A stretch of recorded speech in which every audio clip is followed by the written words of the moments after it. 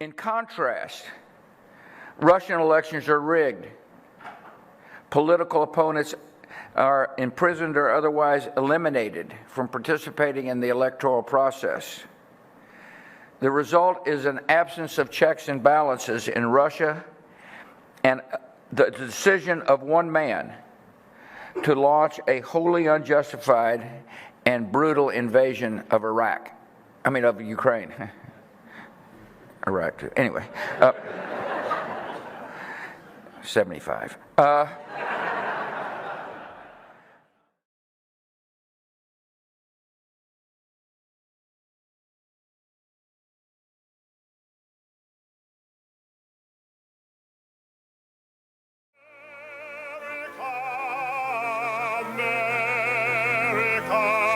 God shed His grace on thee,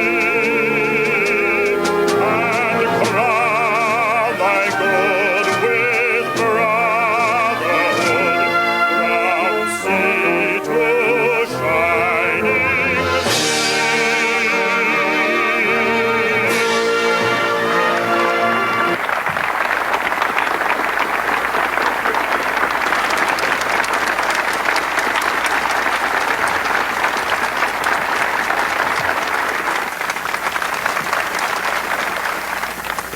Please be seated.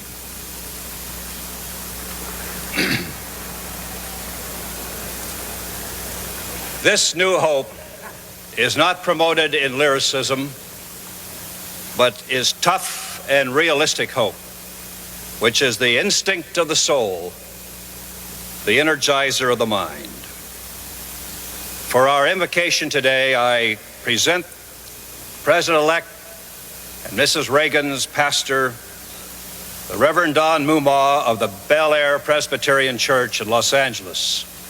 Will you please stand?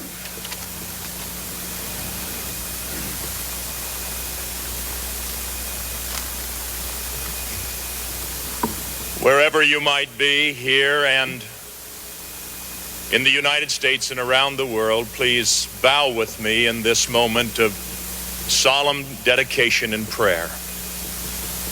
Gracious God our Father, we need you today, maybe as never before.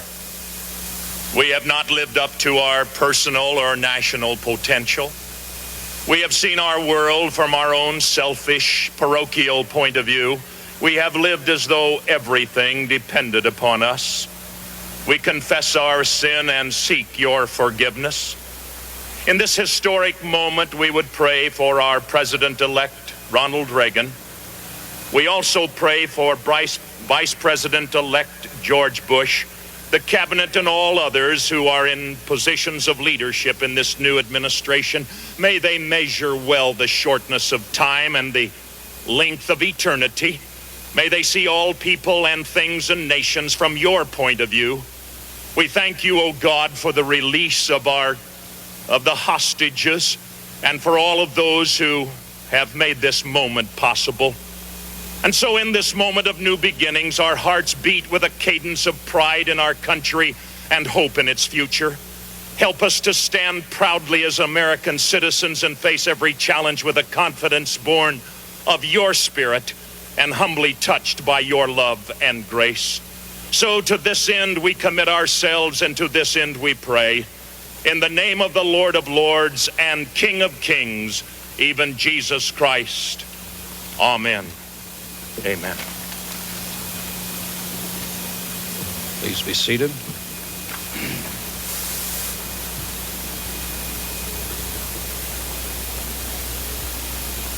My fellow citizens, will you please join me at this time in wishing good health and happiness to President and Mrs. Carter and to Vice President and Mrs. Mondale.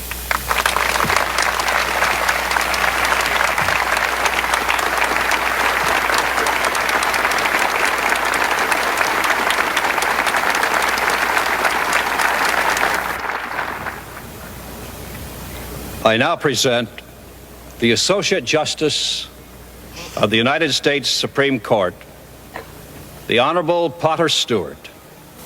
who will administer the oath of office to the Vice President-elect.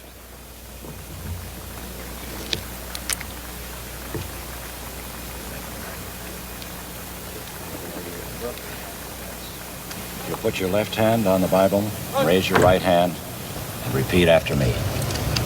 I, George Herbert Walker Bush, I, George Herbert Walker Bush, do solemnly swear do solemnly swear that I will support and defend the Constitution of the United States that I will support and defend the Constitution of the United States against all enemies, foreign and domestic, against all enemies, foreign and domestic, that I will bear true faith and allegiance to the same, that I will bear true faith and allegiance to the same, that I take this obligation freely, that I take this obligation freely, without any mental reservation or purpose of evasion, without any mental reservation or purpose of evasion, that I will well and faithfully discharge that I will well and faithfully discharge the duties of the office on which I am about to enter. So help you God. So help me God. God bless you, George. Thank you. God bless you both. All. Thank you. Thank you very much.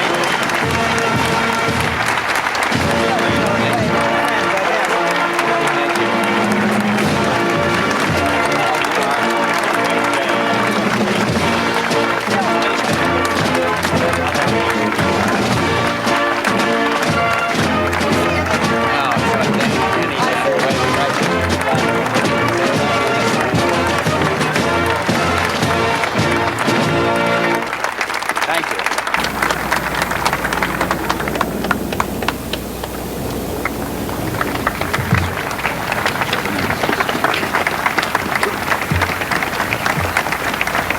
Governor, are you prepared to take the constitutional oath? I am. You place your left hand on the Bible and The raise United your right States hand and repeat Marine after Band me. I, Ronald Reagan, now do solemnly play swear our national hymn, do God of our fathers. that I will faithfully execute the office of President of the United States That I will faithfully execute the office of President of the United States and will, to the best of my ability, and will, to the best of my ability, preserve, protect, and defend preserve, protect, and defend the Constitution of the United States. the Constitution of the United States. So help you God. So help me God. May I congratulate you, sir.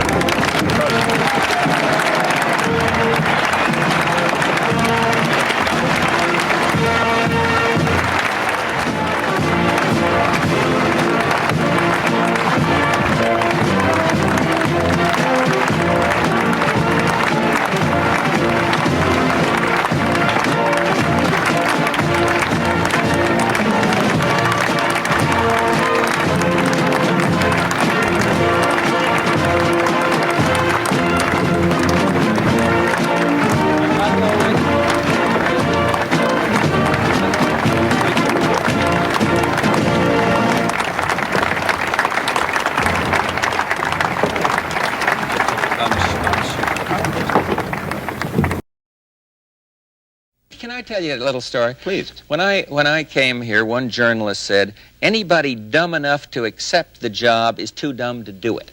He got a great laugh from people because it's a kind of a funny line, let's face it.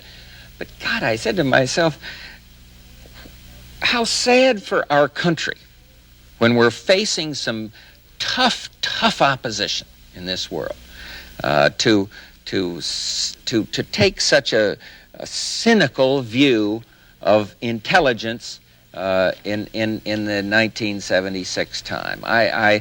He got his laugh, and I got my little hurt inside from it, but it made me determined that I'm going to approach this job with pride, and they can have all the jokes they want on television about the CIA. It's vital to the national security of the United States. And I feel so dedicated and strongly about it that I just wanted to wedge that in, apropos of no question you've asked. How long are you going to stay? I serve at the pleasure of the president. I understand that. How long are you I'm going going to stay as long as the president wants me to stay, Mike. Yeah. There's no politics in this thing for me. Good heavens. You'd have to be hallucinating to think there was any political mileage in this kind of a job. Your event that shaped my life was being a naval aviator when I was, I got my commission in wings at 18 years old, and then I went into combat at 19. And I think, as I look back on it, that whole experience probably shaped my life more than any incident or any event, although I remember when I was shot down in that war, and I remember how terrified I was, and it made me feel close to my family and to God and to life, and I was scared, and so I would have to say that incident, and then we lost a child. There was that incident, 4-year-old little girl. They had a profound effect on me and on Barbara. You know, when you lose a child, some families go apart. There's a common wisdom that the loss of a loved one for parents divides them later on. People cite divorce statistics. In our case, it was just the other way around. And our family has been close.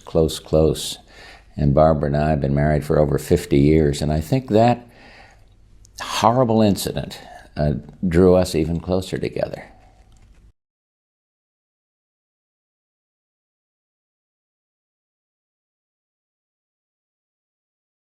Administer the oath of office to the President-elect of the United States, George Herbert Walker Bush.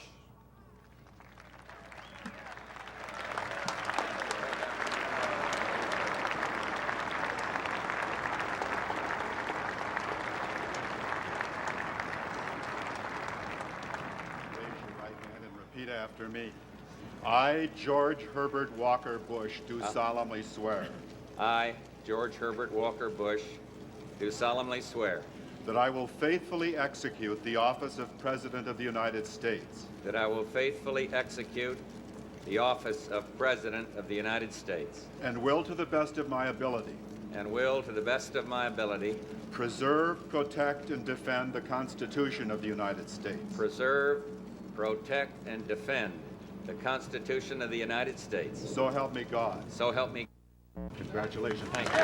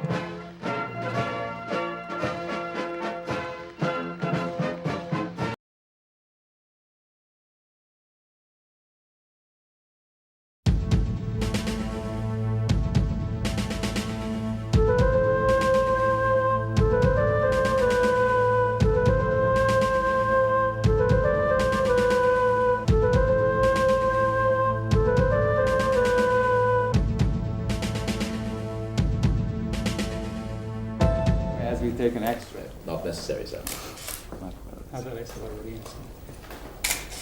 Mr. President, the invasion of a neighboring country with such calculated force and brutality is a very un-Arab thing to do, isn't it? هل هو إنجليزي مثلا؟ Would it be an English thing then, for instance?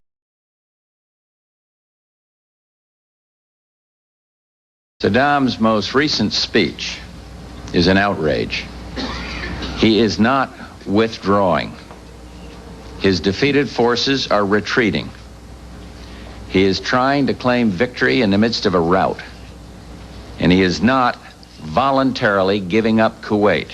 The coalition will therefore continue to prosecute the war with undiminished intensity. Let's go to the press briefing.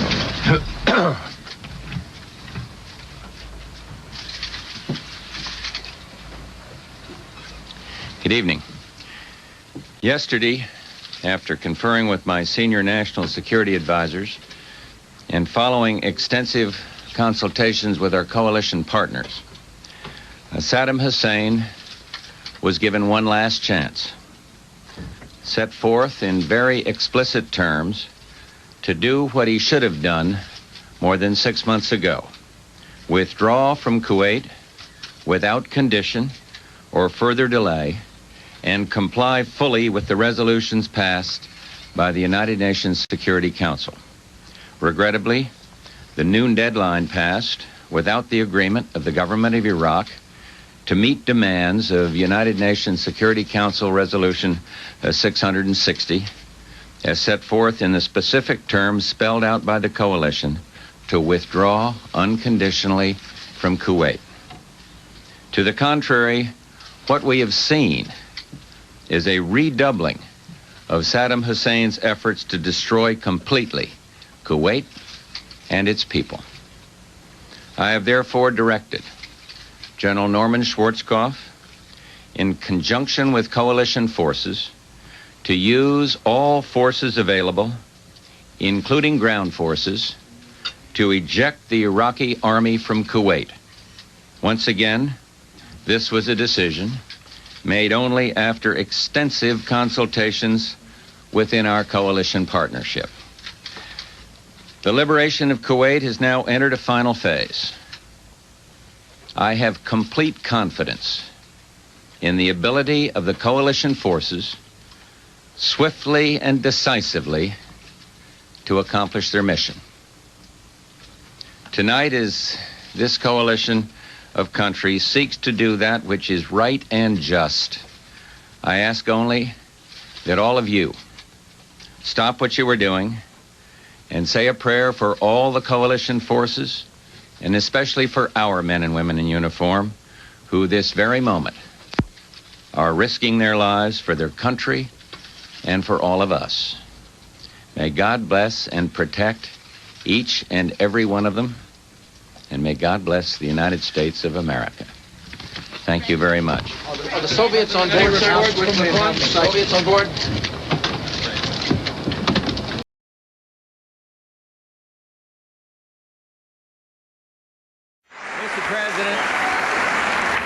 Mr. President and Mr. Speaker, and members of the United States Congress, and distinguished guests, fellow Americans, thank you very much for that warm welcome.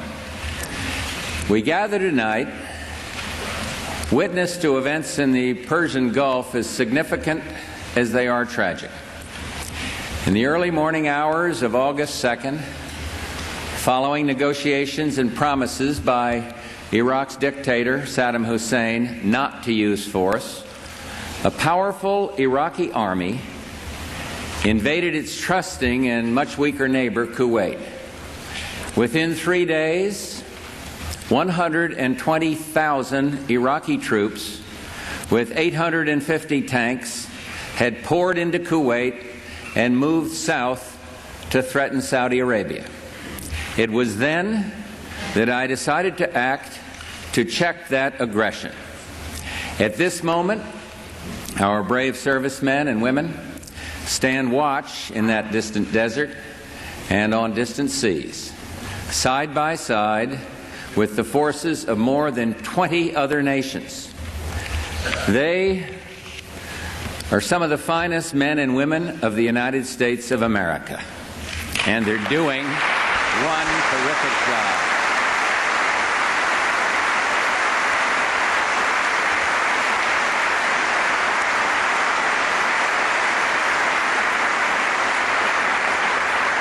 These valiant Americans were ready at a moment's notice to leave their spouses and their children to serve on the front line halfway around the world.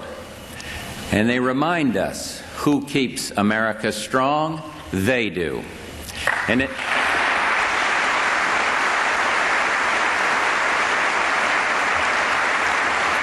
in the trying circumstances of the Gulf, the morale of our servicemen and women is excellent. In the face of danger, they are brave, they're well-trained, and dedicated.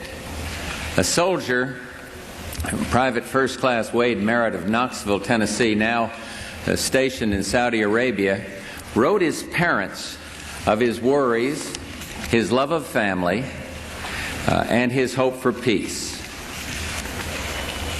But Wade also wrote, "I am proud of my country and its firm stance against inhumane aggression. I am proud of my Army and its men. I am proud to serve my country." Well, let me just say, Wade, America is proud of you and is grateful to every soldier, sailor, Marine, and airman serving the cause of peace in the Persian Gulf.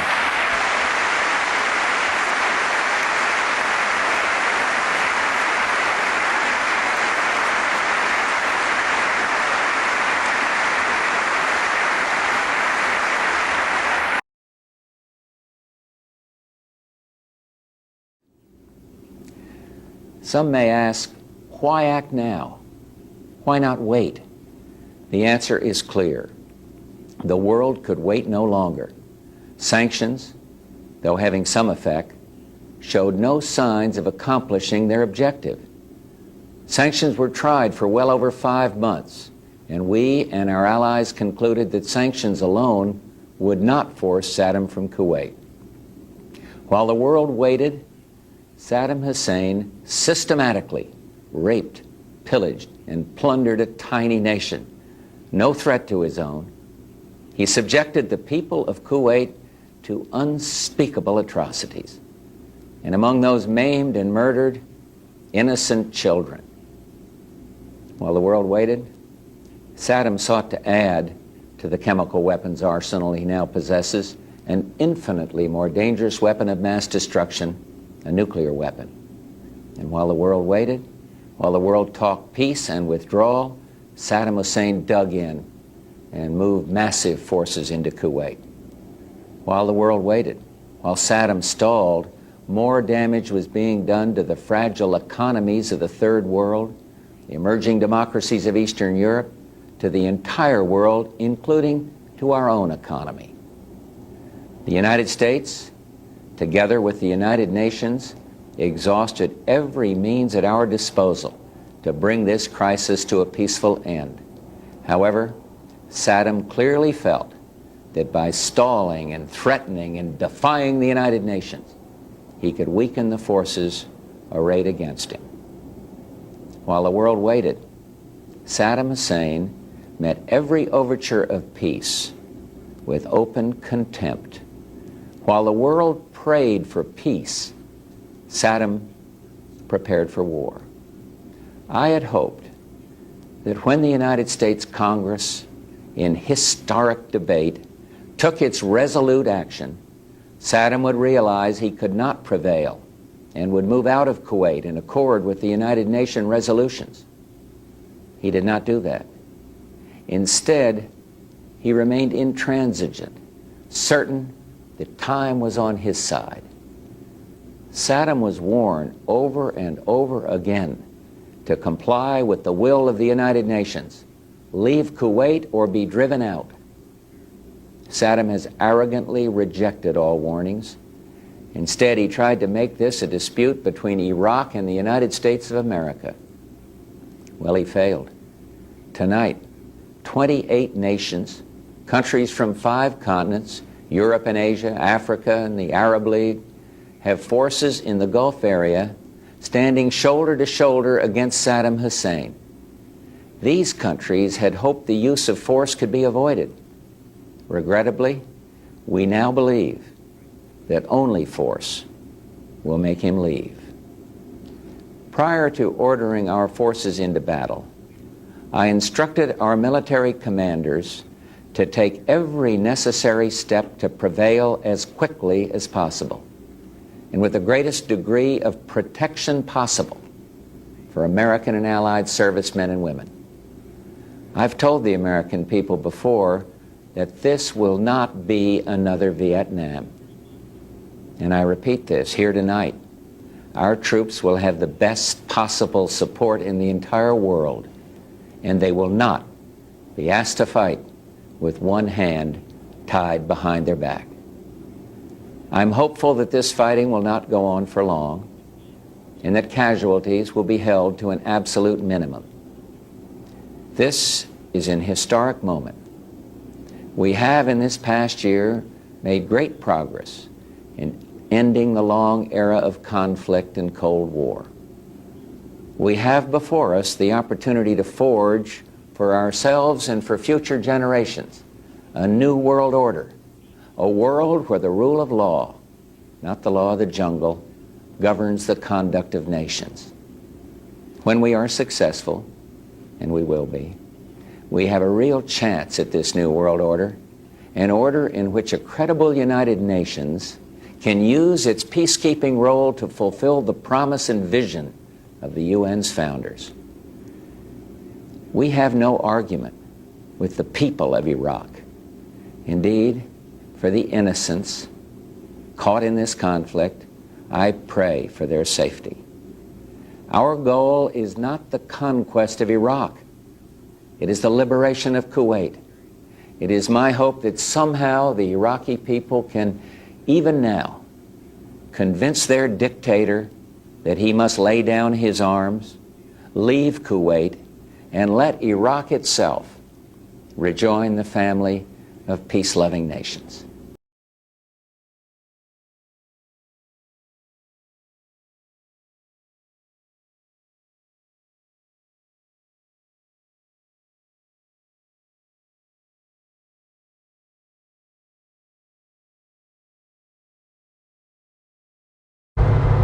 At last, somebody, us, you, me, are teaching a bad guy the lesson.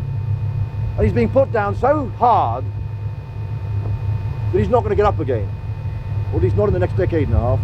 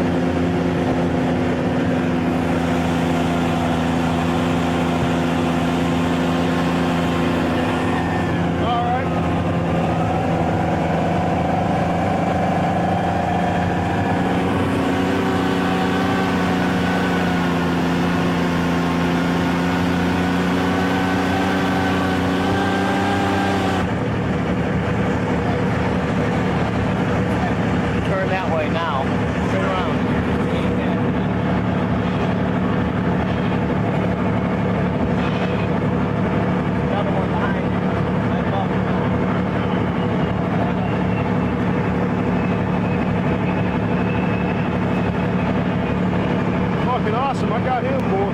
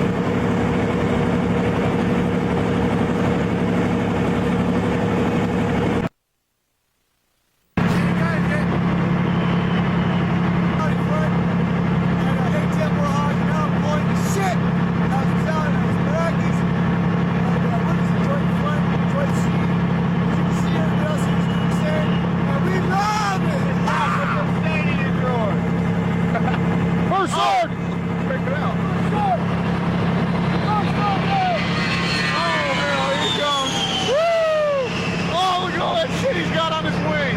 Oh, yeah. Oh. Did you get a good shot of what was under his wings?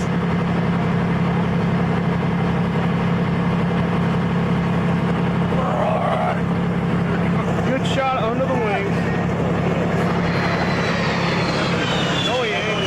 Oh, yeah. Oh, yes. He's doing that shit on purpose. Oh, look him up!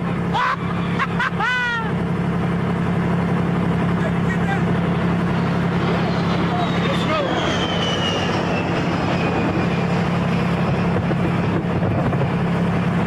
Nothing like wasting batteries on the Air Force.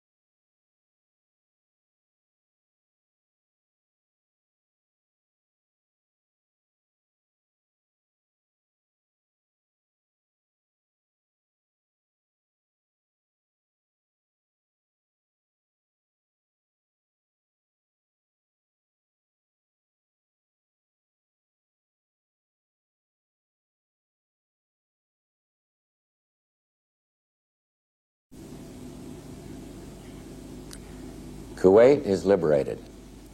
Iraq's army is defeated. Our military objectives are met. Kuwait is once more in the hands of Kuwaitis in control of their own destiny. We share in their joy, a joy tempered only by our compassion for their ordeal. Tonight, the Kuwaiti flag once again flies above the capital of a free and sovereign nation. I am pleased to announce that at midnight tonight, Eastern Standard Time, exactly 100 hours since ground operations commenced and 6 weeks since the start of Operation Desert Storm, all United States and coalition forces will suspend offensive combat operations. It is up to Iraq whether this suspension on the part of the coalition becomes a permanent ceasefire. At every opportunity, I have said to the people of Iraq that our quarrel was not with them, but instead with their leadership, and above all with Saddam Hussein. This remains the case. You, the people of Iraq, are not our enemy. We do not seek your destruction. We have treated your POWs with kindness.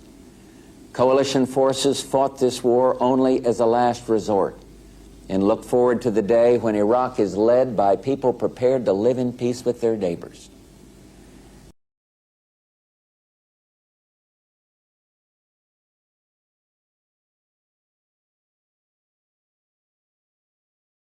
Well, this may sound like a cliche, but the proudest moment, or put it this way, the proudest thing in my life is that my children came home.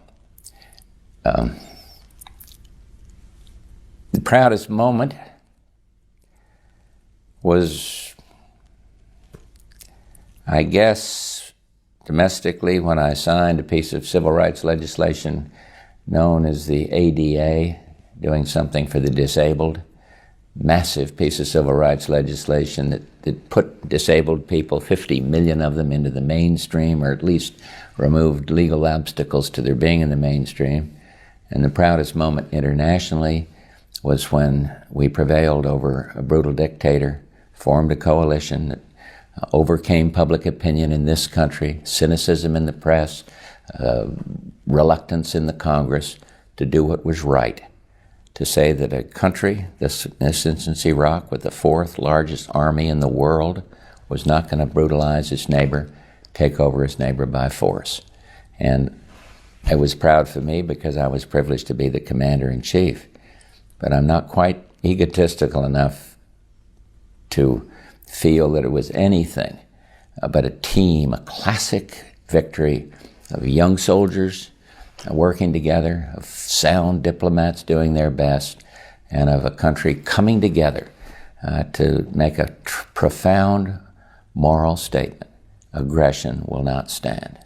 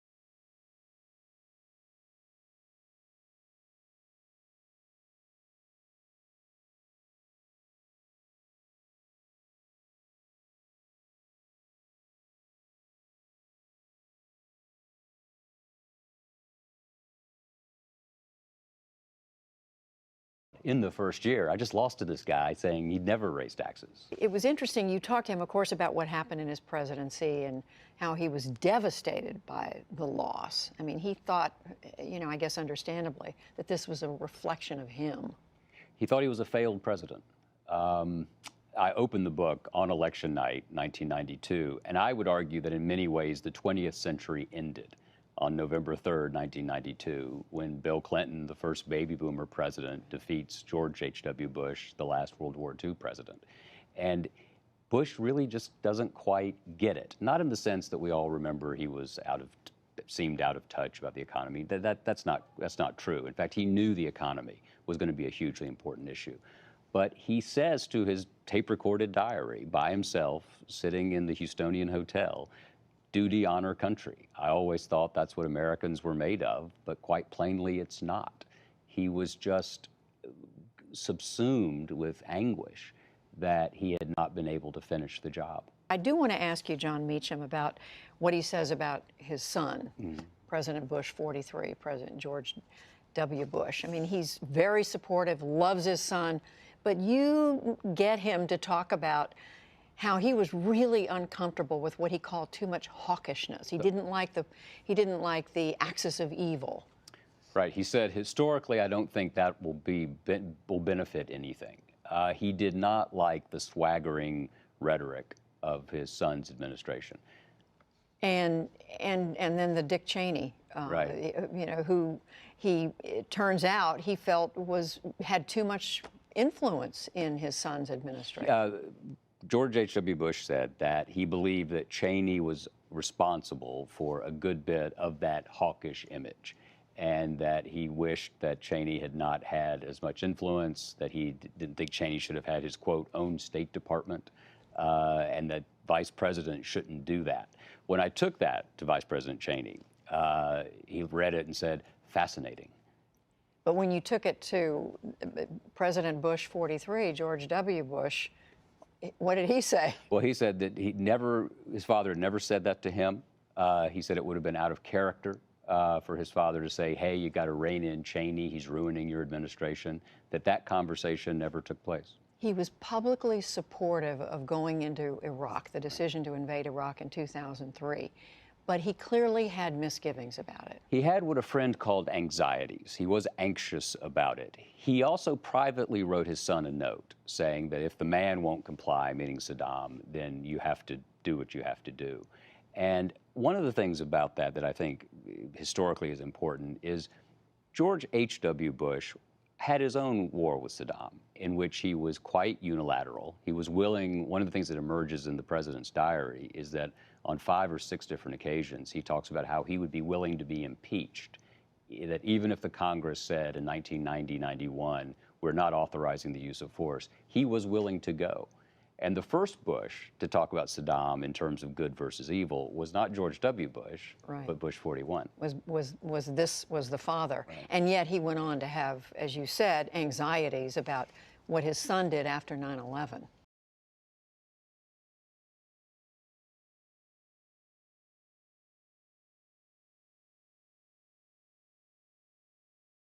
Well, nobody likes to lose. I used to call home when I was a 14-year-old soccer player away at school and tell my mother, I got 3 goals today. And she'd shake me off over the long-distance phone and say, it doesn't matter, how'd the team do? And I guess I was going to answer the question that the biggest difficulty was losing a presidential election, losing a race for the United States Senate. I thought the world was going to end for me politically. And 18 years later, I was elected President of the United States. I guess the biggest disappointment was that I wasn't able to communicate properly to the American people with the proper conviction and the proper ability where the country really stood. The pessimists, the naysayers, the change wanters overwhelmed me, and I wasn't good enough. I wasn't articulate enough to have the country understand that we weren't in a recession, but that we were in a rather booming economy in the last half of my presidency. That was a personal shortcoming, a failure on my part. My predecessor could have handled it pretty well, Ronald Reagan.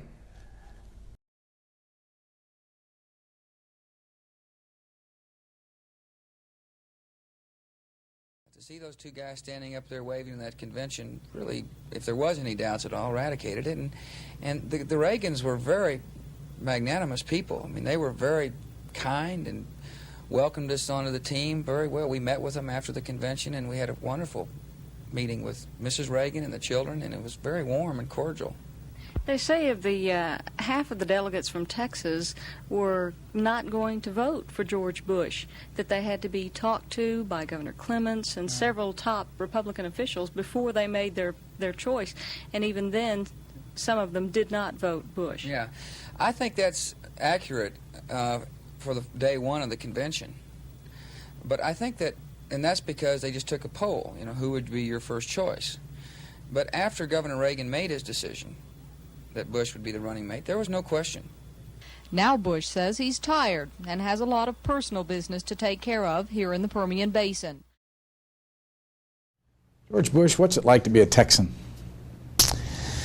Well, I feel pretty lucky to be a Texan for starters.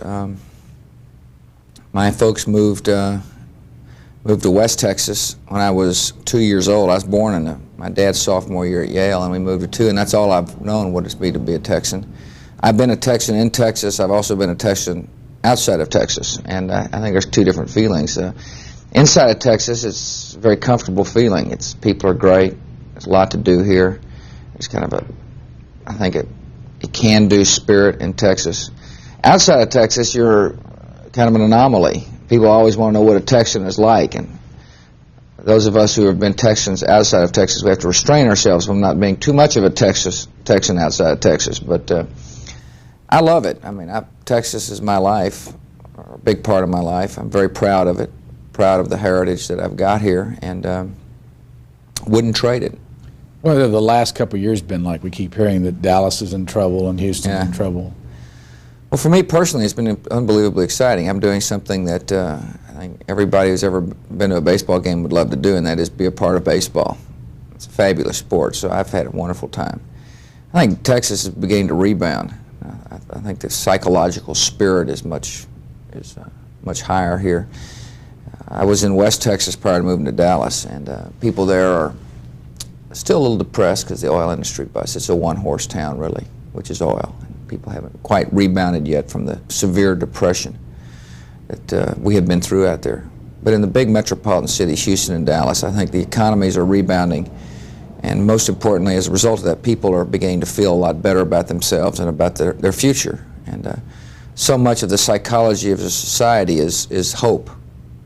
Is there hope? And I think a lot of people here feel that way. So Texas is a force to be reckoned with economically and politically. And there's some wonderful things on our horizon here in Texas. I think the free trade agreement with Mexico is going to make Texas an incredible place to do business. Why? Well, it's going to be the gateway of goods and services coming from Mexico. Mexico has got such incredible resources, untapped resources, labor, great pool of labor, and the need for capital. And as people discover the benefits of doing business in Mexico, and vice versa, Texas will become the gateway for all that trade. It'll mean cultural exchanges, it'll mean people exchanges, it'll mean big business opportunities. We're also fixing to build a super collider here, which will put the United States on the forefront of technological advancement. It's right south of Dallas, but it affects a giant area. So the combination of those two things, plus the natural resource base of Texas, agricultural and energy and high-tech business, makes Texas a great frontier and a horizon. And combine that with the entrepreneurial spirit, it's a place where young people who are interested in making a buck ought to come. To George Bush for President Headquarters in Washington, D.C., as we speak with George W. Bush, the oldest son of the Vice President. Over the years when you watched other first families, have you ever said to yourself, if I'm ever in that position, I'm not going to do something like that? Yes, I think so. I'm going to be as low-keyed as possible. I think that there is well, first of all, I think the important thing is to be ourselves and not try to be anything else, and not commercialize the relationship between my dad and our family. And so I think all of us feel a responsibility to our parents to not show off or gimmick up the situation, and to be responsible adults.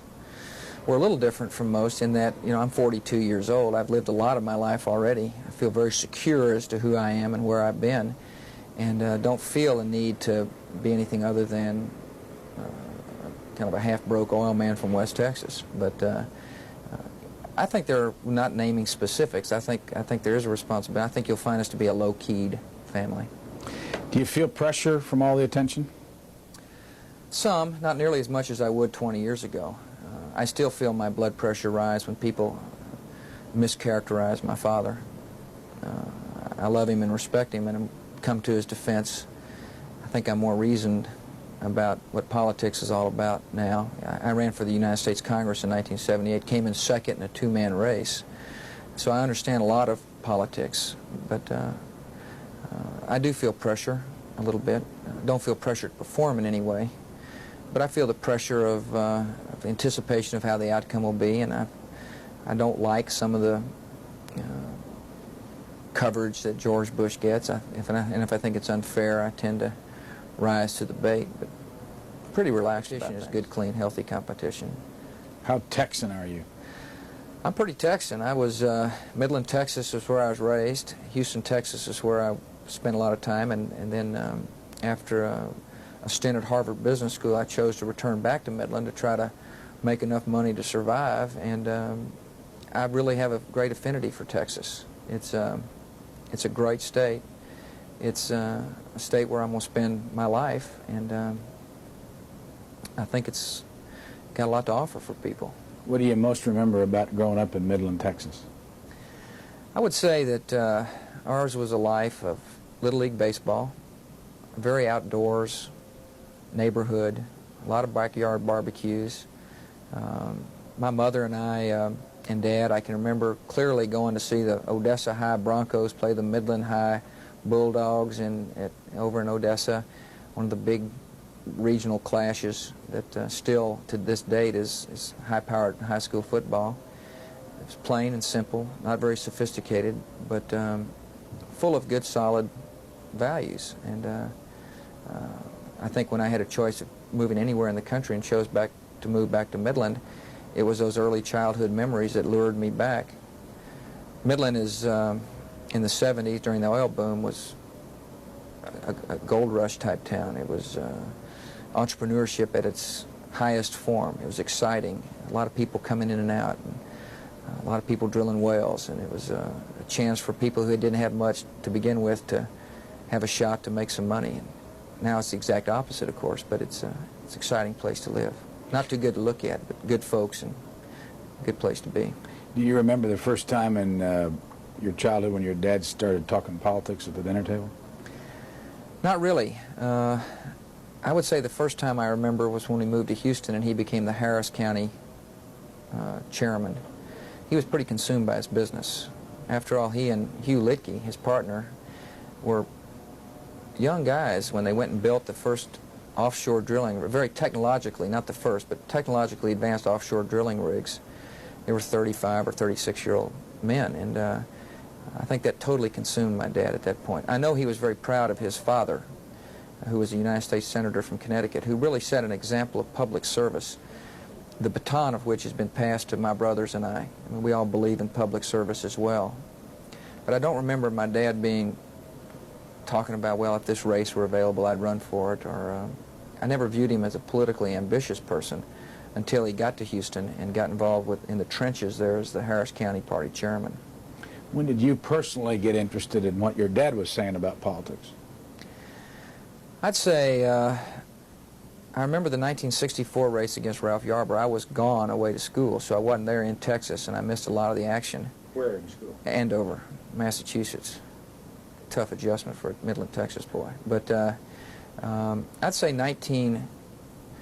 the most memorable event in my dad's early career was when he voted for open housing as a congressman from Houston, and his life was threatened, and the hullabaloo was loud and noisy, and he went back and confronted his constituents with his beliefs and why he voted for when he did, and left with the audience on their feet cheering.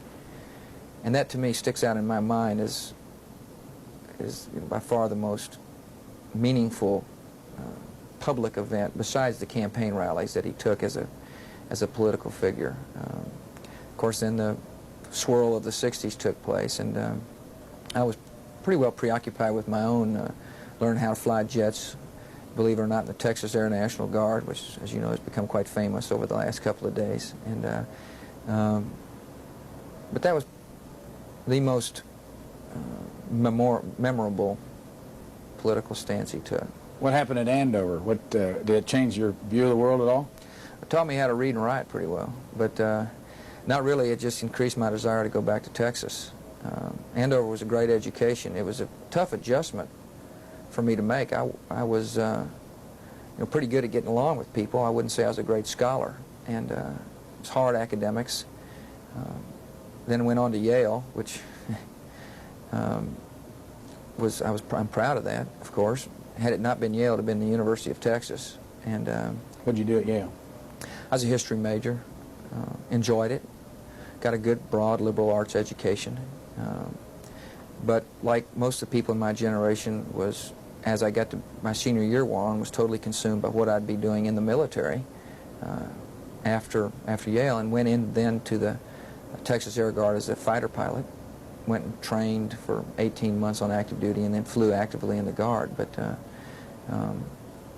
my education, one of the things my dad has done for all of us, he said, I'm going to educate you well, and good luck. After that's over, go out. And so he has raised independent kids, all of us free to speak our own mind at any time, and all of us still do to this day. Let him know what we think. All of us having our own careers, and none of us feeling compelled to compete with him in any way, because he's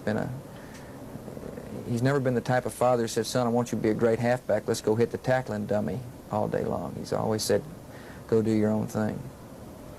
When you were a kid, did your dad give you an allowance? Distinguished Mike Dukakis from George Bush, but typically you do find the kind of the line of the day, what's hot on the news, is reflected in people's questions. Iran-Contra last fall, and that's all I heard.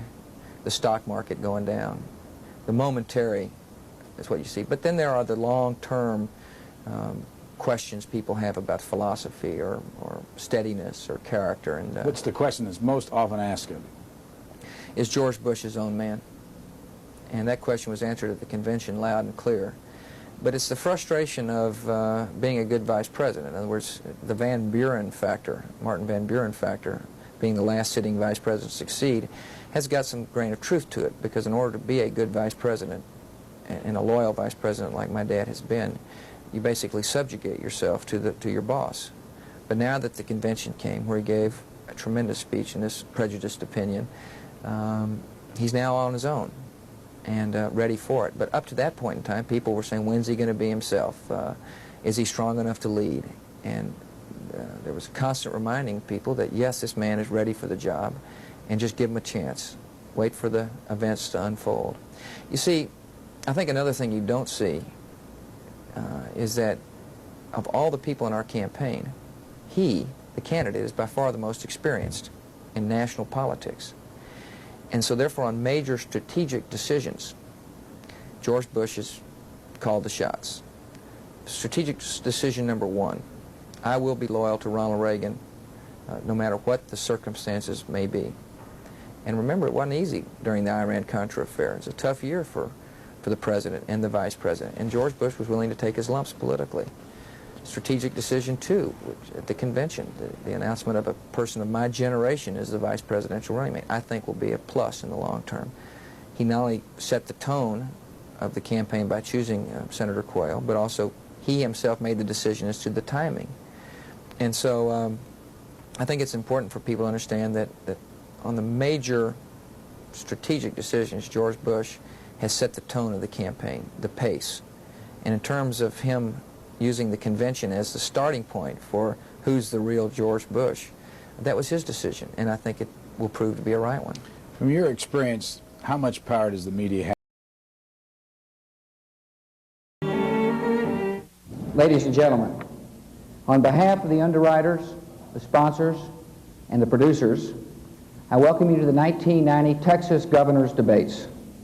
I'm George W. Bush, and I'll be your moderator for tonight's debate. Let me first start, though, by thanking the underwriters for tonight's program. The Enron Foundation, NCNB Texas, and Member Service Corporation. I'd also like to thank the sponsors, the Houston Chronicle and the Republican Party of Harris County. Thanks to KUHT, Houston Public Television, this broadcast is being sent across the state of Texas so that all Texans will have a chance to fairly judge the candidates for our highest office. Last night the Democrats had their chance, and it was spirited, and we learned a little something. Tonight I expect we'll see the same. So sit back and relax and watch the Republican contenders for governor face the issues and face you, the voters of Texas, for the next 90 minutes. I now have the pleasure of bringing forth the candidates. First, would you please welcome Clayton Williams.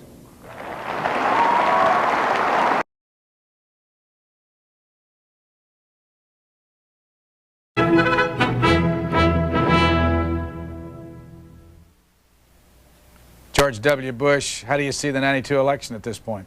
Bush.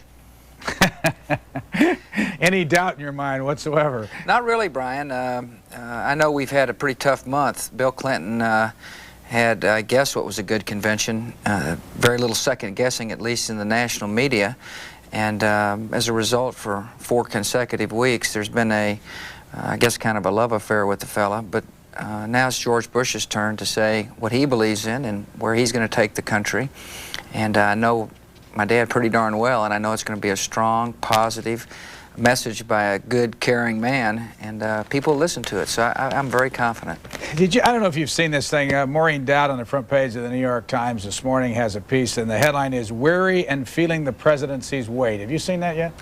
No, I haven't. I don't read the New York Times very much. As you know, I live in Texas, and I spare myself of that. But if the implication is George Bush is not ready to run for the presidency, Maureen Dowd and the New York Times missed it again. He's ready to go. He is a tough competitor.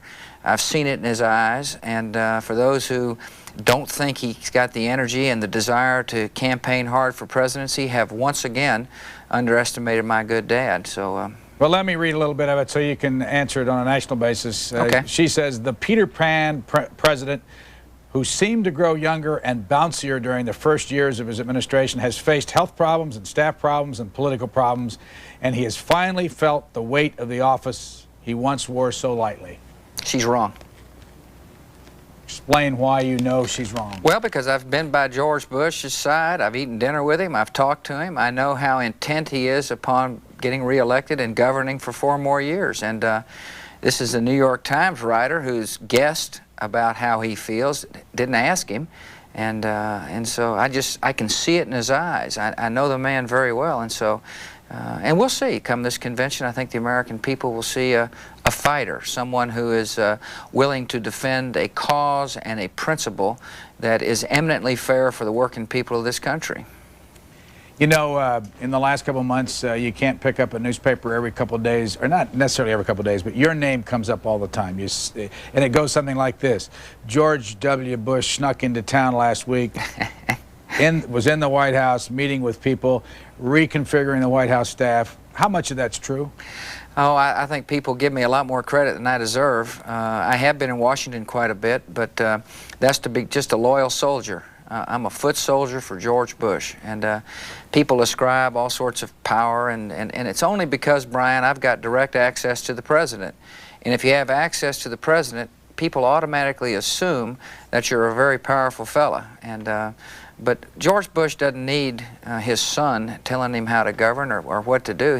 Believe me, he is the most experienced, most knowledgeable, most professional political person in our circle. And he does like feedback. He likes to hear from what the folks are thinking out in Dallas, Texas, or in Arlington, Texas, or at Ranger Stadium.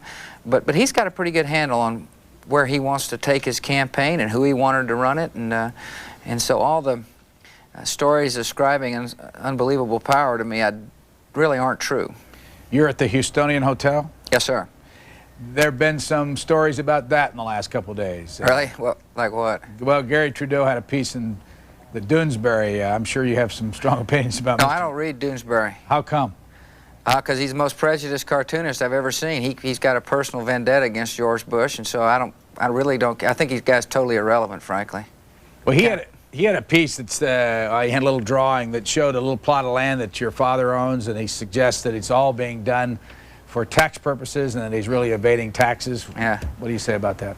Say Gary Trudeau's full of it. What was your reaction when a bunch of conservatives called for your father to step down, including George Will? We talked about George Will the last time he appeared. I think George Will's irrelevant to what George Bush thinks. The fact that George Will thinks George Bush ought to step down tells me nothing.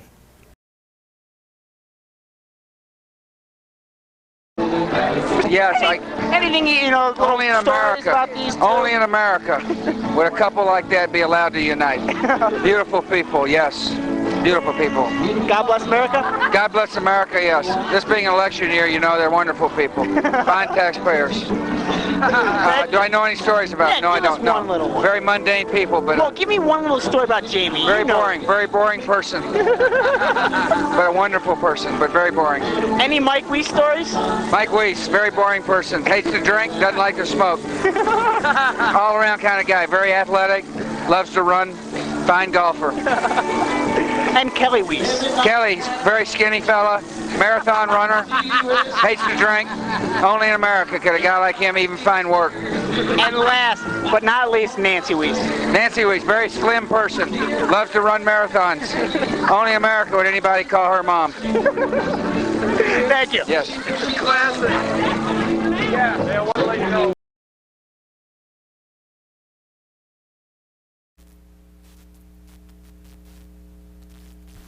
Ann Richards inherited a mess when she took office. The courts had control of our prison system. Violent offenders were being released at the rate of 150 a day. Richards went to work building 75,000 new prison cells. She also sent a message to the parole board. I told the parole board, you don't release them unless you want them living in your own neighborhood. And that's how we cut parole by 2/3. People say to me, well, Ann, what does that say about Texas? That we've got the largest prison system in the world when you get through building. And I say, it says if you commit a crime in Texas, we got a place to lock you up. That's what it says. We're sending a message, and we're sending it to the streets. If you do the crime, you're going to do the time. In Texas, we are fighting back, and fighting back against the Governor Ann Richards. 4 years ago, Ann Richards promised a pay raise for teachers. She didn't deliver. Then most of us thought the lottery money was dedicated to our schools, but it wasn't. The state share of school funding was cut, and with Robin Hood, property taxes skyrocketed. As governor, I will shift more of the state's budget to education and free our teachers and parents to design our schools so that they meet local needs. The children of Texas deserve the best. My goal is excellence in our classrooms. Bush for governor. George has always been really very engaged as a father. They know they can always count on him. George W. Bush takes his responsibilities as a parent very seriously and has a strong message for those who don't. If any parent does not pay court-ordered child support, the state of Texas should suspend any license we issue. Driver's license, legal license, doctor's license, and to show you how serious I am, hunting licenses. Because each and every Texan must be held accountable for their behavior. Take a stand for Texas values. Bush for governor. And we must change it. Let's go to Wayne Slater with the Dallas Morning News for the next question. Let me change. I was struck by one thing that you said at the beginning, Mr. Bush, when you talked about the most important issues facing Texas, and that was the issue of personal responsibility, that people ought to take personal responsibility for what they do. I want to ask you about your experience and acceptance of personal responsibility in business. You were listed as the Secretary-Treasurer of a business that didn't pay franchise taxes, and when you were asked about it, you said, your people said it wasn't your job. You were on the board of directors of Cater Air, which was in terrible financial problems. You left that board and said afterwards that that wasn't, you were only one member and not responsible for that. Excuse me. You were on the board of Harkin Energy, sold almost $1 million worth of stock shortly before the public found out, a poor earnings report, and the public found out that the stock value was down substantially. Are you preaching personal responsibility in this campaign, but not practicing it in your private business life? Wayne, my business career is open for public scrutiny, and I'm proud of it. I stole Harkin shares, and what you ought to be asking me is, why did you sell at 4 when 13 months later the stock price was 8? That stock sale was completely investigated by the Securities Exchange Commission, and they found no wrongdoing. This business about trying to diminish my personality based upon my business career is frankly astounding to me. Now, here we are in the middle of a political campaign. The incumbent governor of the state of Texas is spending all her money on TV trying to make me something I'm not. We ought to be discussing welfare reform, juvenile justice, education, ways to make Texas a better place for our children. But to answer your question specifically, I've had a good business career, and I'm not running away from it. Mr. I want to ask one. Go ahead, Wayne. You have criticized the governor for attacking you personally when her campaign has talked about your business practices or your business experience. Do you think that when someone talks about you as a businessman, that's a personal attack? Not at all, Wayne, but when someone distorts my record, it is. I sold Harkin stock at $4 a share. It went to $8 a share 13 months later and was fully investigated by the Securities Exchange Commission. I was on the board of, I am on the board of Tom Brown, Inc., a very viable Midland, Texas-based oil company, which the governor of Texas is trying to diminish. It is a healthy, strong company. Harkin Energy, a healthy, strong, Texas-based company that the governor's ads say are not viable Texas companies. I just beg to differ with you. I don't mind people looking into my background. I just want them to be truthful about my background. I own more than 2% of the Texas Rangers. I guess the governor's handlers haven't figured that out yet, but I vested over 10% of interest in the Rangers. It is a viable economic enterprise. It is my primary business, and I invite people to come to the majestic ballpark at Arlington to see the works of entrepreneurs. Thank you very much, Mr. Bush. Let's go again to the governor for some rebuttal, I should think. Let me ask you this, because I think that is one of the most poignant passages in the book. Yeah. Is when you talk about the loss of your sister, Right, Robin. She right. was 3 years old. Right. Leukemia. Correct. What kind of an impact did that have on your family? Well, I can only tell you, first of all, on me, it had not much in the sense that I was 6 years old. I really didn't understand what was happening. We were in Midland. The child was taken to New York. I say we, Jeb was like barely born. I watched my mother and father cry for the first time. In the book, I allude to the fact that I could tell my mother was hurting a lot and therefore became her playmate. She finally had to kick me out of the house, so I go play with people I was supposed to be playing with. I think it caused their marriage to be incredibly stronger. It was a great marriage. It got even better. Dad was always a sensitive person throughout his life. His mother was, a very angelic type person. It had to have made his heart even more tender when he lost a child. In his later years, he talks about, "I love you more than tongue can tell," which is, one of the few last words he heard from the little girl dying of leukemia. Tell me about that. What she said. Well, she looked up at him and said, "I love you more than tongue can tell," which is, it's a beautiful statement by a 3-year-old child ready to pass on. And it obviously, I'm sure Dad wept, and now he uses it himself. And of course, when he uses it, it causes all of us to weep. He's a very sensitive, thoughtful, loving man who over time learned to express his love more and more. He wasn't much of a hugger when we were growing up, and nor were a lot of dads coming out of World War II huggers.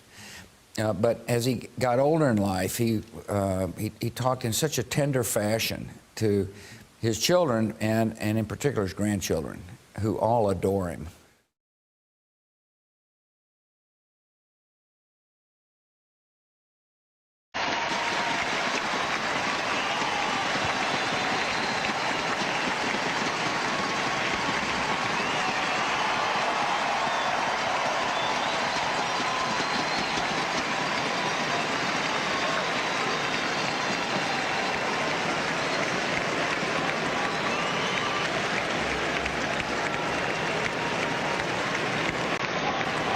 was a baseball card collector, and I used to send them to the different players and say, "Hello, I'm George Bush from Midland, Texas. Would you sign the card and please send it back to me?" And I still got some of them.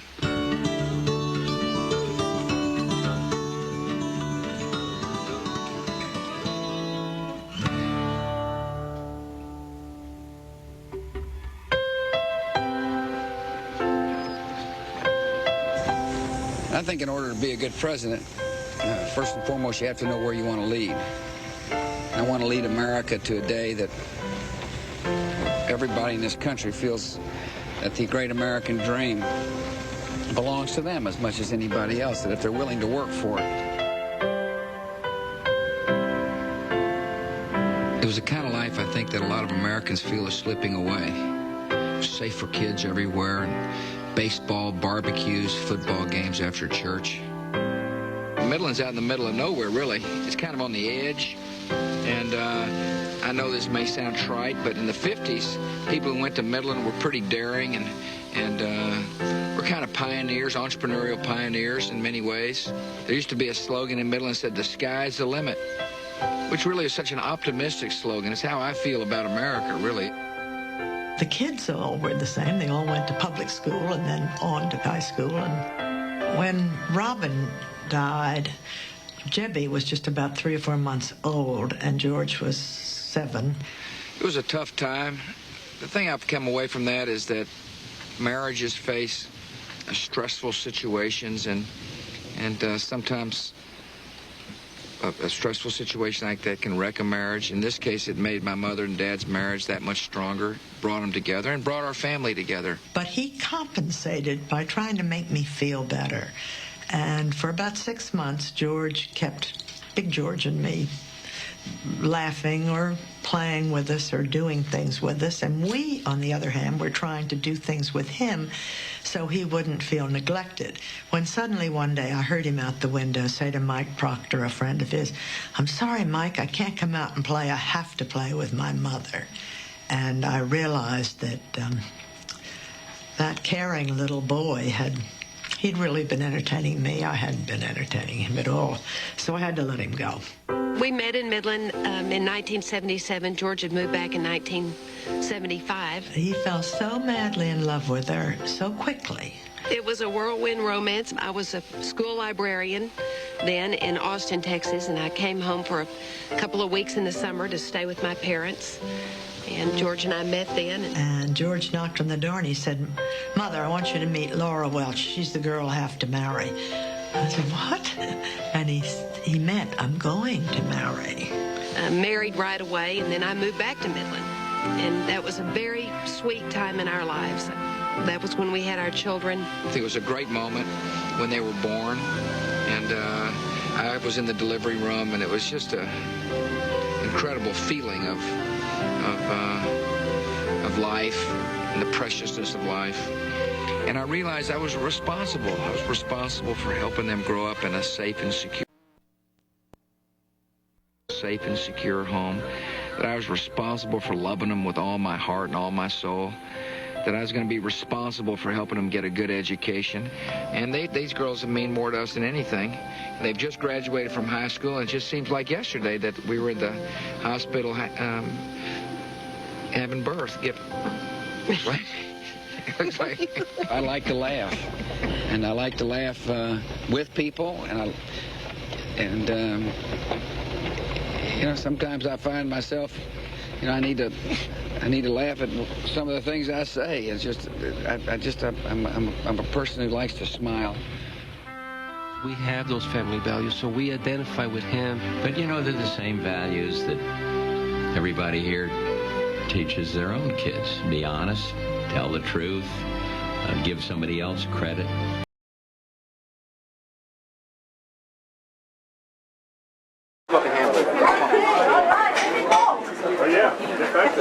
Let me go. I love the name George because my husband George. Okay. Nice to meet you. Okay, I want a hamburger. Well done. Hey, John, good to see you, buddy. You like it, Lane? Well, that had nothing to do with it's cooked or rare. Does it, John? She doesn't know what she's talking about. She doesn't know what she's talking about, does she? Huh? Cynthia's a great person. We're over here too, Governor. All right, good. Come in here, John. You get in here. You know, John. Yeah. Hey, John. Yeah. Oh, my. Can I go by? Yeah, come on in. Come on. Thank you. Sergeant, this is Cheetos from New Hampshire. Fabulous. For your pancakes. You're trying to get me to eat some pancakes right now? I'm trying to... Sure, we can make it. No, I'm cooking Cynthia a hamburger. All right. John, you take it from here. He's going to finish it up for you, Cynthia. John, sit down if you want to. All right, good. Same name as my dad. He's a Democrat, I'm a Republican. Hey, Dad, look whose autograph I got Yeah, here. you tell him that was for a special vote for your dad. Thanks, Governor. Come on, guys. Bye, guys. Good, yeah, good to see you. Thank you. Thanks. Hey, you're back again, huh? Yeah, how are you, Al? What's the name of your school? Dublin. Dublin? About 30 miles that way. Great. What kind of school is that? It's a boarding school, secondary. Fabulous. Where do you call home? New York. Do you? Great. You're a long way from home. How about you? Dublin. Huh? I'm in Dublin school. No, but what city are you from? New Haven. New Haven. Great. Good to meet you. Nice to meet you. Thanks. Good luck to you. Hello there, sir. Yes, sir. How are you? Doing well, thanks. Good. Surviving. Good, good. Nice to meet you. Thanks. Nice to meet you, sir. Thanks. Good luck to you. Thank you very much. I'm honored. Thanks.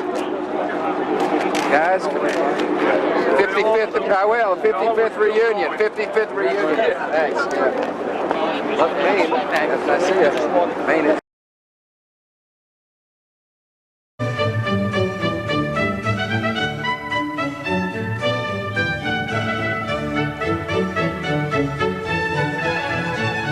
This is Road to the White House, C-SPAN's weekly look at the candidates and issues shaping 2000 presidential politics.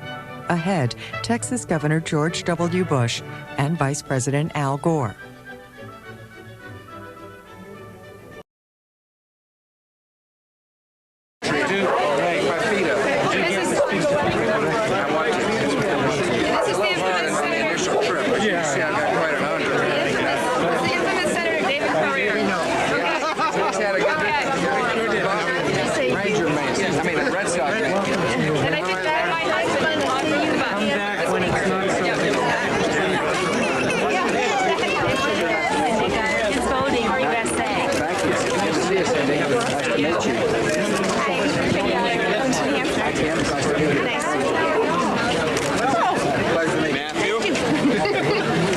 I'm listening to you.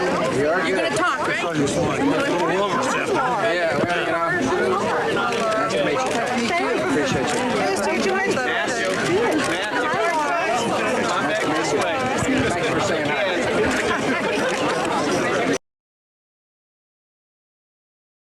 Yeah, it looks great. These guys want to say hi too. Right here. Oh, there's a good man. Hi. Nice to meet you. Thanks. You want some Lone Star lemonade? Yeah. Governor, why don't you sign this sign? I'll sign this sign. That's a good idea. Would you like him to go to sign the sign? We'll have to take the plastic off. What are your ladies' names? Aaron? How do you spell it, Aaron? What's your name? Sheila. Are you sisters? Laura. Yeah. Laura. That's my wife's name. My name is Laura.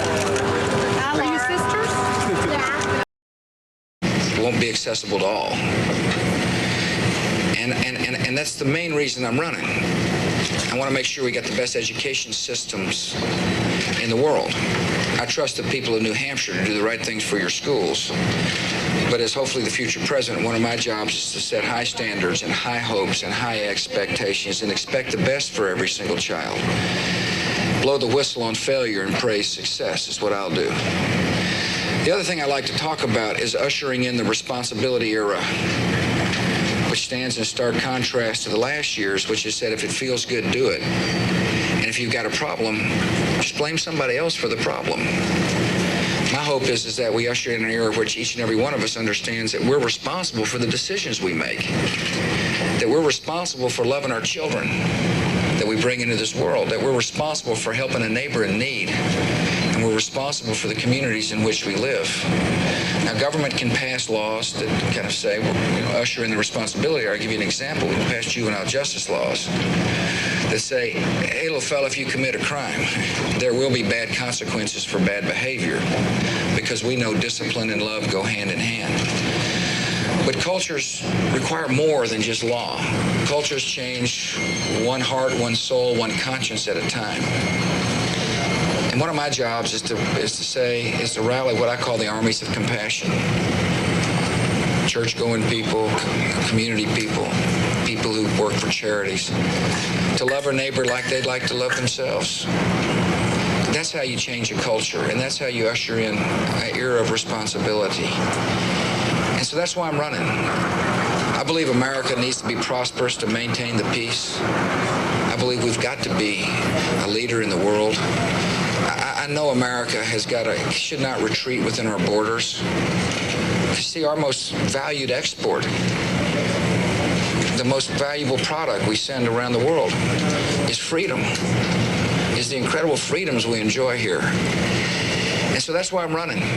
And I'm here to ask for your vote. I know it's early, but you know something I've learned in Texas politics? You don't get a vote unless you ask for it. And that's why I'm shaking your hands. That's why I try to look you in the eye and let you know, and not only do I care about your vote, I care about your families, and I care about your future. Somebody said, well, what happens if it doesn't work out? Well, if it doesn't work out, that's just the way it's meant to be. And I'm going to take one of those Hadco hats and go fishing for the rest of my life.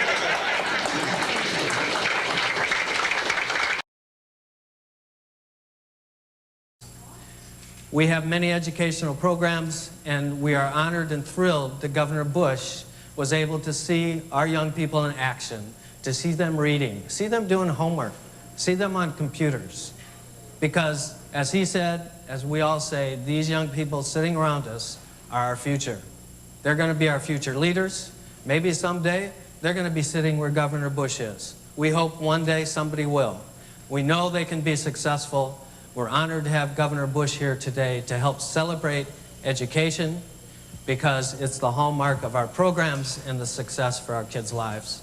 And with that, it is my pleasure to introduce Governor George Bush. Thank you, buddy. Appreciate you, Jim. Thank you. Good job. Thanks.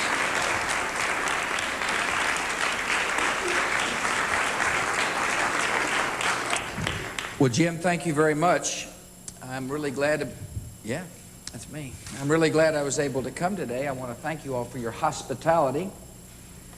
Jim asked me why I chose the Boys and Girls Clubs to come. Well, there's a practical reason. I've just written a book, and I'm dedicating the proceeds to the book partially to the Boys and Girls Clubs across America.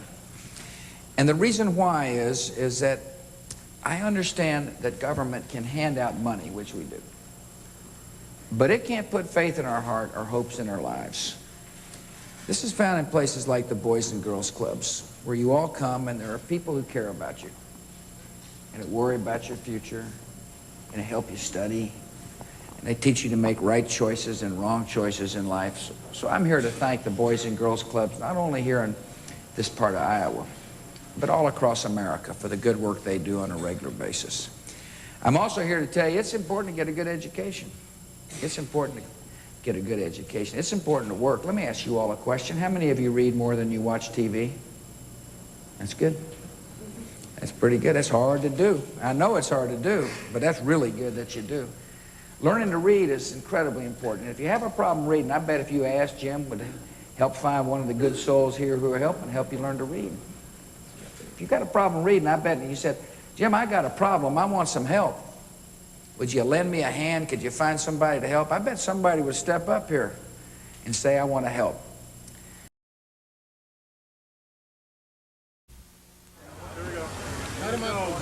Heads up. You speaking? Yeah. Well, thank you all. Obviously, there's a report out tonight that 24 years ago, I was apprehended in Kennebunkport, Maine for a DUI. That's an accurate story. I'm not proud of that. I oftentimes said that years ago I made some mistakes. I occasionally drank too much, and I did on that night. I was pulled over. I admitted to the policeman that I had been drinking. I paid a fine, and I regret that it happened, but it did. I've learned my lesson. As I mentioned, to many of you know that I quit drinking alcohol in 1986, and it was the right decision for me to make then. I'll be glad to answer a few questions.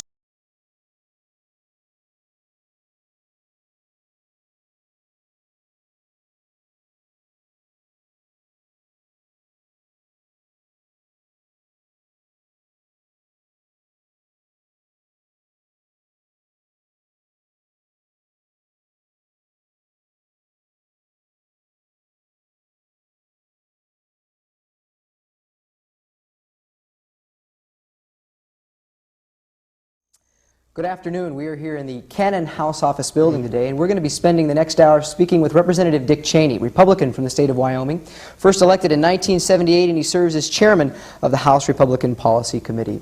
Representative Cheney, give us an idea. What does it mean to be the chairman of the House Republican Policy Committee? Well, it's one of the leadership positions on the Republican side. We elect half a dozen members to hold various positions in terms of conducting the affairs of the Republican Party in the House. The Policy Committee is one of those, and the committee itself is responsible for deciding what position the party will take on major issues that come before us on the floor. In other words, if the tax bill is going to come up, or a bill on defense spending, or some other controversial measure, we'll debate that in the Policy Committee and decide what the party position will be. Now, you have a great deal of experience in Washington, but your experience in the House of Representatives is actually fairly recent. You were up against Representative Marjorie Holt from the state of Maryland. She'd been in the House a good deal longer than you had, yet you beat her for this position. Isn't this a fairly powerful position? Isn't it a little unorthodox that someone who is as new to the House as you are would have been elected to that position? It is. It was an unusual set of circumstances. Ordinarily, you have to serve several terms before you run for a leadership post. When I ran, of course, I ran in part on the basis that I'd been here during the Nixon and Ford administration. I had knowledge and relationship with a lot of members anyway, based on that. Even though I was relatively junior in the House, I had been in Washington for some time. And secondly, it was a time when we changed a lot of positions on the Republican side. John Rhodes retired as leader that year, so there was a contest for minority leader, a contest for whip, a contest for policy chairman, a contest for chairman of the conference. You opened up all of those options, then the opportunity existed for someone like myself to sneak in and in effect to become a candidate. If there'd been only one slot open, it would have been more difficult. But with as much competition as existed at the time, it was possible. Is this another example of how the old seniority system under the old Speaker Rayburn has gone away, and younger members like yourself are able to move up quicker within their own party and also within committee positions here in the House? I think it is. It's possible, especially on the Republican side, I think. There are fewer of us, for one thing. But if you look at the leadership on the Republican side now, out of the top 5 positions, 4 of us are in our 40s, relatively young by congressional terms. Bob Michael is the most senior man. He's been here 30 years, but Trent Lott, Jack Kemp, myself, Jerry Lewis are all not yet 50 years old, in our early 40s for the most part. And that is possible in part because of changes in the House. It is easier these days to assert yourself, to be aggressively involved in the affairs of the House. You don't have to wait until you've been here 4 or 5 years before somebody listens to you make a speech. Politician, and as a politician, can you admit that with Pat Buchanan running a serious challenge against President Bush in the New Hampshire primary on a platform of America First, you are seriously constrained on how much taxpayer money you can pour into the former Soviet Union? I don't think that's the problem at all, Bob. I think that this dichotomy between foreign policy and domestic policy, or the future of what happens inside the Soviet Union, somehow is unrelated to and separate from what happens here at home, is just hogwash. It's not true, and the American people are sophisticated enough to understand that.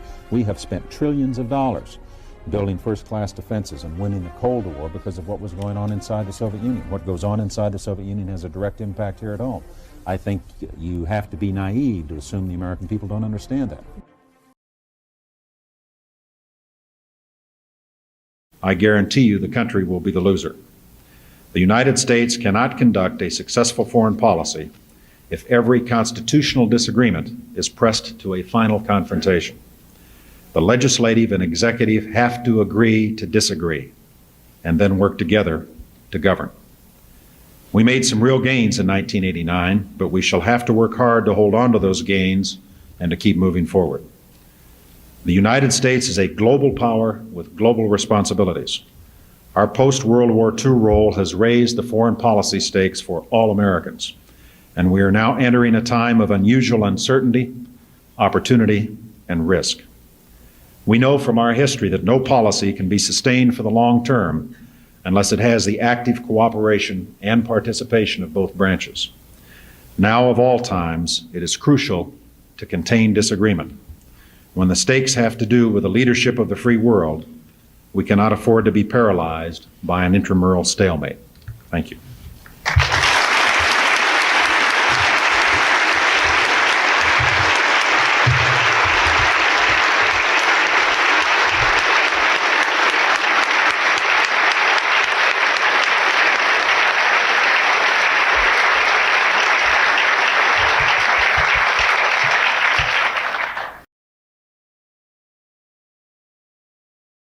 Do you think that the U.S. or UN forces should have moved into Baghdad?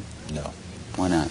Because if we'd gone to Baghdad, we would have been all alone. There wouldn't have been anybody else with us. It would have been a U.S. occupation of Iraq. None of the Arab forces that were willing to fight with us in Kuwait were willing to invade Iraq.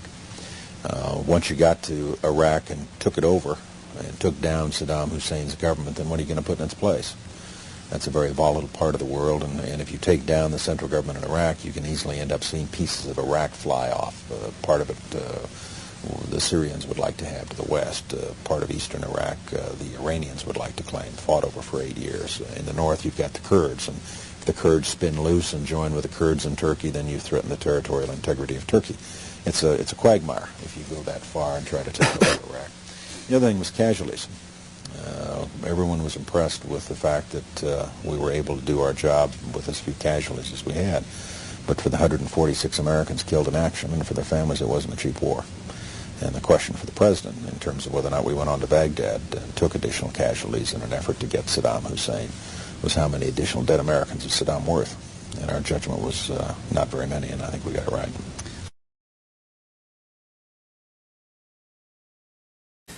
May God bless their families. Now, on a happier note, I believe you're looking at the next Vice President of the United States.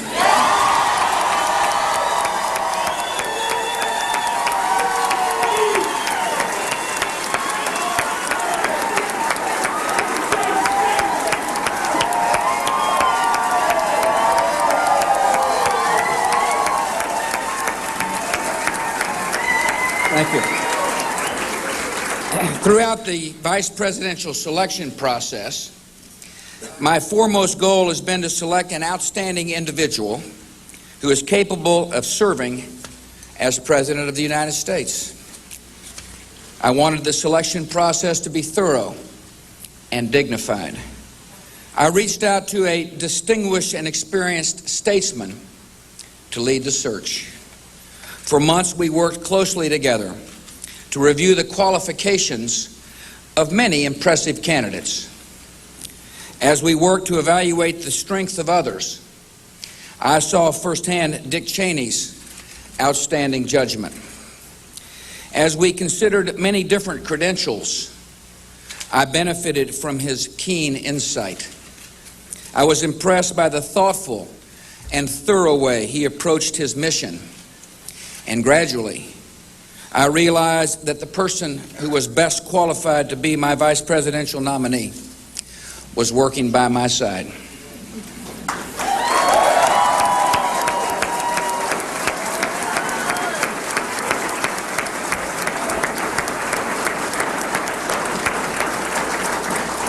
Before I asked Dick Cheney to chair the selection process, I had asked him whether he would consider being a candidate himself.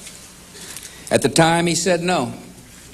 He had a challenging and demanding job with a worldwide company, and he was enjoying the private sector. But I kept the thought of him joining me in the back of my mind. When Secretary Cheney visited me and Laura at our ranch in Crawford, Texas, over the last 4th of July weekend, we reviewed many candidates, all of whom are very impressive. But I continued to believe the best candidate might be sitting next to me. I asked him again whether he'd be willing to join me to accomplish some great goals for our country, to save and strengthen Social Security, to improve Medicare and provide prescription drugs for the elderly, to reform our public schools, and to rebuild our military to keep the peace. This time, he said he was willing to talk with his family and consider it. Early this morning,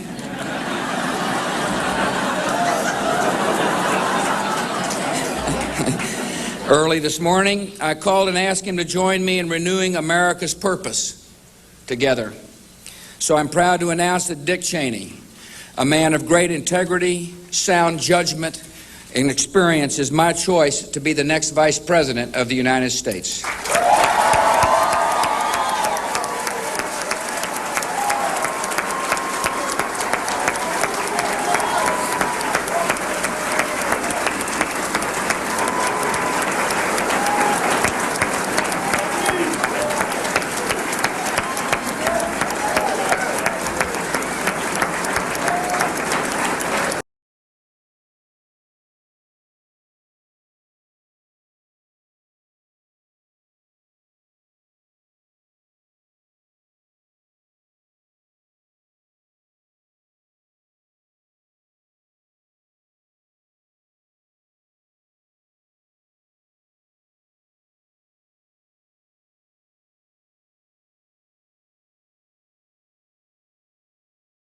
I will make sure that we invest in our country and our families.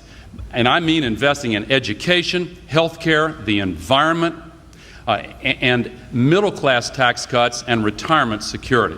That's my agenda, and that's why I think that it's not just a question of experience. Governor Bush, 1 minute rebuttal. Well, we do come from different places. I come from West Texas. I've been a governor. A governor is the chief executive officer and learns how to set agendas. And I think you're going to find the difference reflected in our budgets. I want to take 1/2 of the surplus and dedicate it to Social Security, 1/4 of the surplus for important projects, and I want to send 1/4 of the surplus back to the people who pay the bills. I want everybody who pays taxes to have their tax rates cut. Now that stands in contrast to my worthy opponent's plan, which will increase the size of government dramatically. His plan is 3 times larger than President Clinton's proposed plan 8 years ago. It's a plan that will have 200 new programs as well, or expanded programs. It'll create 20,000 new bureaucrats. In other words, it empowers Washington. And tonight you're going to hear that my passion and my vision is to empower Americans to be able to make decisions for themselves in their own lives.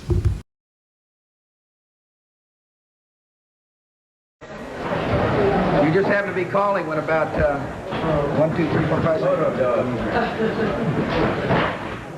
Careful. Photo dogs, y'all are a lot a little hard on them. Be careful.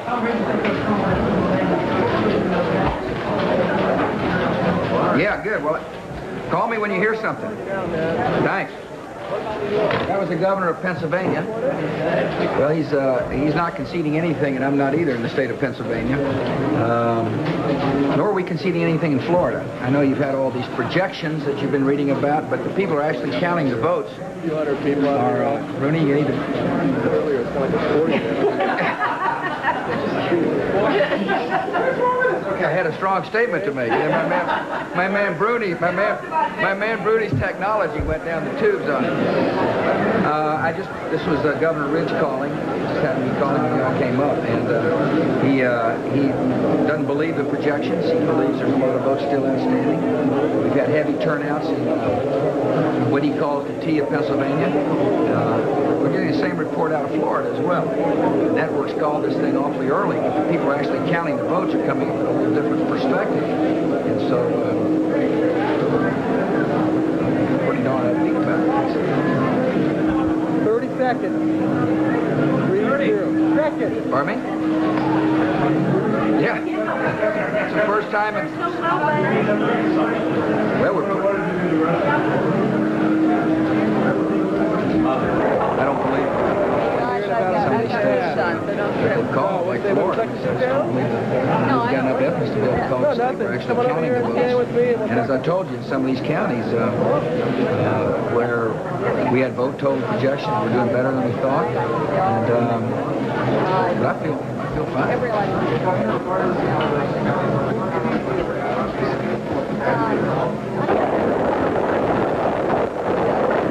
No, it's been a close race. I guess I'm a difficult opponent. And, it's going to be a close race one way or the other. That's no, I just need to hope he's able.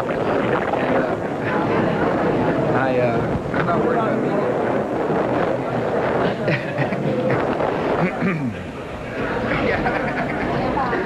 it is going to be a late night, I will tell you this.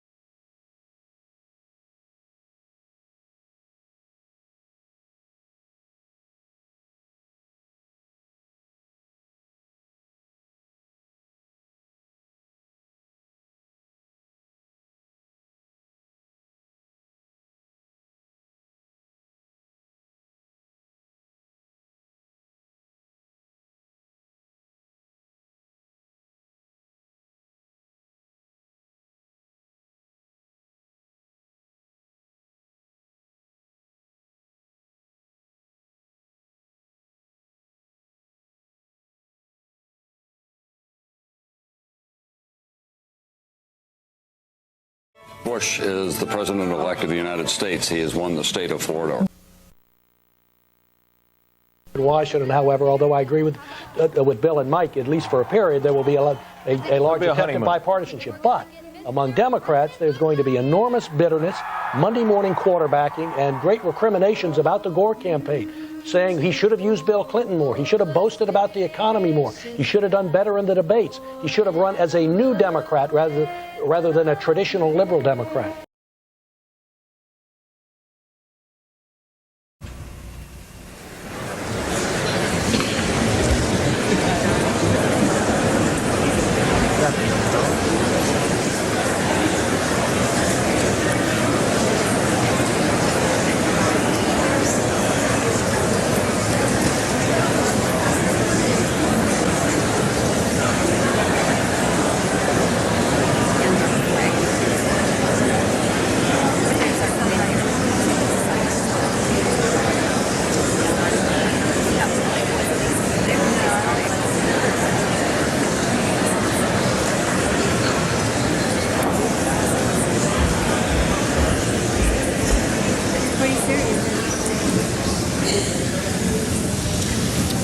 Welcome to the Texas House of Representatives chamber. It was about this time, about 6 years ago, that we were preparing to inaugurate a new governor in Texas. Many of us wondered what kind of leader he would be. We wondered how he would bring everybody together after a hard-fought election. Tonight, many people in our country are asking the same questions about George W. Bush. When he became governor, he reached out to members of the legislature of both parties. We didn't always agree on issues, but we found that we could have policy differences without having gridlock. We could have debate without bitterness, and we could reach agreements and solve problems without sacrificing our principles. Above all, we learned that Governor Bush is a leader you can trust and respect. It is my honor to introduce to you a man who has earned my trust and respect, the Governor of Texas, my friend, the President-elect of the United States, the Honorable George W. Bush.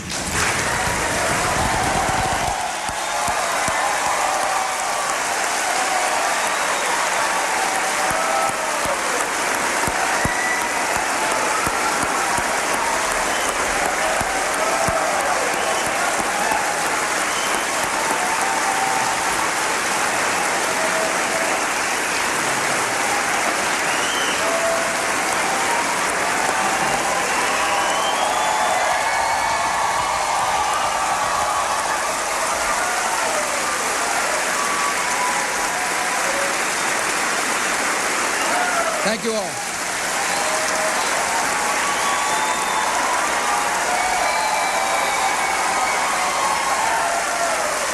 Thank you very much. Thank you. Thank you very much. Good evening, my fellow Americans. I appreciate so very much the opportunity to speak with you tonight. Mr. Speaker, Lieutenant Governor, friends, distinguished guests. Our country has been through a long and trying period, with the outcome of the presidential election not finalized for longer than any of us could ever imagine. Vice President Gore and I put our hearts and hopes into our campaigns. We both gave it our all. We shared similar emotions, so I understand how difficult this moment must be for Vice President Gore and his family. He has a distinguished record of service to our country as a congressman, a senator, and a vice president. This evening I received a gracious call from the vice president. We agreed to meet early next week in Washington, and we agreed to do our best to heal our country after this hard-fought contest. Tonight I want to thank all the thousands of volunteers and campaign workers who worked so hard on my behalf. I also salute the Vice President and his supporters for waging a spirited campaign. And I thank him for a call that I know was difficult to make. Laura and I wish the Vice President and Senator Lieberman and their families the very best. I have a lot to be thankful for tonight. I'm thankful for America, and thankful that we are able to resolve our electoral differences in a peaceful way. I'm thankful to the American people for the great privilege of being able to serve as your next president. I want to thank my wife and our daughters for their love. Laura's active involvement as First Lady has made Texas a better place, and she will be a wonderful First Lady of America.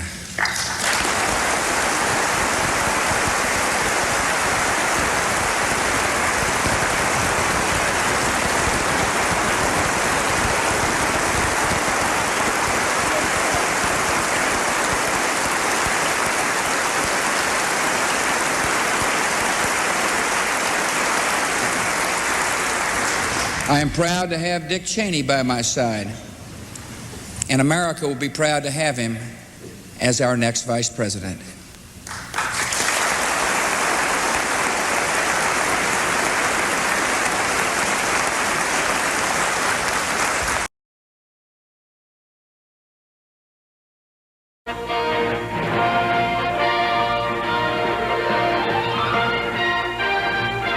From NBC News, the inauguration of George W. Bush. Live from Washington, here is Tom Brokaw. Good morning, everyone. The stately and peaceful transfer of power in the United States of America in the year 2001, January 20th, the end of the presidency of William Jefferson Clinton, the beginning of the presidency of George W. Bush of Texas.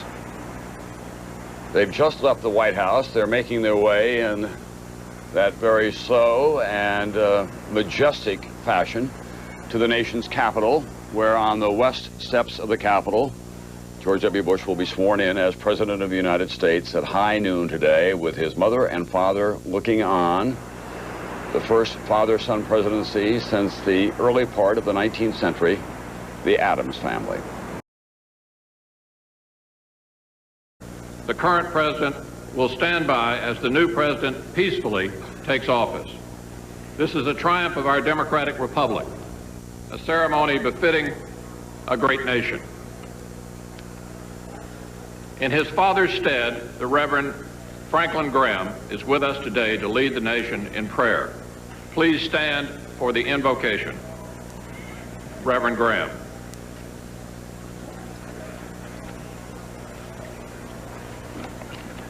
Let us pray. Blessed are you, O Lord our God. Yours, O God, is the greatness and the power and the glory and the majesty and the splendor. For everything in heaven and earth is yours. Yours, O Lord, is the kingdom. You are exalted as head over all. Wealth and honor come from you. You are the ruler of all things. In your hands are strength and power to exalt and to give strength to all. As President Lincoln once said, we have been the recipients of the choicest bounties of heaven. We have been preserved these many years in peace and prosperity. We have grown in numbers, wealth, and power, as no other nation has ever grown, but we have forgotten God. It behooves us then to humble ourselves before the offended powers, to confess our national sins, and to pray for clemency and forgiveness. O Lord, as we come together on this historic and solemn occasion to inaugurate once again a president and vice president, teach us afresh that power, wisdom, and salvation come only from your hand. We pray, O Lord, for President-elect George W. Bush and Vice President-elect Richard B. Cheney, to whom you have entrusted leadership of this nation at this moment in history. We pray that you'll help them bring our country together so that we may rise above partisan politics and seek the larger vision of your will for our nation. Use them to bring reconciliation between the races, healing to political wounds, that we may truly become one nation under God. Give our new president and all who advise him calmness in the face of storms, encouragement in the face of frustration, and humility in the face of success. Give them the wisdom to know and to do what is right, and the courage to say no to all that is contrary to your statutes and holy law. Lord, we pray for their families, and especially their wives, Laura Bush and Lynn Cheney, that they may sense your presence and know your love.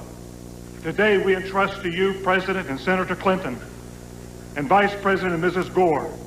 Lead them as they journey through new doors of opportunity to serve others.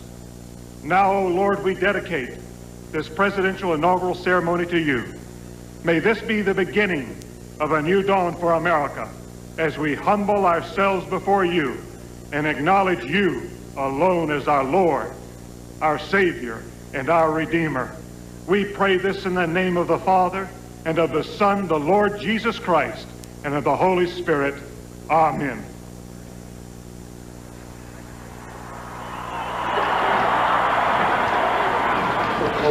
Thank you, Reverend Graham.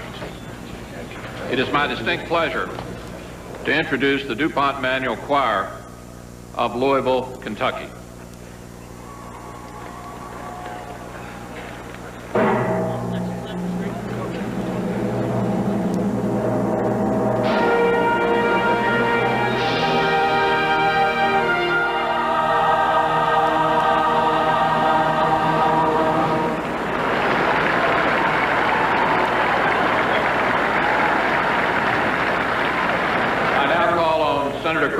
Christopher J. Dodd of Connecticut to introduce the Chief Justice of the United States.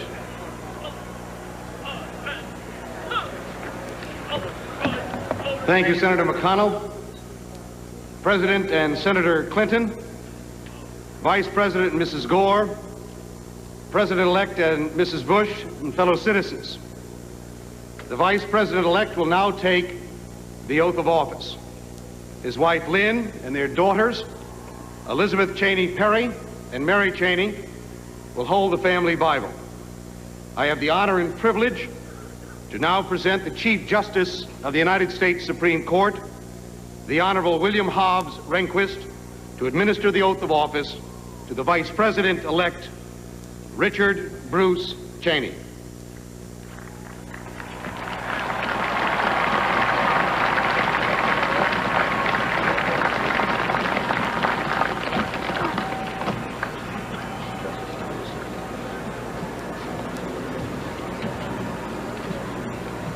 Mr. Cheney, are you ready to take the oath? I am. Please raise your right hand and repeat after me. I, Richard Bruce Cheney, do solemnly swear. I, Richard Bruce Cheney, do solemnly swear. That I will support and defend the Constitution of the United States. That I will support and defend the Constitution of the United States. Against all enemies, foreign and domestic.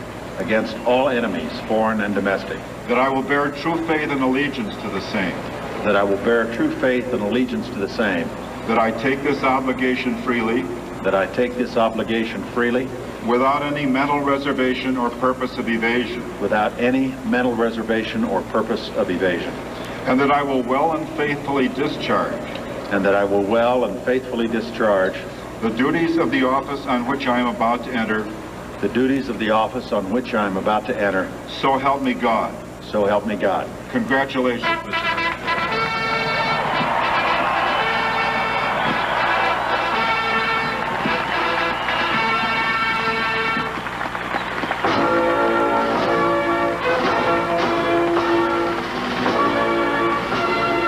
We have a new president in waiting. Richard Bruce Cheney shaking hands with the outgoing Vice President Al Gore. He flunked out of Yale twice, went back, worked as a power lineman for a year, and then ended up at the University of Wyoming, did graduate work at the University of Wisconsin, and came here and became a wonder kid almost immediately. You know, watching him kiss his wife, when Garfield kissed his mother at his presidential inauguration, the press thought it was lacking in dignity. It was theatrical. Now they all kiss.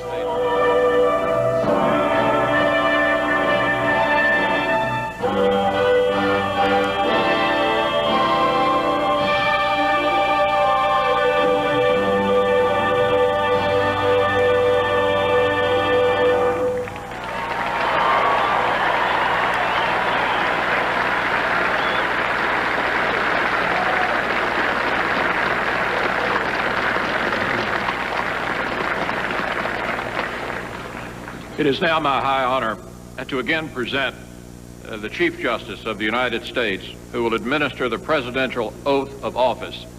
Everyone, please stand.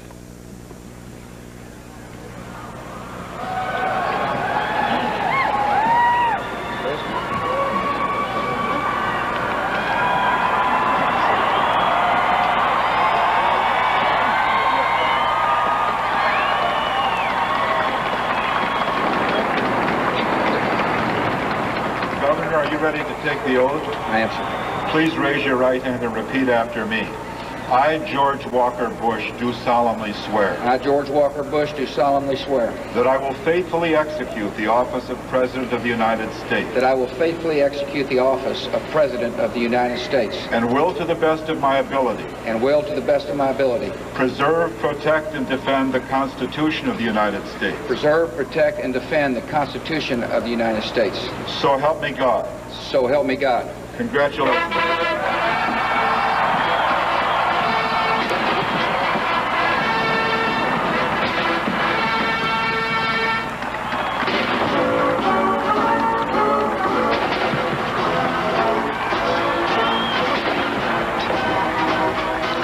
gun salute, the outgoing president and the new president, the man he vanquished in a long, difficult campaign, Al Gore, Senator Dodd, the new president of the United States, George Walker Bush, with his father, second time in American history, and he is obviously very moved by this historic moment and deeply personal moment in his life. He said last week he would try to stay focused and not look at his parents, but when he embraced his father, understandably, it was a moment in which he deserved to be as emotional as he obviously is. John Adams was 90 years old when his son became president. He said nothing made him more blissfully happy, so intense he couldn't even express his feelings. I can only imagine what Mr. Bush Sr. is thinking.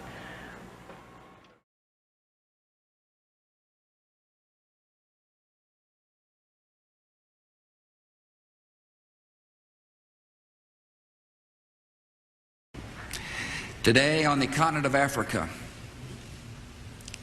nearly 30 million people have the AIDS virus, including 3 million children under the age of 15. There are whole countries in Africa where more than 1/3 of the adult population carries the infection. More than 4 million require immediate drug treatment. Yet across that continent, only 50,000 AIDS victims. Only 50,000. are receiving the medicine they need. Because the AIDS diagnosis is considered a death sentence, many do not seek treatment. Almost all who do are turned away. A doctor in rural South Africa describes his frustration. He says, we have no medicines. Many hospitals tell people, you've got AIDS. We can't help you. Go home and die. In an age of miraculous medicines, no person should have to hear those words.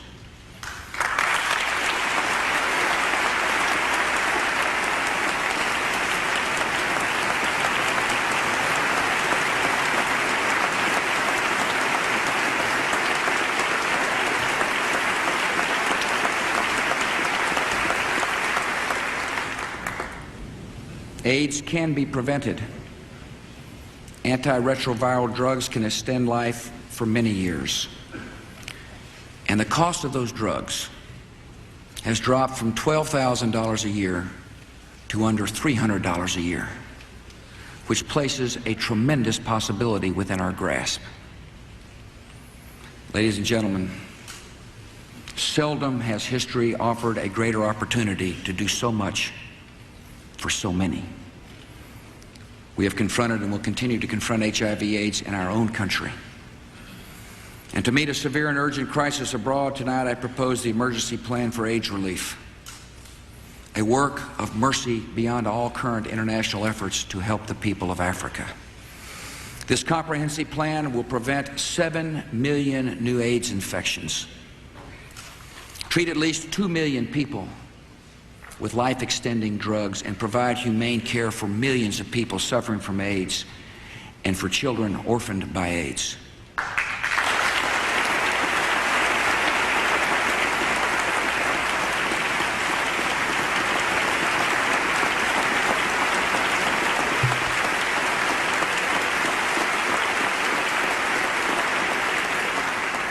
I ask the Congress to commit $15 billion over the next 5 years, including nearly $10 billion in new money, to turn the tide against AIDS in the most afflicted nations of Africa and the Caribbean.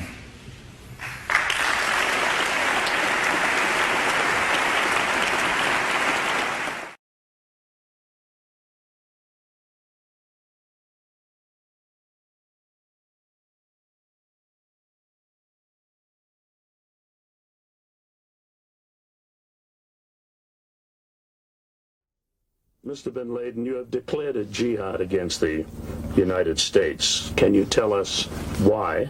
The U.S. government has committed acts that are extremely unjust, hideous, and criminal through its support of the Israeli occupation of Palestine. And we believe the U.S. is directly responsible for those killed in Palestine, Lebanon, and Iraq. Due to its subordination to the Jews, the arrogance of the United States regime has reached the point that they occupied Arabia, the holiest place of the Muslims, who are more than 1 billion people in the world today. For this and other acts of aggression and injustice, we have declared jihad against the U.S.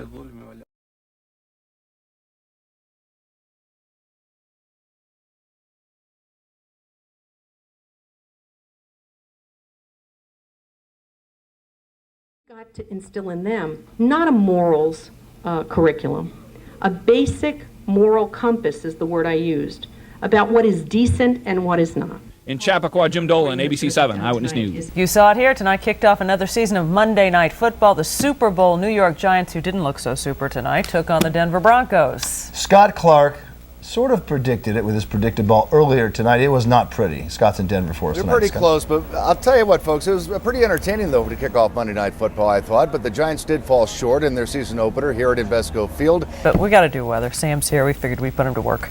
Might as well. Good morning. Might as well. Good morning. Good How morning. are you? Thanks for joining us on the Monday morning show. And most of you sitting through the city with 1.25 inches of rain. Inch and a quarter? 1.25 inches. That was the rainfall total for the park. Walk over to the wall. We'll show you what it looks like. This shot showing you lower Manhattan. And everything is actually in pretty good shape now as we work into clear. But for us, bright sunny skies, 65 degrees at 7 o'clock in the morning, and sunny and pleasant for the rest of the day, 80 degrees. It's kind of a guilty pleasure as beautiful as this weather's going to be. The 5-day, yeah, look at this, 78 degrees on Wednesday. Thursday, I think I'm even overdone with the clouds there. I think it turns out to be a little bit nicer. Friday, very nice. Saturday, beautiful, cool, pleasant days. That's the news for now. Thanks so much for watching. Have a good morning, everyone. I'm Diana Williams. And I'm Bill Ritter. Nightline is up next, and Eyewitness News returns in just a few hours at 5 a.m. with live election coverage from the polls. For all of us here, Sam, Scott, and Denver, the entire team, have a great morning. See you tomorrow. For today.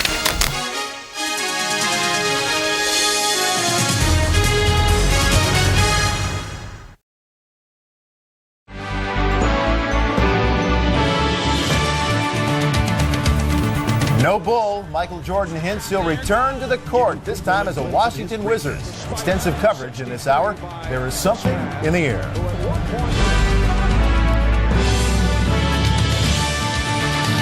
It is 8 a.m. in Salisbury, North Carolina, 7 a.m. in Chicago, 5 a.m. in Calaveras County, California, where the news is being made on this Tuesday, September 11th.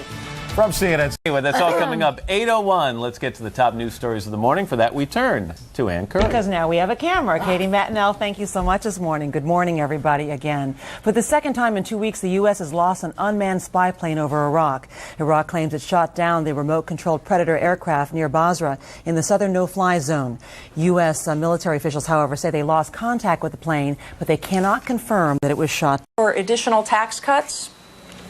He sure has. In fact, if you can believe it, this morning, he's already been asked about it. Before dawn this morning, he was out jogging. Reporters said, how about more tax cuts? He said, I'm not going to talk about it now, but he did hit. He might talk about it later today. And one member of that committee is former First Lady Hillary Rodham Clinton. Now here's Tom Brokaw with a look at what's coming up tonight on NBC Nightly News. Thanks, Ann. Tonight, 3 numbers that could save your life. 911, 190 million calls each year, but you won't believe the problems we found. You have tired of waiting outside in, the summer heat or driving rain to see the U.S. Capitol. Soon you won't have to. CNN has an inside look at the Visitor Center renovations. And a little bit later, the... Whatever you do, do not open that door. There's another bit right there from Gene Wilder. Peter Boyle with Love and Ray Romano, great show as well. And everybody loves Raymond. Watch it flying out here on American Airlines. Let's show you what's going on around the country. Mr. Roker, Al, it is such a pretty morning, isn't it? Perfect fall morning. Yeah. Although it's not fall yet, so it's still a perfect summer morning. And good advice. Miles and miles of sunshine. Miles Davis. We're going to put Miles out there today. Nice as it can be across the Northeast. Rough seas still from the chop from that hurricane. But other than that, it's kind of quiet around the country. We like quiet. It's quiet. It's too quiet. That's a quick. And we have learned a couple of things this morning. In fact, we're starting a new feature. First of all, we've noticed that for some reason, several people in our audience have worn various shades of purple. Just by coincidence, did you all call each other and plan this? No. No. And even Eddie, come here, is on our crew. He's wearing purple as well. And Jeremy is also wearing a shade of purple. Thanks so much for coming in, and best of luck with your project. The anthology, once again, is called The Long Road to Freedom. Thank you, Katie. Looks wonderful. Up next, a new look at billionaire Howard Hughes. But first, this is Today on NBC.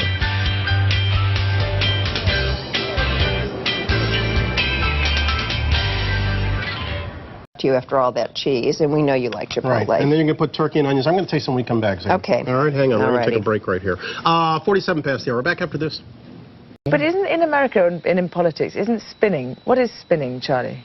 Well, spinning is getting out your point of view, trying to put your interpretation on something. So do you think there is a lot of spinning done in politics and America pageant, but this year things are different. Contestants will be quizzed on current events, U.S. history, and government. 10 of the 51 contestants got a preview. Among the questions, naming the current vice president and knowing what happened December 7th, 1941. 2 contestants didn't know Dick Cheney was the vice president, and 4 missed the bombing of Pearl Harbor. Is news for months. If every Capitol Hill scandal merits weeks of coverage, how much attention do 2.5 million dead merit? It's a story we should have brought you long ago. Looks like Babyface forgot his razor. A definite new look for you. What are you going for? What am I going for? Of Congo. 3 years, 2.5 million dead. We thought you should know.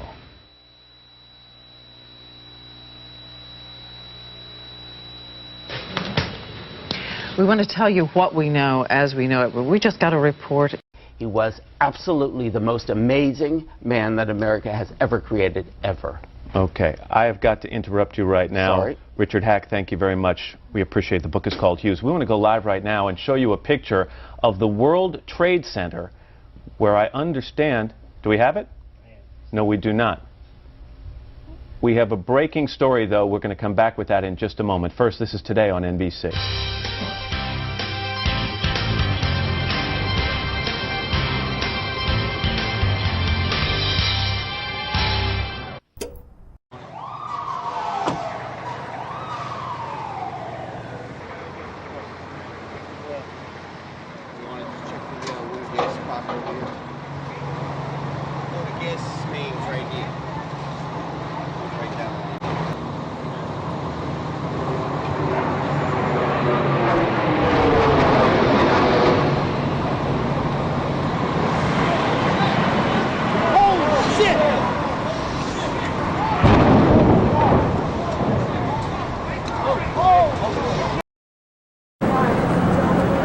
Battalions of fire trucks are coming in now. They're going into the thick of it.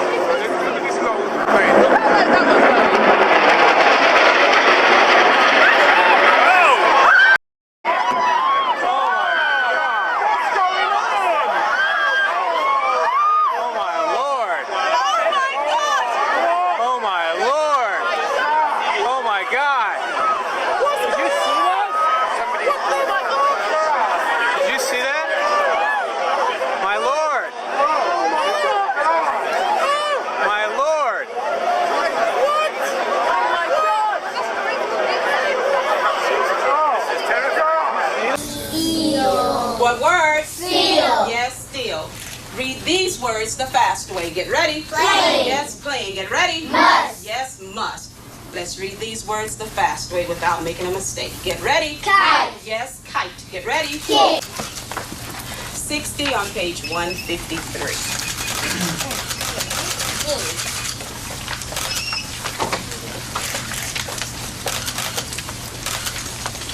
Count us again. Get ready from the beginning of that sentence. Get ready.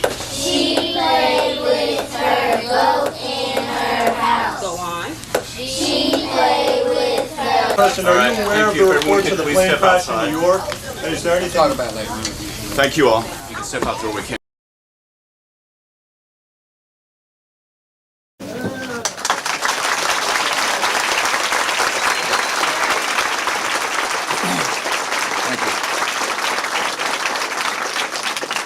Ladies and gentlemen, this is a difficult moment for America. I unfortunately will be going back to Washington after my remarks. Secretary Rod Page and Lieutenant Governor will take the podium and discuss education. I do want to thank the folks here at Booker Elementary School for their hospitality. Today we've had a national tragedy. 2 airplanes have crashed into the World Trade Center in an apparent terrorist attack on our country. I have spoken to the Vice President, to the Governor of New York, to the Director of the FBI, and have ordered that the full resources of the federal government go to help the victims and their families, and to conduct a full-scale investigation to hunt down and to find those folks who committed this act. Terrorism against our nation will not stand. And now, if you join me in a moment of silence.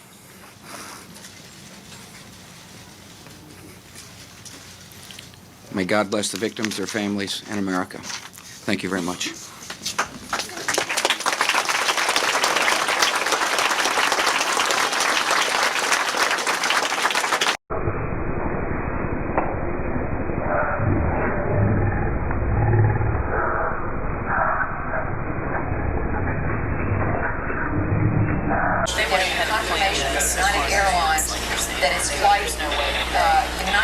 They set the date for this before they moved the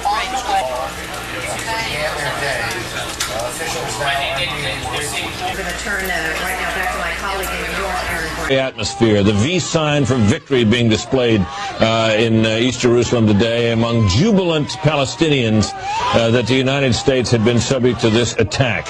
What are we to make of that, Jennifer? Are we to, Yasser Arafat may issue this condemnation. Look at this.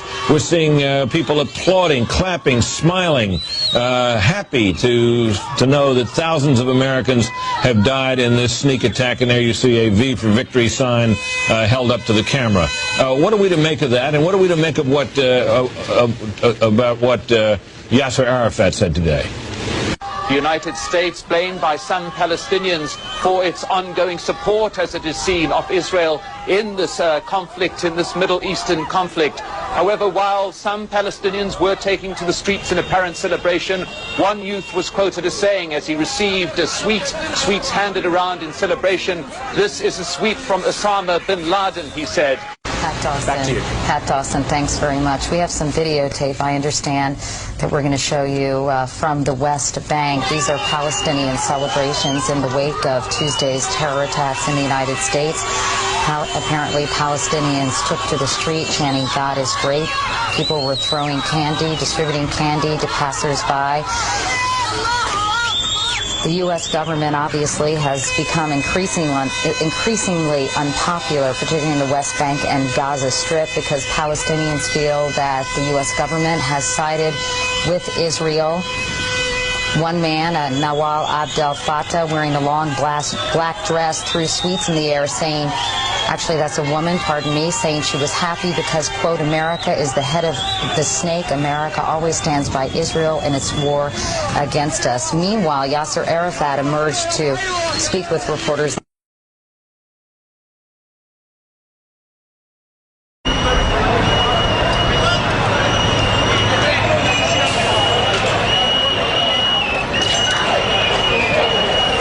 Organized company.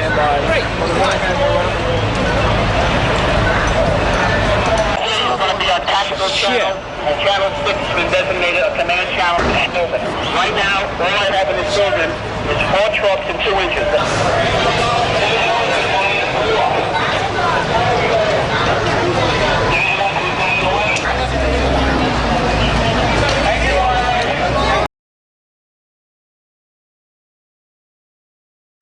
What am I doing on this? Go to the Trade Center.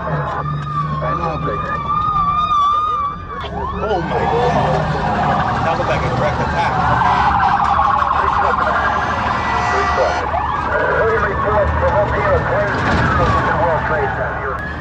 Battalion 1's Manhattan.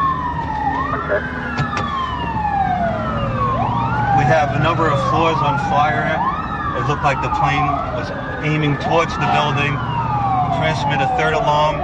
We'll have the staging area at Vesey and West Street.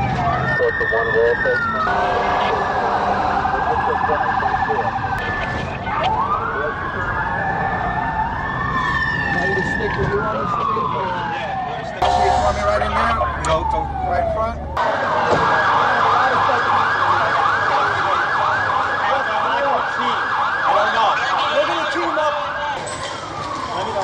a chance.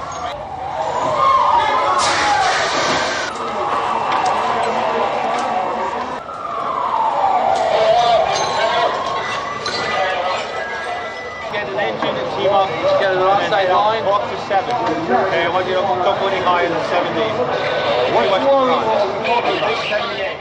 Chief, do you have any idea where the floor's on the bus? I haven't found an elevator. You don't have an elevator yet? Great elevator. We're doing this for Any elevators working? We haven't found one.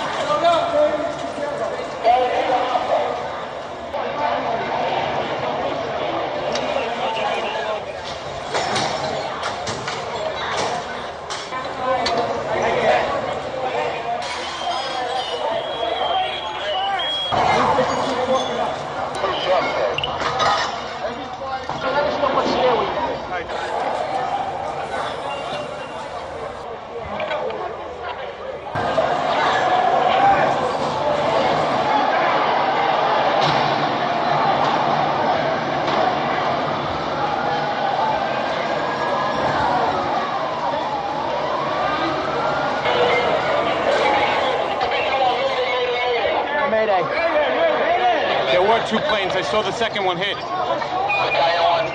It hit the other tower. Stay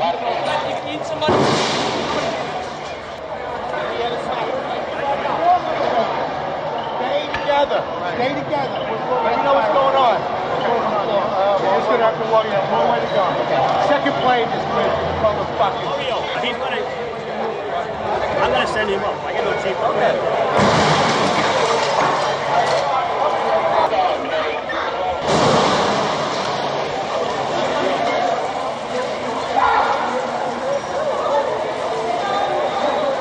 The lobby is 7 as a triage. Jump it.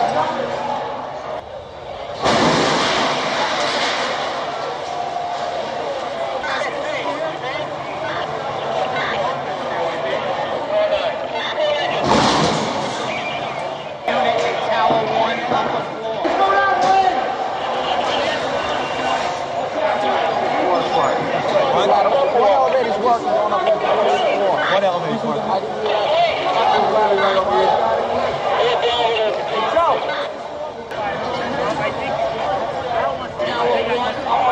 Let me take a look here.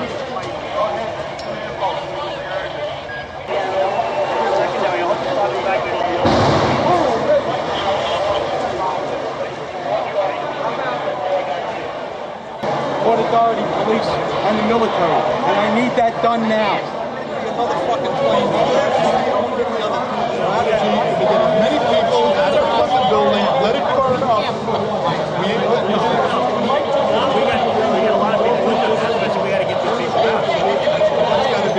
That's the priority. Fort David to Battalion 7. Command post, Battalion 7.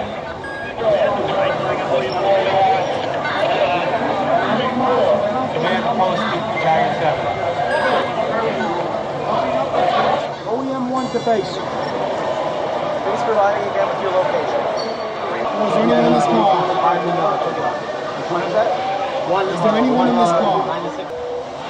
69 car. Anyone in this car? No, is there anyone in this car? 70's on main line. 70 kind of recoil capability. You can't speak. Kick the channel. Trying to evaluate which one to go to which one.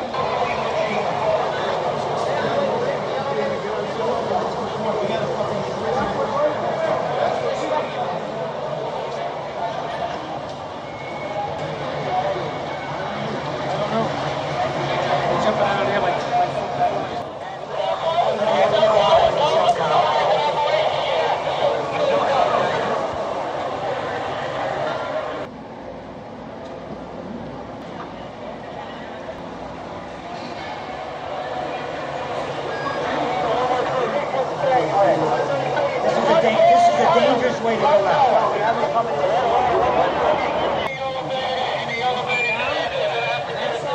This is Tower 1. This is Tower 1. Put a big 1 here. 44th floor. Battalion 1, Battalion 4.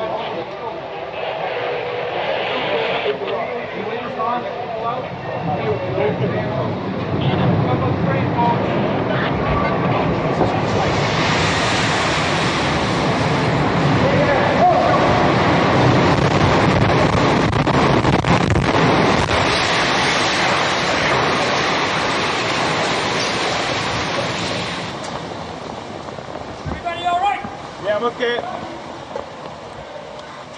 How's the way out of here?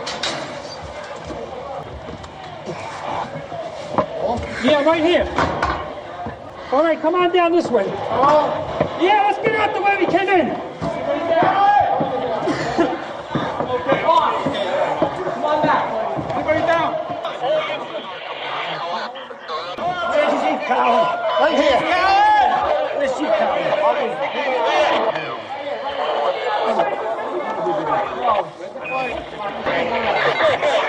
Command post Tower 1. To all units. Evacuate the building. Not out there. That's going on. Command post to all units. Sarge? Hey, Pete! Come on. Pete! Hey, guys, here, we need a hand here. All right, we got 4 guys. I'm here. Where's Chief Hayden? It's up the escalator right here. Come on. Up the right here. Come on. Top of the escalator. Top of the escalator? Top of the escalator.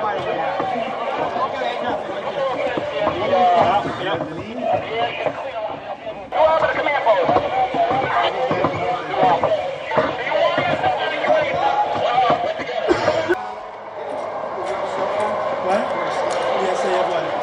World Trade Center, we took a hit on that last explosion. Command post is being evacuated this time.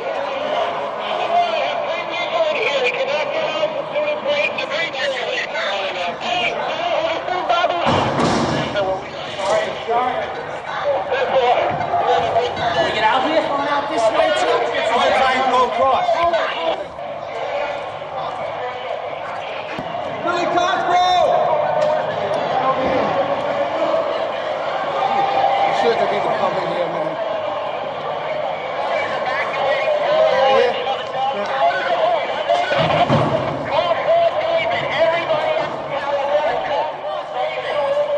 Okay. Battalion 1 to Division 1.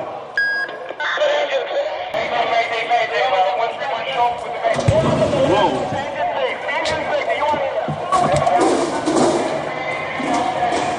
See the flames through the thick smoke.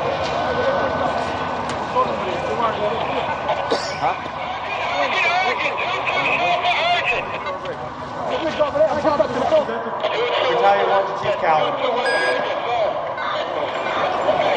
Follow the chief. Battalion 1 to Division 1.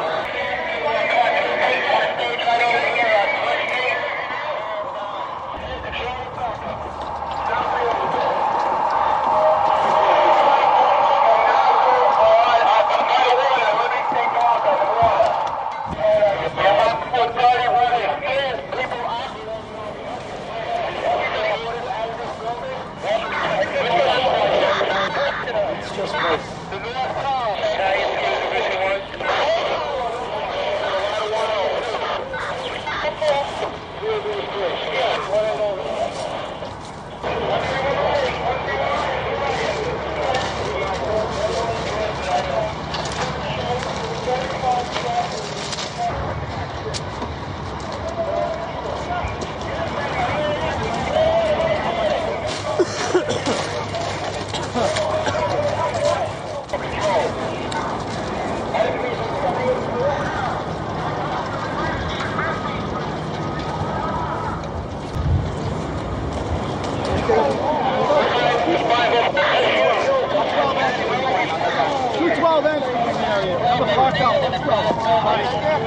We got everybody out of the lobby. Was in the lobby. Building.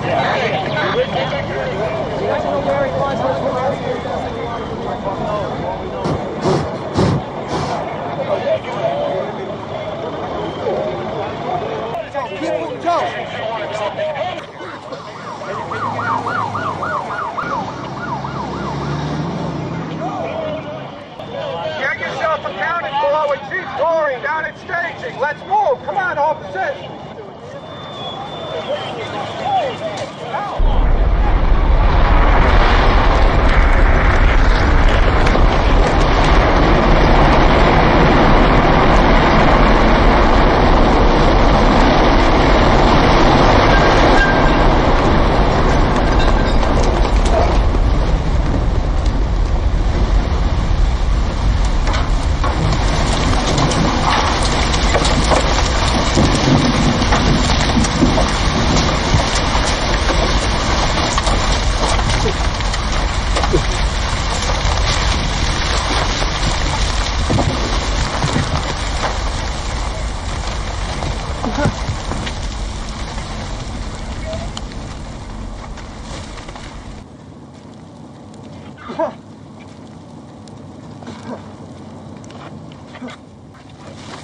Get out of here.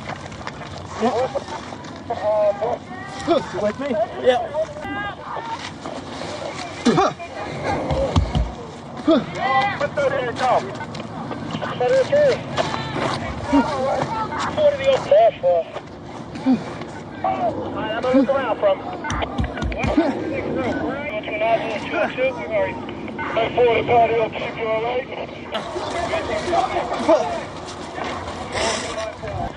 Yeah, we're getting on to now. Oh, okay. Come on, guys. Look at the ball. Look at the ball. Look at the ball. Going right. I was wondering my girl.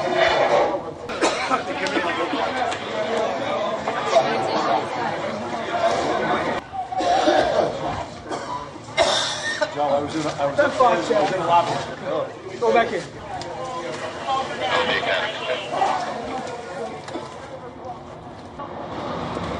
Where are the guys? I have no idea. I was with Chief Pfeiffer. I'm with the chief of with Battalion 1. Oh, you're Battalion 1? Yeah. You got ID? I don't have ID. I have my letter of, from the commissioner. Take your letter and your camera and get out of here. All right? Go. Police department? No, I'm making a documentary on the fire department. Come on, this ain't fucking Disneyland. Let's go.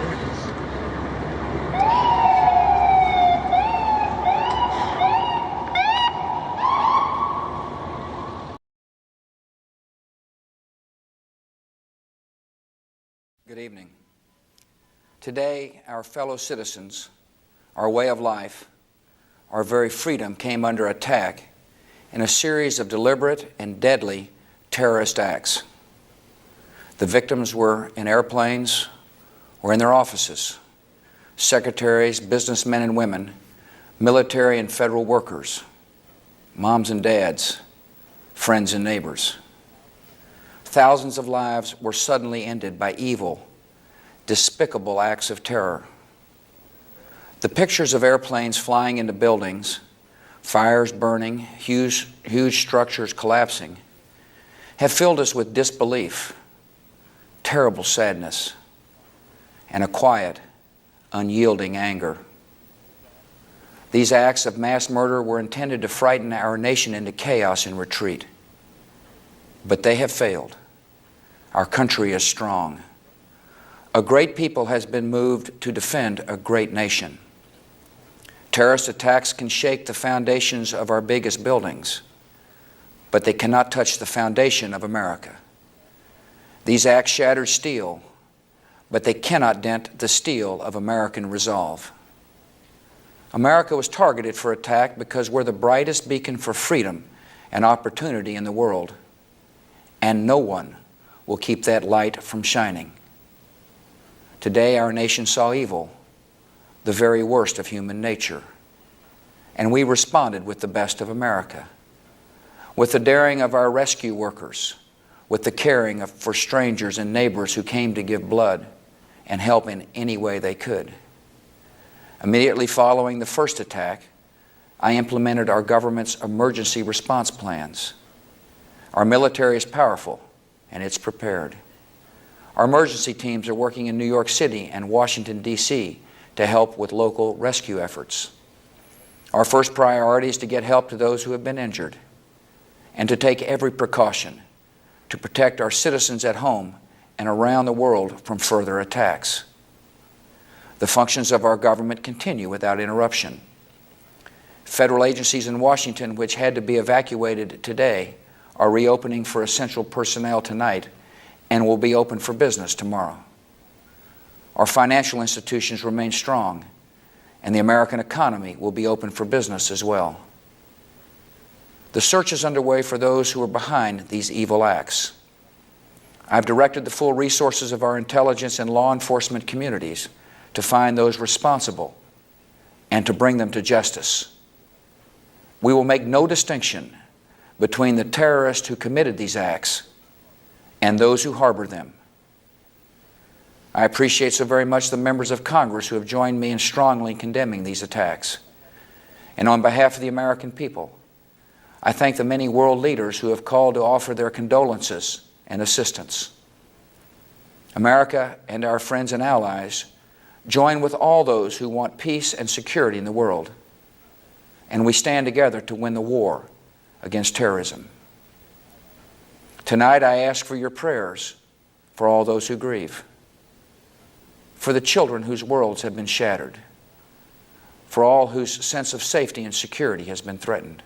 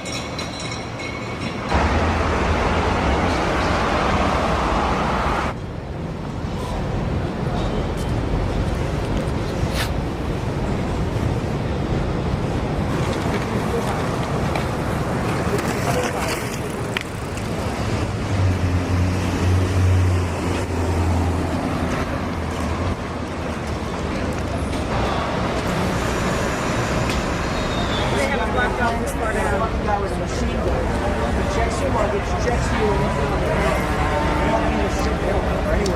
yeah, but here they got $6 an hour people. What I don't understand is they got past the defenses in kindergarten. What kind of technology they have to do that? Either they got the same technology or better.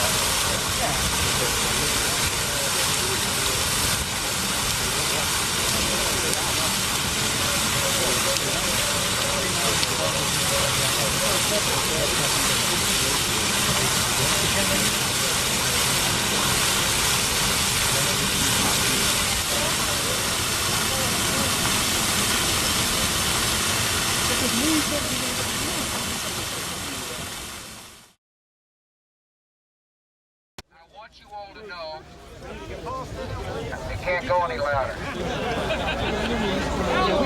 I want you all to know that America today is on bended knee in prayer for the people whose lives were lost here, for the workers who work here, for the families who mourn. This nation stands with the good people of New York City and New Jersey and Connecticut as we mourn the loss of thousands of our citizens. I can hear you.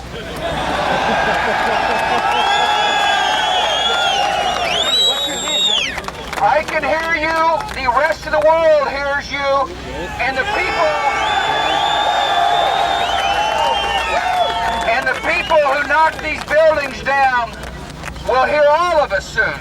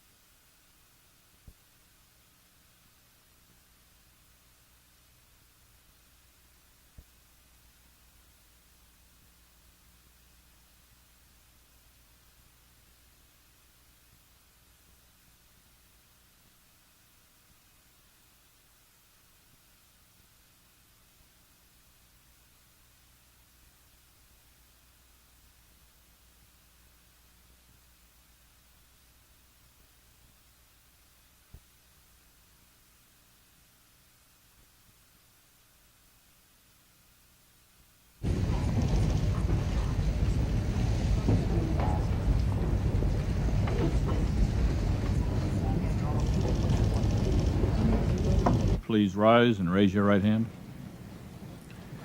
Do you swear or affirm to tell the truth, the whole truth, and nothing but the truth? I do. Thank you. I understand, Dr. Rice, that you have an opening statement. Your prepared statement, of course, will be entered into the record in full. There was no silver bullet that could have prevented the 9/11 attacks.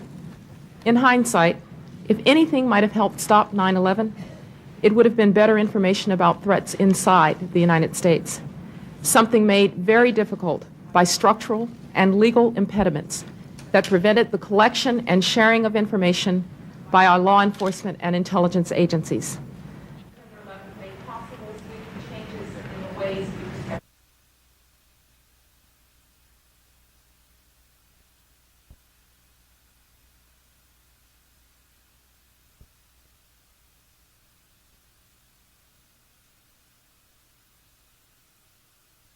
He has unified and streamlined our efforts to secure the American homeland by creating. The threat reporting that we received in the spring and summer of 2001 was not specific as to time, nor place, nor manner of attack. Almost all of the reports focused on al-Qaeda activities outside the United States. We went planning Afghanistan, look at what we did. This memorandum provided information, not speculative, but based on intelligence information that bin Laden had threatened to attack the United States and specifically Washington, D.C. There was nothing reassuring, was there, in that PDB? Certainly not. There was nothing reassuring, but I can also tell you that there was nothing in this memo that suggested that an attack was coming on New York or Washington, D.C. There was nothing in this memo as to time, place, how, or where. This was not a threat report to the President or a threat report to me. And I think the context helps you.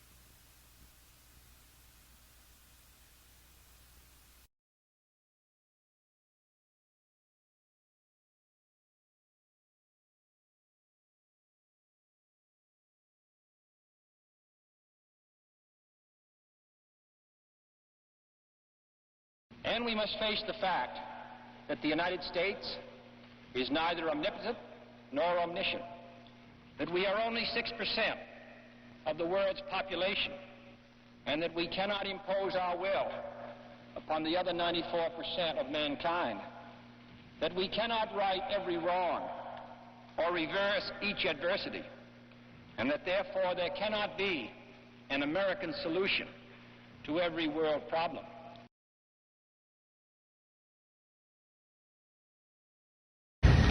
A vital element in keeping the peace is our military establishment. Our arms must be mighty, ready for instant action, so that no potential aggressor may be tempted to risk his own destruction. Our military organization today bears little relation to that known of any of my predecessors in peacetime, or indeed by the fighting men of World War II or Korea. Until the latest of our world conflicts, the United States had no armaments industry. American makers of plowshares could, with time and as required, make swords as well. But we can no longer risk emergency improvisation of national defense.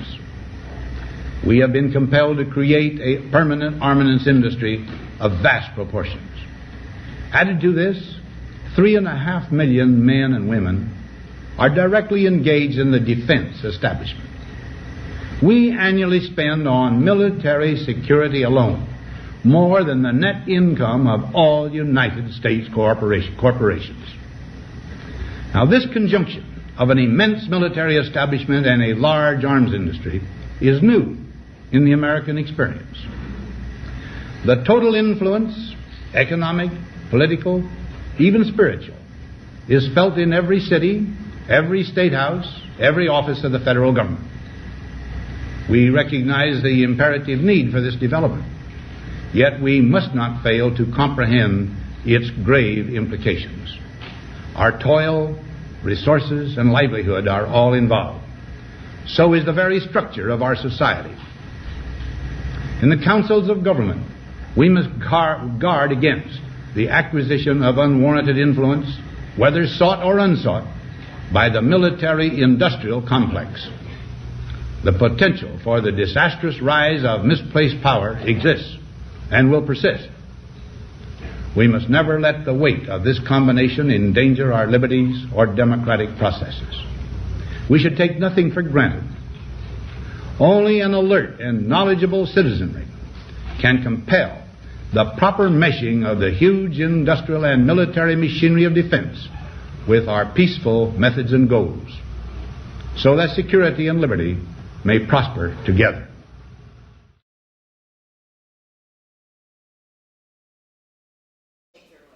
Second, we want to make sure that the oil that is actually sold and exported to sell oil in order to be able to purchase additional humanitarian assistance. Parenthetically, let me say that Iraq must understand it can comply now or it can comply later. But if the sanctions regime is to be lifted, Iraq has no other choice but to comply. Earlier than that, I was working on Greek terrorism and on training. So on July the 6th, 2001, I remember it like it was yesterday, I had a visiting delegation of intelligence officers from the Middle East. And so my job was to welcome them at the airport, take them to their hotel, they get freshened up, take them to CIA headquarters. They have a full day of briefings. We exchange gifts. I take them to the director's office for a handshake and a photo. Then I take them to a steakhouse that night and then back to the airport the next day. So they come in and I set up the full day of briefings, and I got some junior analyst to come and talk to us about Al-Qaeda. I didn't know anything about Al-Qaeda. I was so focused on European terrorism. So, this is 2000? 2001, okay. July the 6th. So, instead of this junior analyst coming, Cofer Black came, along with the chief of operations for the Osama bin Laden group. Mm. And I was like, oh, I said, Cofer. I said, gentlemen, this is Ambassador Cofer Black. He's the director of counterterrorism for the CIA, and this is our chief of operations for the Osama bin Laden group. I was like so shocked to see them. And they sit down, and Cofer starts, and he says, something terrible is going to happen. We don't know exactly what, and we don't know where, but we know it's going to be something on a scale that we've never seen before.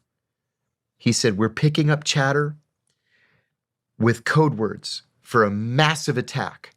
The honey salesman is coming with great quantities of honey. There's going to be a massive wedding. There's going to be a great soccer match. They're all codes for an attack.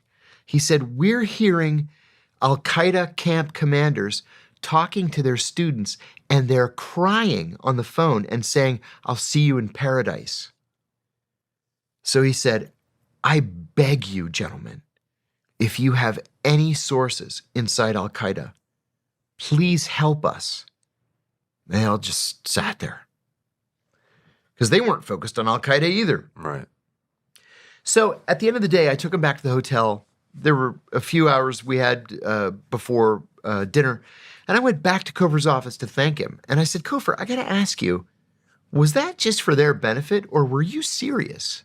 He said, oh, I'm deadly serious. He said, something terrible is going to happen. I said, that briefing scared the hell out of me.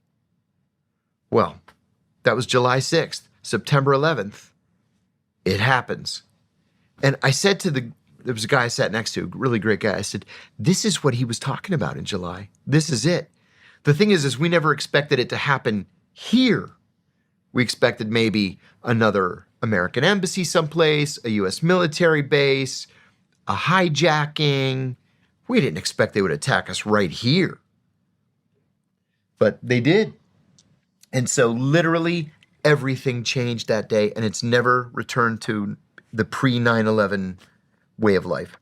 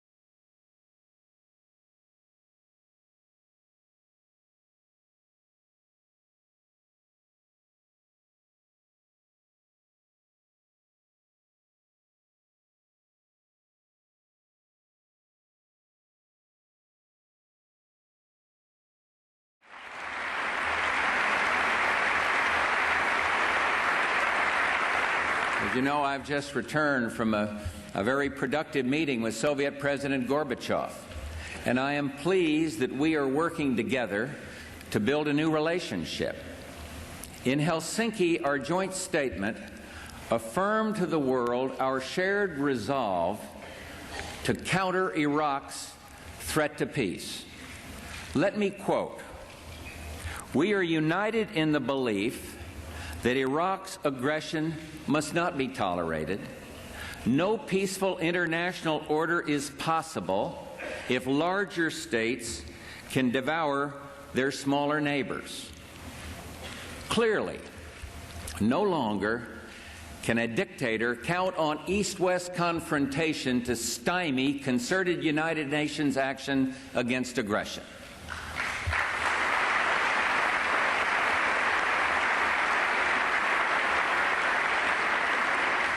A new partnership of nations has begun, and we stand today at a unique and extraordinary moment. The crisis in the Persian Gulf, as grave as it is, also offers a rare opportunity to move toward an historic period of cooperation.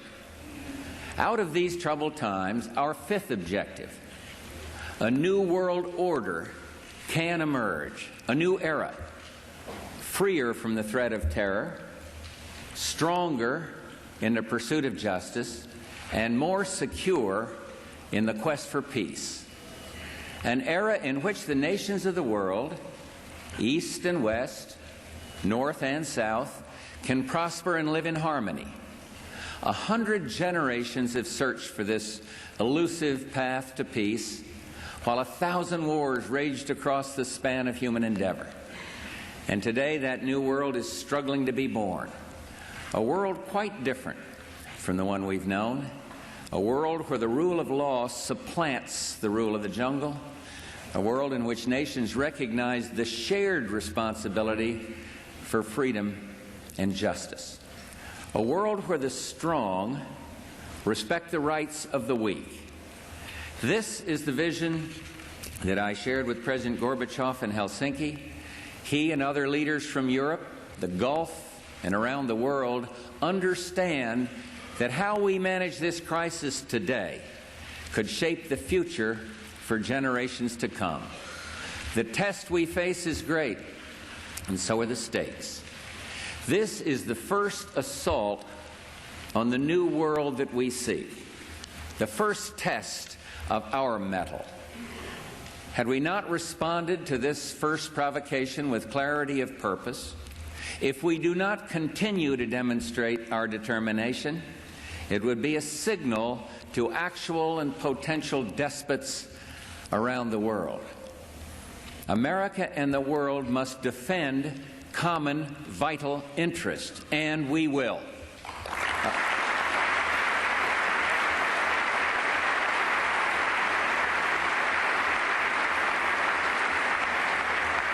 America and the world must support the rule of law, and we will.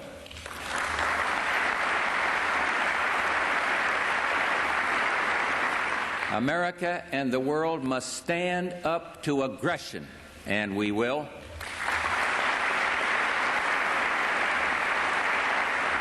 And one thing more, in the pursuit of these goals, America will not be intimidated.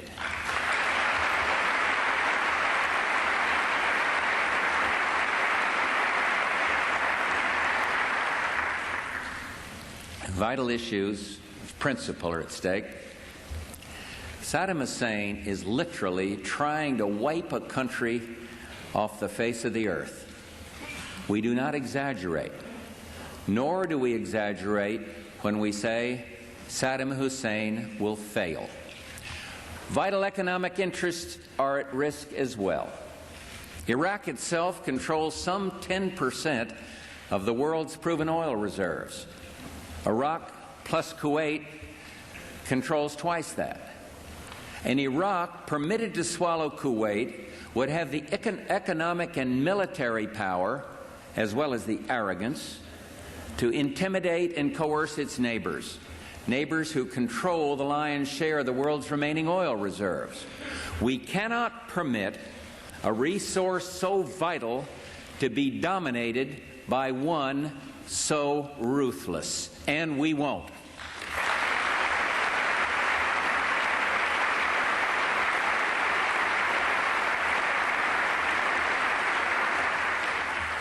Recent events have surely proven that there is no substitute for American leadership. In the face of tyranny, let no one doubt American credibility and reliability. Let no one doubt our staying power. We will stand by our friends. One way or another, the leader of Iraq must learn this fundamental truth.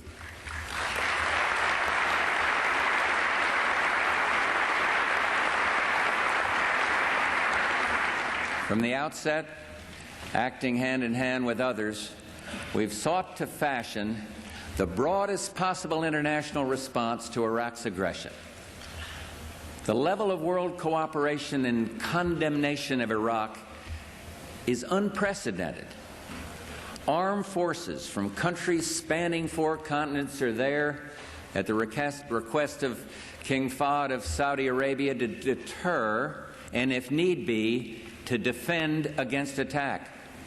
Muslims and non-Muslims, Arabs and non-Arabs, soldiers from many nations stand shoulder to shoulder, resolute against Saddam Hussein's ambitions. And we can now point to 5 United Nations Security Council resolutions that condemn Iraq's aggression. They call for Iraq's immediate and unconditional withdrawal, the restoration of Kuwait's legitimate government, and categorically reject Iraq's cynical and self-serving attempt to annex Kuwait. Finally, the United Nations has demanded the release of all foreign nationals held hostage against their will and in contravention of international law. It's a mockery of human decency to call these people guests. They are hostages, and the whole world knows it.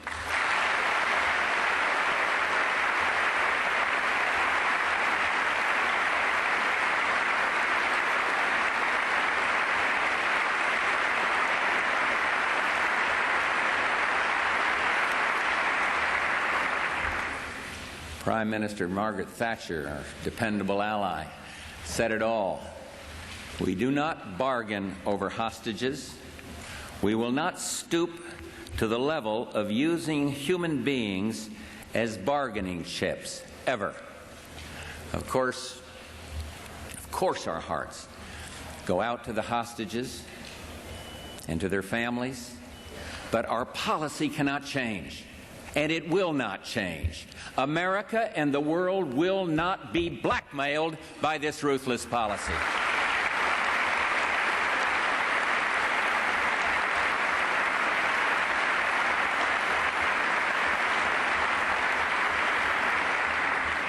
We're now in sight of a United Nations that performs as envisioned by its founders. We owe much to the outstanding leadership of Secretary General Javier Pérez de Cuellar. The United Nations is backing up its words with action. The Security Council has imposed mandatory economic sanctions on Iraq designed to force Iraq to relinquish the spoils of its illegal conquest. The Security Council has also taken the decisive step of authorizing the use of all means necessary to ensure compliance with these sanctions. Together with our friends and allies, ships of the United States Navy are today patrolling Mideast waters, and they've already intercepted more than 700 ships to enforce the sanctions. 3 regional leaders I spoke with just yesterday told me that these sanctions are working. Iraq is feeling the heat. We continue to hope that Iraq's leaders will recalculate just what their aggression has cost them. They are cut off from world trade, unable to sell their oil, and only a tiny fraction of goods gets through. The communique with President Gorbachev made mention of what happens when the embargo is so effective that children of Iraq literally need milk or the sick truly need medicine. Then, under strict international supervision that guarantees the proper destination, then food will be permitted. At home, the material cost of our leadership can be steep. And that's why Secretary of State Baker and Treasury Secretary Brady have met with many world leaders to underscore that the burden of this collective effort must be shared.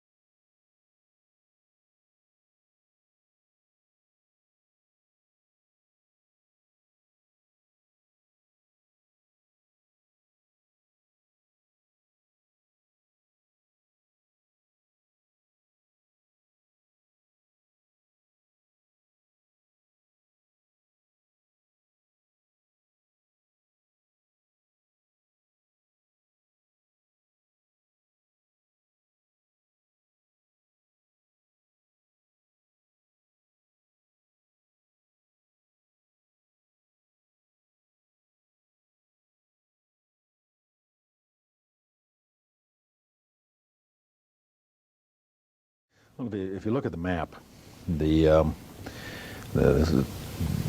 difficulties of getting at an Iraqi force occupying Kuwait are enormous if you can't go into Saudi Arabia.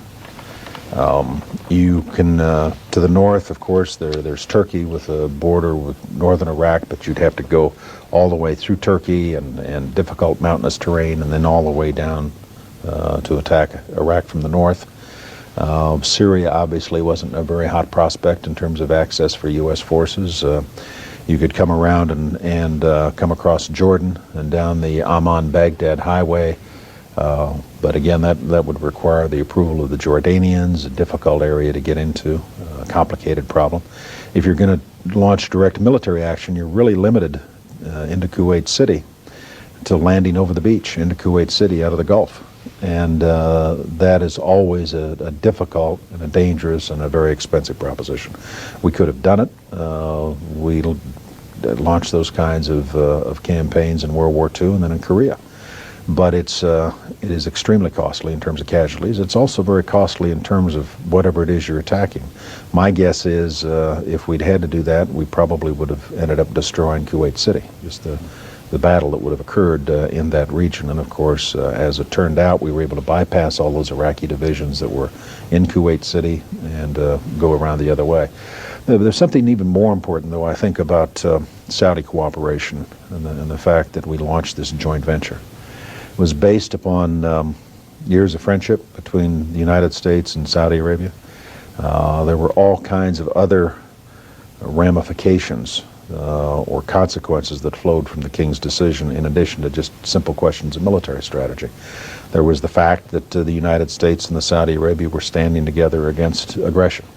The fact that the King had signed off on this policy, I think, was instrumental in the support we received elsewhere in the Arab world. The fact that the Egyptians and the Syrians and so many others of the Gulf states were willing not only to be a part of the coalition, but to commit troops to the enterprise.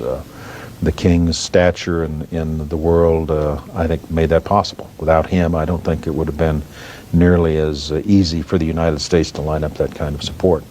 The Arab League took a position in opposition to Saddam Hussein's invasion of Kuwait. It let us at the same time demonstrate that we were committed to come to the defense of our friends when they were in trouble and difficulty. So there were a lot of things that flowed out of that basic fundamental decision. If the King had not signed on, as he did, as George Bush's partner in this enterprise, then I think the circumstances would have may well have ended up radically different.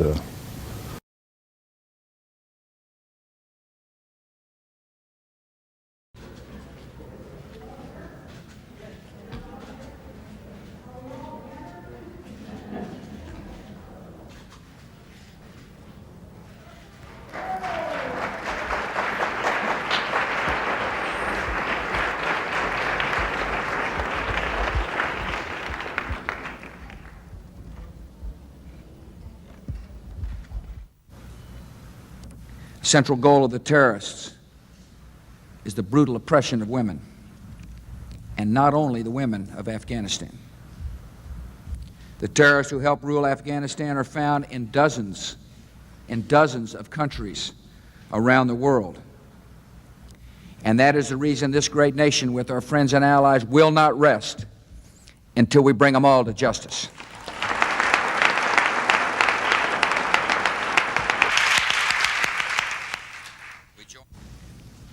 Thanks to our military and our allies and the brave fighters of Afghanistan, the Taliban regime is coming to an end.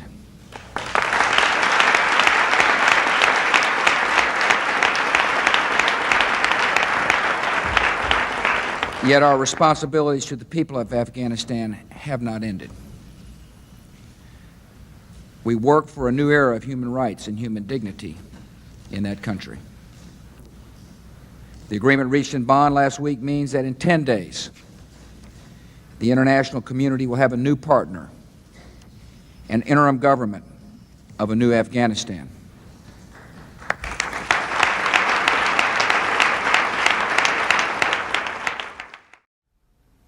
Good afternoon. On my orders, the United States military has begun strikes against al-Qaeda terrorist training camps and military installations of the Taliban regime in Afghanistan. These carefully targeted actions are designed to disrupt the use of Afghanistan as a terrorist base of operations and to attack the military capability of the Taliban regime. We are joined in this operation by our staunch friend, Great Britain. Other close friends, including Canada, Australia, Germany, and France, have pledged forces as the operation unfolds. More than 40 countries in the Middle East, Africa, Europe, and across Asia have granted air transit or landing rights. Many more have shared intelligence. We are supported by the collective will of the world. More than 2 weeks ago, I gave Taliban leaders a series of clear and specific demands. Close terrorist training camps, hand over leaders of the al-Qaeda network, and return all foreign nationals, including American citizens unjustly detained in your country. None of these demands were met. And now, the Taliban will pay a price. By destroying camps and disrupting communications, we will make it more difficult for the terror network to train new recruits and coordinate their evil plans. Initially, the terrorists may burrow deeper into caves and other entrenched hiding places. Our military action is also designed to clear the way for sustained, comprehensive, and relentless operations to drive them out and bring them to justice. At the same time, the oppressed people of Afghanistan will know the generosity of America and our allies. As we strike military targets, we will also drop food, medicine, and supplies to the starving and suffering men and women and children of Afghanistan. The United States of America is a friend to the Afghan people, and we are the friends of almost 1 billion worldwide who practice the Islamic faith. The United States of America is an enemy of those who aid terrorists and of the barbaric criminals who profane a great religion by committing murder in its name. This military action is a part of our campaign against terrorism, another front in a war that has already been joined through diplomacy, intelligence, the freezing of financial assets, and the arrests of known terrorists by law enforcement agents in 38 countries. Given the nature and reach of our enemies, we will win this conflict by the patient accumulation of successes, by meeting a series of challenges with determination and will and purpose. Today we focus on Afghanistan, but the battle is broader. Every nation has a choice to make. In this conflict, there is no neutral ground. If any government sponsors the outlaws and killers of innocents, they have become outlaws and murderers themselves, and they will take that lonely path at their own peril. I'm speaking to you today from the Treaty Room of the White House, a place where American presidents have worked for peace. We're a peaceful nation. Yet as we have learned so suddenly and so tragically, there can be no peace in a world of sudden terror. In the face of today's new threat, the only way to pursue peace is to pursue those who threaten it. We did not ask for this mission, but we will fulfill it. The name of today's military operation is Enduring Freedom. We defend not only our precious freedoms, but also the freedom of people everywhere to live and raise their children free from fear. I know many Americans feel fear today, and our government is taking strong precautions. All law enforcement and intelligence agencies are working aggressively around America, around the world, and around the clock. At my request, many governors have activated the National Guard to strengthen airport security. We have called up reserves to reinforce our military capability and strengthen the protection of our homeland. In the months ahead, our patience will be one of our strengths. Patience with the long waits that will result from tighter security. Patience in understanding that it will take time to achieve our goals. Patience in all the sacrifices that may come. Today, those sacrifices are being made by members of our armed forces who now defend us so far from home, and by their proud and worried families. A commander-in-chief sends America's sons and daughters into a battle in a foreign land only after the greatest care and a lot of prayer. We ask a lot of those who wear our uniform. We ask them to leave their loved ones, to travel great distances, to risk injury, even to be prepared to make the ultimate sacrifice of their lives. They are dedicated. They are honorable. They represent the best of our country, and we are grateful. To all the men and women in our military, every sailor, every soldier, every airman, every Coast Guardsman, every Marine, I say this: your mission is defined, your objectives are clear, your goal is just. You have my full confidence, and you will have every tool you need to carry out your duty. I recently received a touching letter that says a lot about the state of America in these difficult times. A letter from a 4th grade girl with a father in the military. As much as I don't want my dad to fight, she wrote, I'm willing to give him to you. This is a precious gift, the greatest she could give. This young girl knows what America is all about. Since September 11, an entire generation of young Americans has gained new understanding of the value of freedom and its cost in duty and in sacrifice. The battle is now joined on many fronts. We will not waver, we will not tire, we will not falter, and we will not fail. Peace and freedom will prevail. Thank you. May God continue to bless America.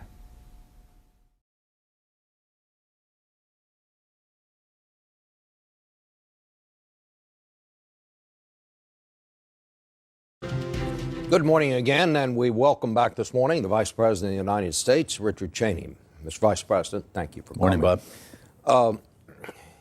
You are saying today that in the next few days the President's going to have to make a very difficult decision. Is war now inevitable? Well, the President, of course, is on his way to meet in the Azores with the Spanish and British prime ministers. We're coming, I think, to the end of the diplomatic phase, if you will. The President's done everything he could, gone the extra mile to try to get this matter resolved through the United Nations. But he's made it abundantly clear that if the UN is not willing to enforce its own resolutions, that we may then be left with no choice but for the United States and others who agree with us to proceed to disarm Saddam Hussein. And we are prepared to do that, and obviously given where we are both diplomatically as well as in the region, we're getting close to the point where the President's going to have to make an important decision. Well, short of leaving, is there anything that Saddam Hussein can do at this point to avoid military action? It's hard to see anything other than his departure that would give the international community any confidence that he would, in fact, live up to those requirements and obligations. The difficulty, we've seen it in the past. Inspectors go in after the Gulf War, for example. We stripped him of a lot of that capability. Defectors told us where it was. We were able to get a lot of his chemical and biological nuclear program pulled down. But as soon as they were gone, he was back in business again. And if he stays in power, has that flow of significant sums coming off oil production, some 3 million barrels a day, he will devote those resources to rebuilding his biological, chemical, and nuclear program as soon as nobody's watching any longer. That's been his pattern for over 20 years, and there's no reason to believe it would be any different in the future. What if he did leave? What if he left this afternoon? Would we still go in? Well, if he left, obviously I'm going to be careful here not to speculate. I think our goal and objective, and I think the objective of many of the Iraqi people and the opposition as well too, is to establish a broadly representative government in Iraq that has due regard for the various groups and for the human rights, protects the territorial integrity of Iraq. All of those kinds of considerations would go into what comes next. And the United States and the international community, both folks in the region as well as around the world, have a vested interest in seeing to it that if in fact Saddam Hussein leaves, that a new government is stood up that meets those and satisfies those various standards. It would not be enough, for example, for him to turn it over to one of his sons, both of whom are bad actors, and then depart. It would have to be a new, truly representative government that represented a fundamental break with the past with respect to Iraq and the Iraqi people. And how that would come about, I think at this stage is difficult to speculate on. Clearly the United States would want to help in that effort. But what you seem to be saying this morning is that we have come to the point here where he leaves or we're going in. We're getting close to that point, I think. Obviously, the president will be heard from later today after he completes his meetings in the Azores. And we are coming down to the end of the diplomatic phase, if you will. The president's gone the extra mile. He's done absolutely everything we could think of in order to avoid military action, but it may in fact come to that. Well, I haven't gotten a report from what he has to say. That'll be part of the resolution, the authorization to use force. If you want to keep the peace, you've got to have the authorization to use force. But this will be, this is a chance for Congress to indicate support. Chance for Congress to say we support the administration's ability to keep the peace. That's what this is all about. At the United Nations Security Council, it is very important that the members understand that the credibility of the United Nations is at stake. That the Security Council must be firm in its resolve to deal with a true threat to world peace, and that is Saddam Hussein. That the United Nations Security Council must work with the United States and Britain and other concerned parties to send a clear message that we expect Saddam to disarm. And if the United Nations Security Council won't deal with the problem, the United States and some of our friends will. That's the message the Secretary of State has delivered forcefully. It's a message that he will continue to carry.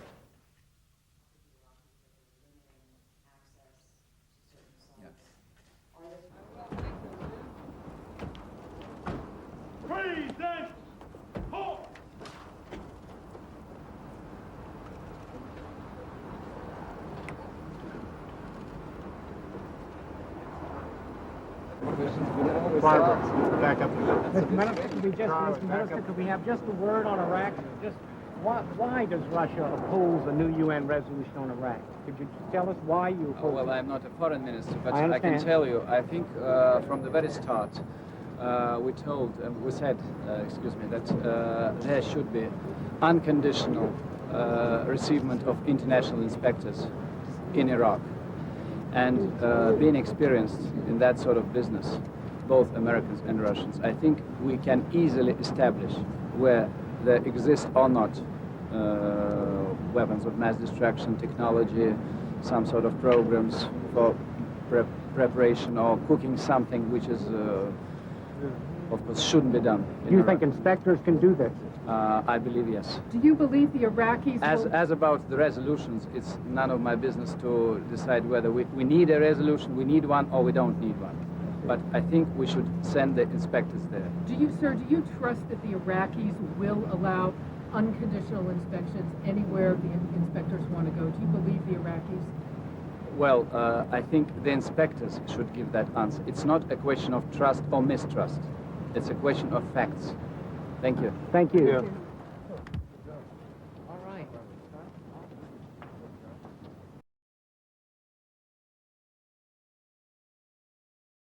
Iraq regarding Saddam Hussein. And so if you would illuminate on that, Mr. Netanyahu, I'd appreciate it. And with that, you're welcome to address the committee. Is your mic on, sir?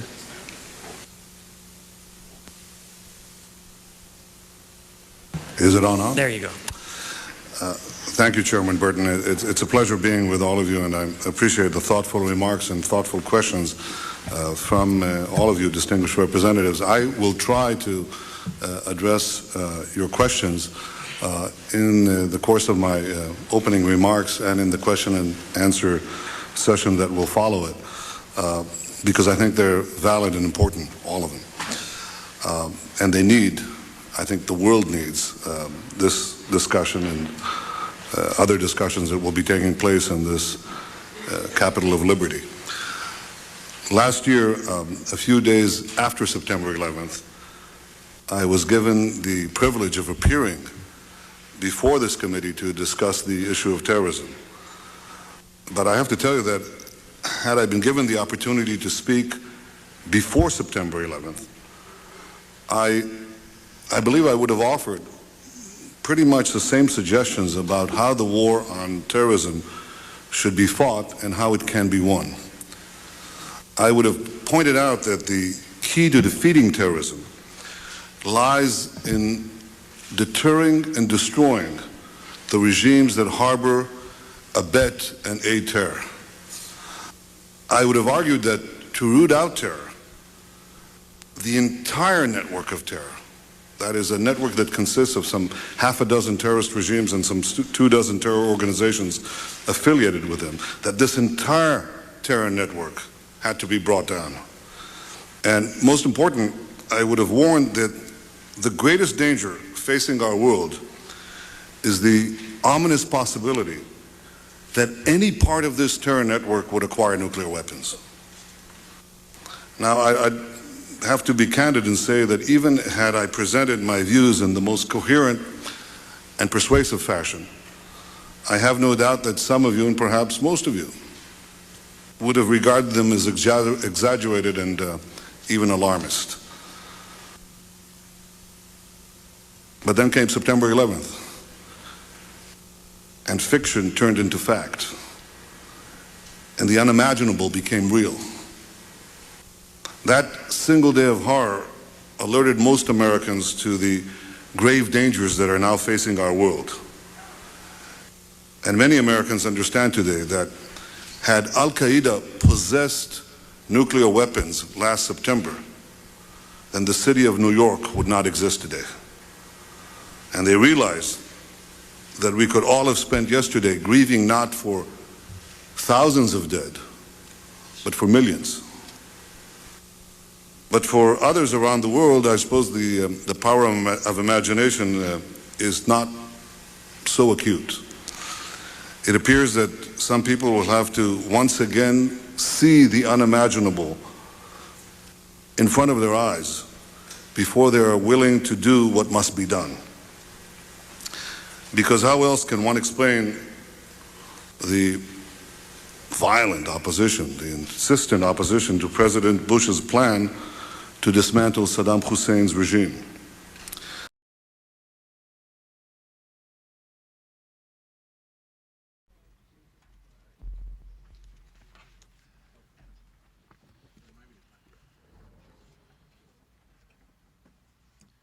Continue to work closely with the inspectors as the events go along, as we always have. Greg? President Bush has said Iraq has weapons of mass destruction. Tony Blair has said Iraq has weapons of mass destruction. Donald Rumsfeld has said Iraq has weapons of mass destruction. Richard Butler has said they do. The United Nations has said they do. The experts have said they do. Iraq says they don't. You can choose who you want to believe. So, but if you have evidence other than what Richard Butler is talking about, why don't you lay it out on the table? Why don't you share it with I think the burden now falls on Saddam Hussein, and his opportunity to shed that burden comes this weekend when he will send to the United Nations a declaration of the weapons that he possesses. And I think it'll be a very interesting day to see what he says in that document, and we shall see what he says he has. Also, we'll see what he says he doesn't have.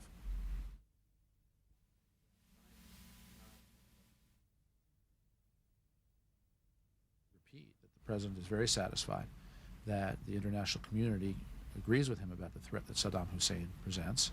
The international community and many of these nations that we are working most closely with see it the same way the President does. They too don't want war. They believe war should be a last resort, and they hope that Saddam Hussein will disarm so it can be averted, but make no mistake that the work of assembling a coalition continues.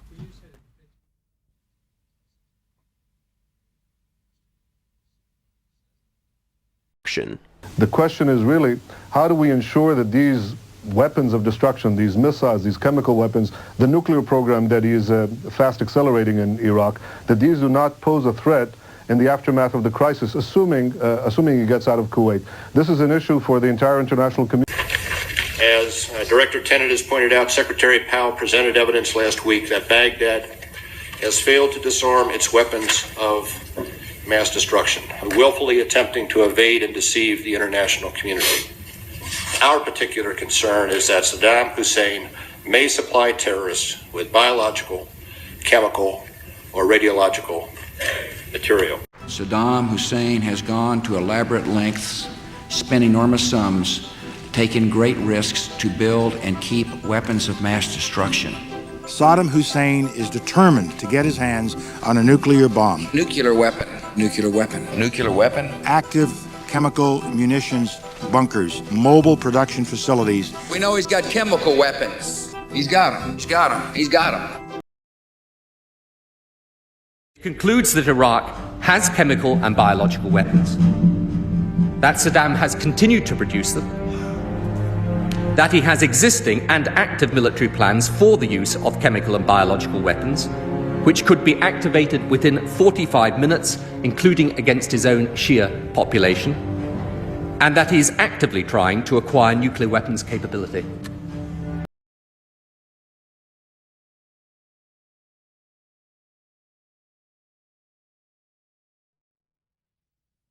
Please be seated.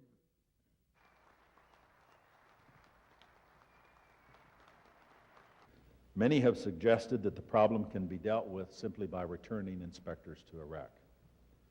But we must remember that inspections are not an end in themselves. The objective has to be disarmament, to compel Iraqi compliance with the UN Security Council resolutions that called for the complete destruction of Saddam's weapons of mass destruction and an end to all efforts to develop or produce more chemical, biological, or nuclear weapons.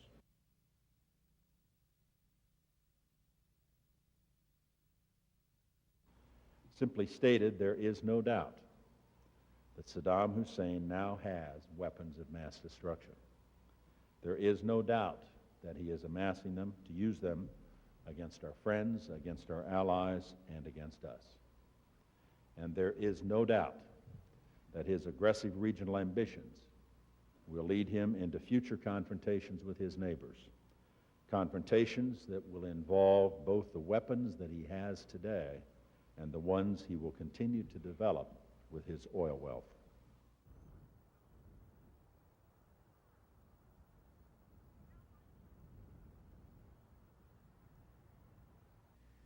The risk of inaction are far greater than the risk of action. Now and in the future, the United States will work closely with the global coalition to deny terrorists and their state sponsors the materials, technology, and expertise to make and deliver weapons of mass destruction. We will develop and deploy effective missile defenses to protect America and our allies from sudden attack. And the entire world must know that we will take whatever action is necessary to defend our freedom and our security.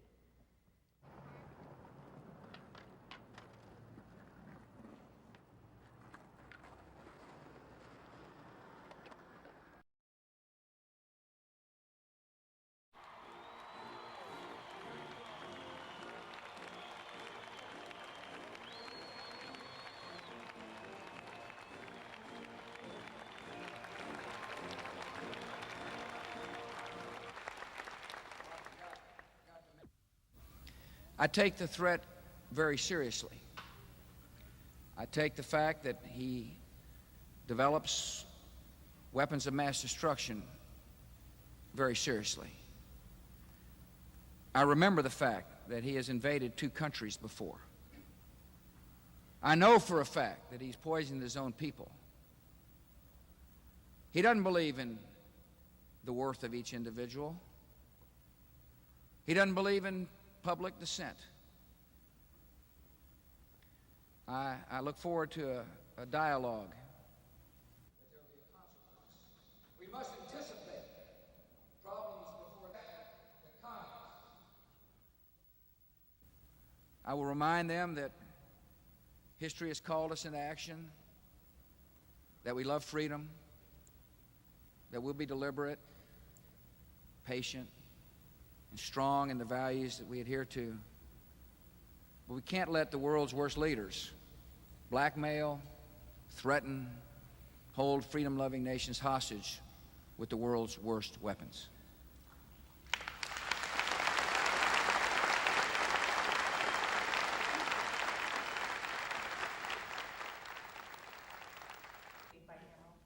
Yes. What's the outlook for pension reform right now?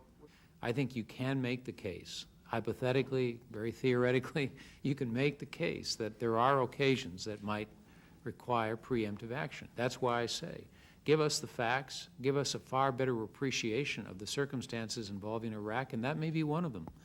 But that case has not been made so far. Do you have a sense yet of whether the Senate is leaning toward the House bill, the unrestricted approach, or the administration's narrower?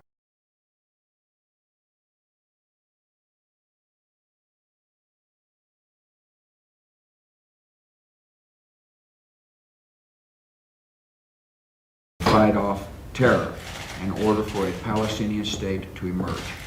And then I went over to Qatar, had a very good visit with Ambassador Bremer and General Tommy.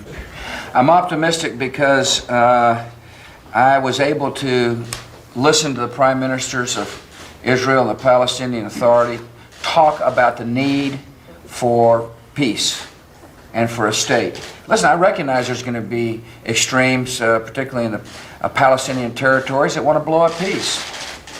But I think people are sick of it. The average Palestinian must understand that their lives will improve with the vision of Prime Minister Abbas. And the Arab neighborhood understands that violence will lead to nothing except misery and the lack of hope. And so I'm optimistic that responsible leaders have now got the message that we must combine to work to fight off the terror attacks so that a peaceful Palestinian state can emerge. And as I understand, there's going to be a lot of work to do, but I'm prepared to lead. And we're sending a team in place. Ambassador Wolf will be on the ground soon, holding people to account and working to strengthen Prime Minister Abbas so that he can deliver on his promise, a promise he made not only to me personally, but a promise. Iraq had a weapons program. Intelligence throughout the decade showed they had a weapons program. I am absolutely convinced with time we'll find out that they did have a weapons program. And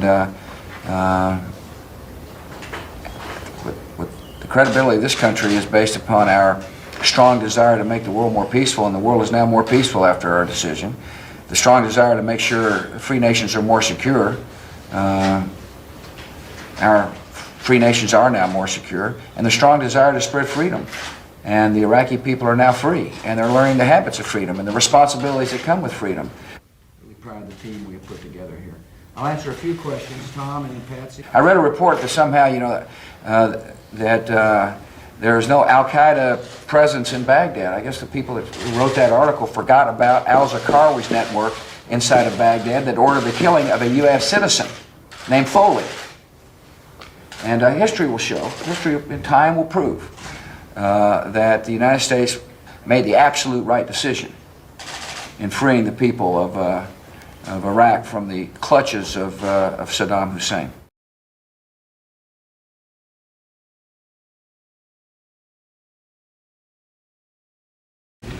Shannon, I assure you and all who have lost a loved one that our cause is just and our country will never forget the debt we owe Michael and all who gave their lives for freedom. Our cause is just, and it continues. Our discoveries in Afghanistan confirmed our worst fears and showed us the true scope of the task ahead. We have seen the depth of our enemies' hatred in videos where they laugh about the loss of innocent life. But some governments will be timid in the face of terror. And make no mistake about it, if they do not act, America will.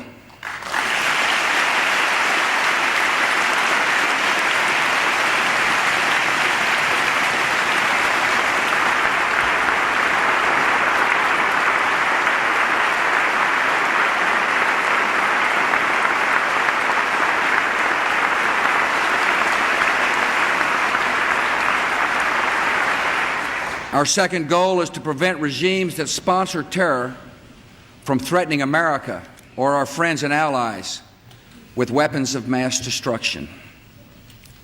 Some of these regimes have been pretty quiet since September the 11th, but we know their true nature. North Korea is a regime arming with missiles and weapons of mass destruction while starving its citizens. Iran aggressively pursues these weapons and exports terror, while an unelected few repress the Iranian people's hope for freedom. Iraq continues to flaunt its hostility toward America and to support terror. The Iraqi regime has plotted to develop anthrax and nerve gas and nuclear weapons for over a decade. This is a regime that has already used poison gas to murder thousands of its own citizens, leaving the bodies of mothers huddled over their dead children. This is a regime that agreed to international inspections, then kicked out the inspectors. This is a regime that has something to hide from the civilized world. States like these and their terrorist allies constitute an axis of evil, arming to threaten the peace of the world. By seeking weapons of mass destruction, these regimes pose a grave and growing danger. They could provide these arms to terrorists, giving them the means to match their hatred. They could attack our allies or attempt to blackmail the United States. In any of these cases, the price of indifference would be catastrophic. We will work closely with our coalition to deny terrorists and their state sponsors the materials, technology, and expertise to make and deliver weapons of mass destruction. We will develop and deploy effective missile defenses to protect America and our allies from sudden attack.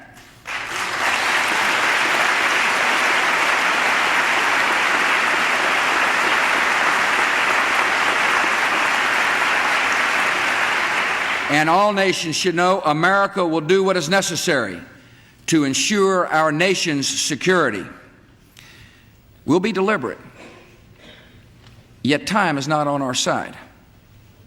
I will not wait on events while dangers gather. I will not stand by as peril draws closer and closer. The United States of America will not permit the world's most dangerous regimes to threaten us with the world's most destructive weapons.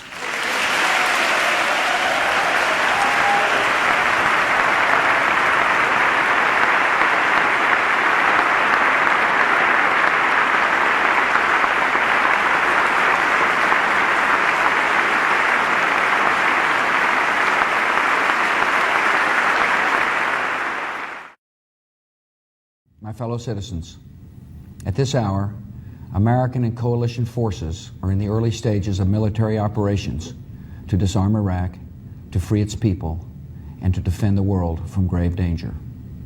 On my orders, coalition forces have begun striking selected targets of military importance to undermine Saddam Hussein's ability to wage war. These are opening stages of what will be a broad and concerted campaign.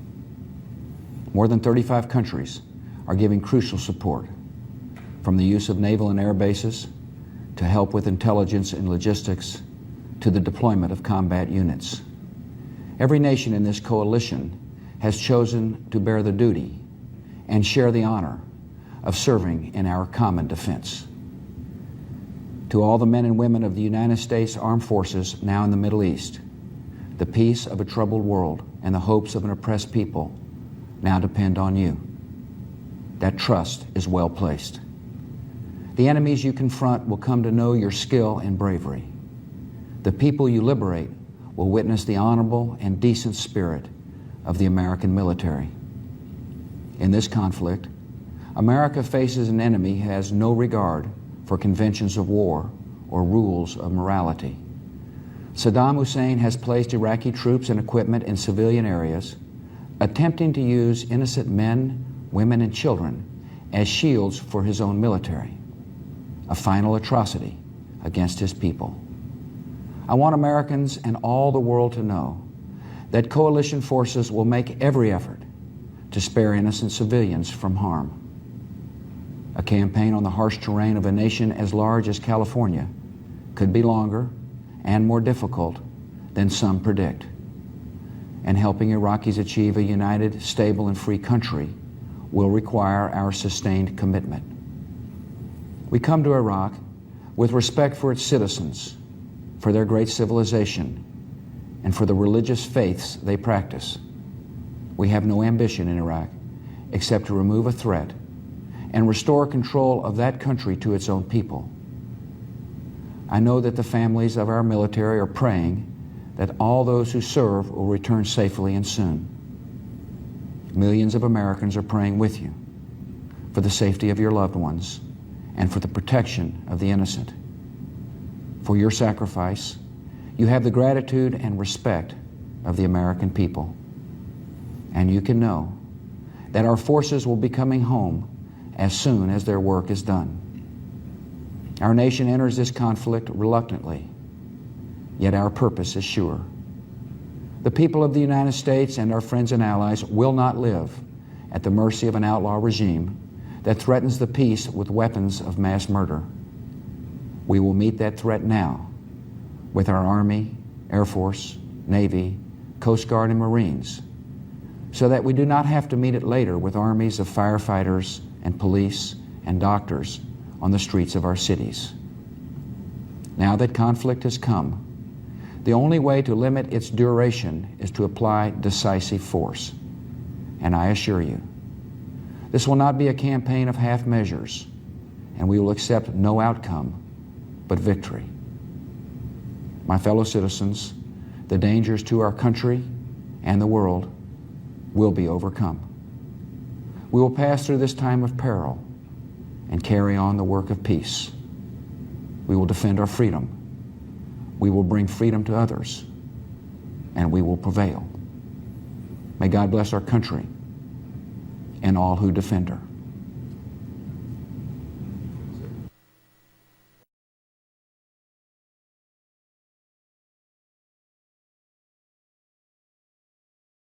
Watch out, let me get a shot.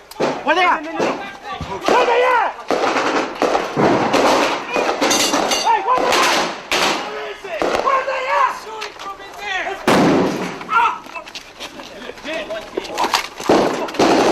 The inside? Watch out! Brad! Brad, fucking building! We need to take that guy out fucking now! Where is he?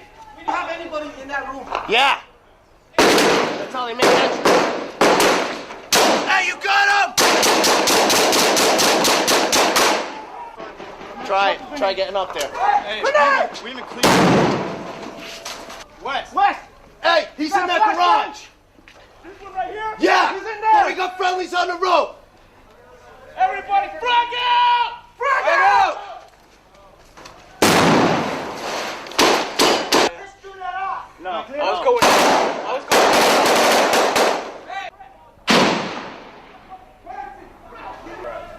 Oh, is that them on the roof?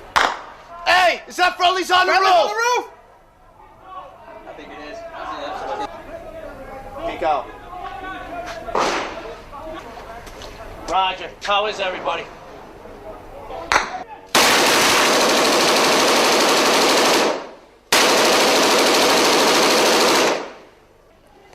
We thought everything was clear. We had guys up on the roof. And went over there to go get him, pulled him back with the squad. And another guy popped out, tried to shoot me, and threw a frag at me, ran away from the frag, tripped over a little dead body, one of theirs, not ours, and made it back here. Now we're trying to get the guy out, take care of business.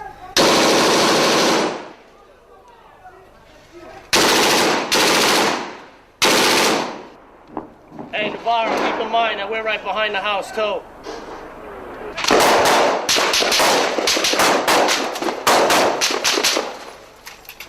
See him? No.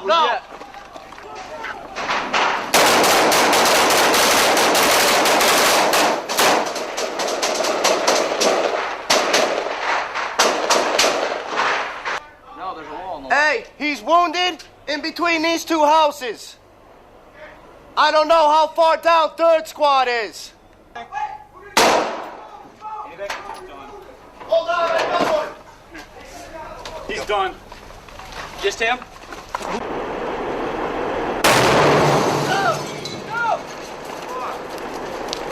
Go.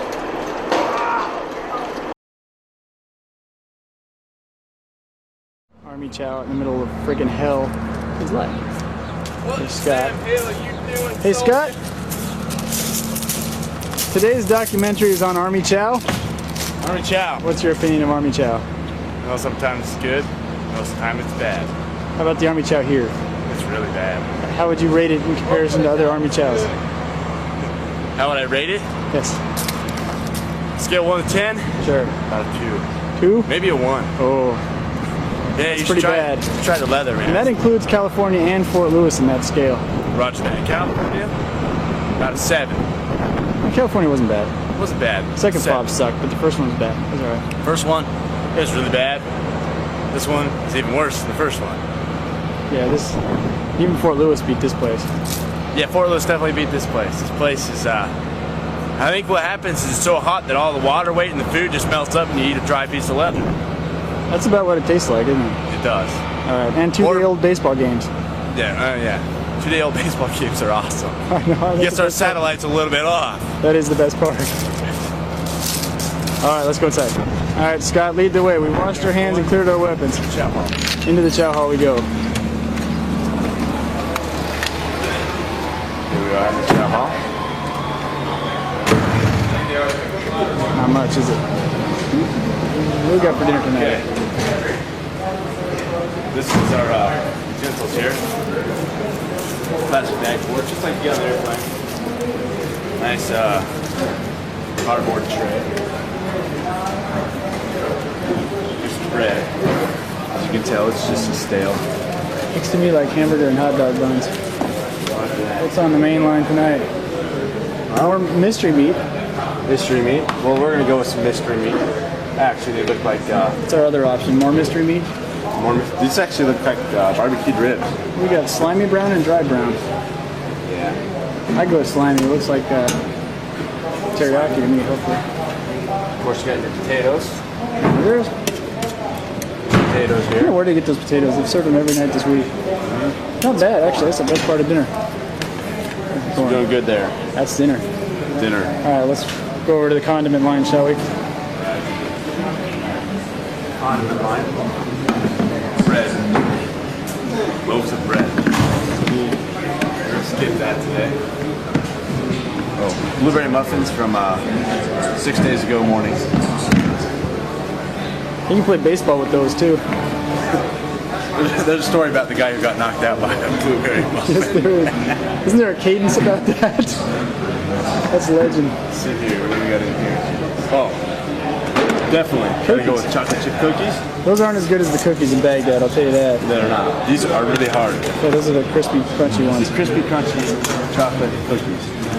And we'll show you there in a moment the display of the cookie. I know you've all seen the movie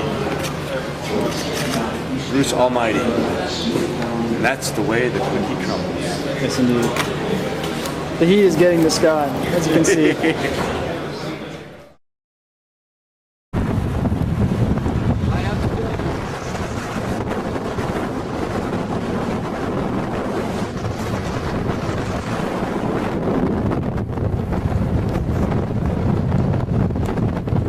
What the hell are you guys doing out here?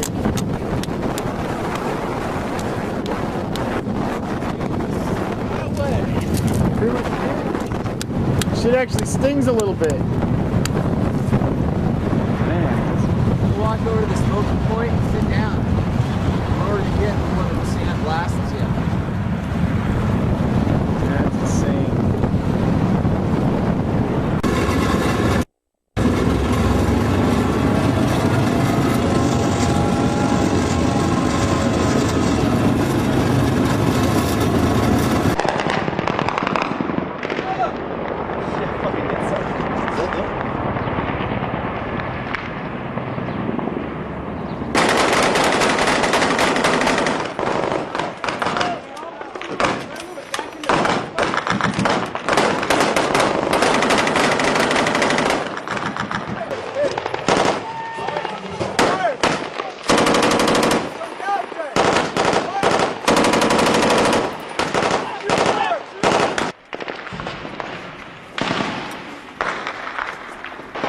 Right now, second platoon's got 4 guys separated from the main body there. They're cut off by fires. They're trying to get the work back around to the rest of the team.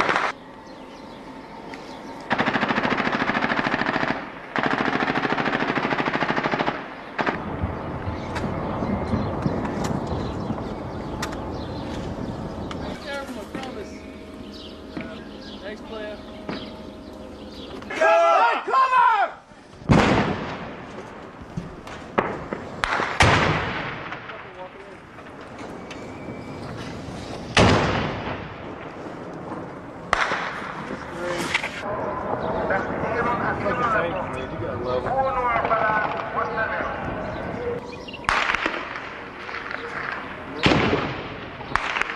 Where the hell is he coming from?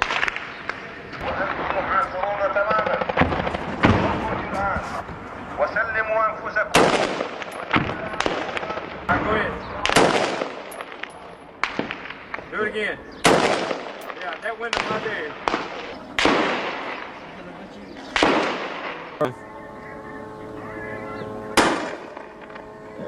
Yeah! Nice. Nice, Lewis. Thanks.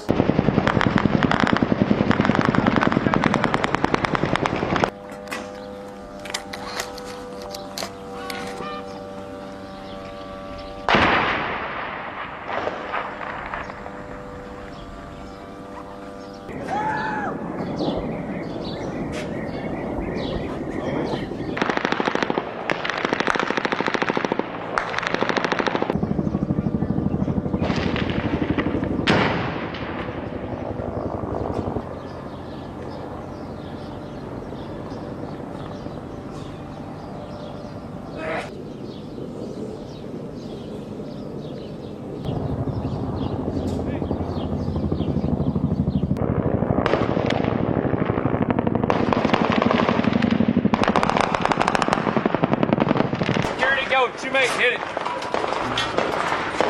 Hit it. 3. Go. Hey, keep going. Across the road. Get out. All right.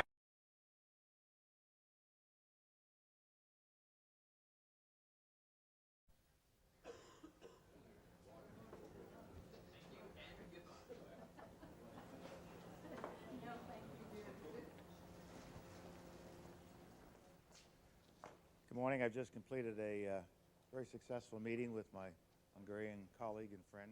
I think it is clear that this was a regime that had not given up, had not abandoned, had not declared honestly to the United Nations what they were doing, and he is slowly uncovering it. It's one thing to talk about intelligence reports, another thing to talk about false declarations. Now we have people on the ground who are pulling it up, witness by witness, program by program, document by document. And as Mr. Kay said, Dr. Kay said, there's a lot more work to be done. We look forward to his future reports, and I congratulate him for the work that he's done so far. So I think one has to look at the whole report. Have we found a factory or a plant or a warehouse full of chemical rounds? No, not yet. But as he said, there's much more work to be done. So I hope that as people examine the interim report, they will come to the conclusion that this was a regime that was determined. Whatever they had on hand at the moment, they were determined to have the capability to develop chemical, biological, and nuclear weapons if allowed to do so. And it is clear that they never lost that intent. The programs were kept intact. It was a danger.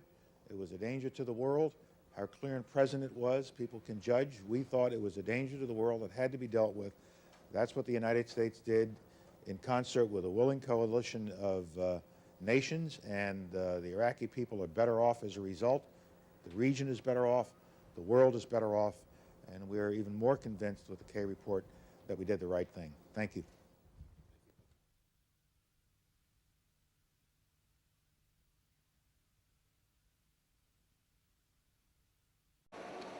Hey, tell him there's a Bradley right there. If he makes contact, he can fucking cover it. Yeah, you gotta...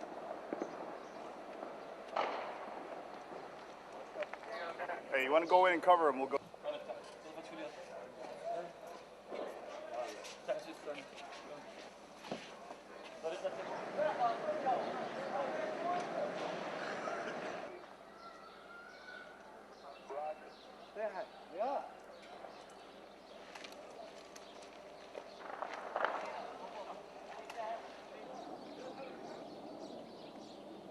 Which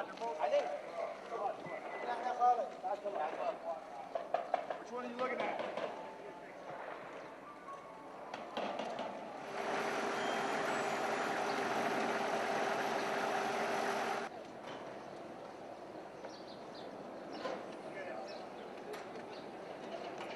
وين تشوفه؟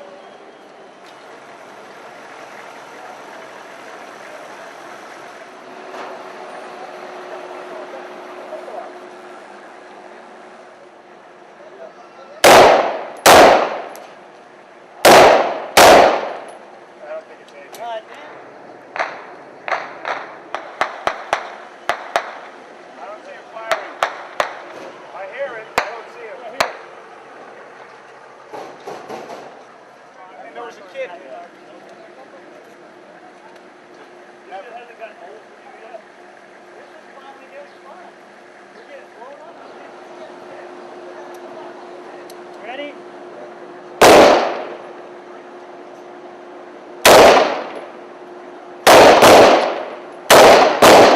That's cement.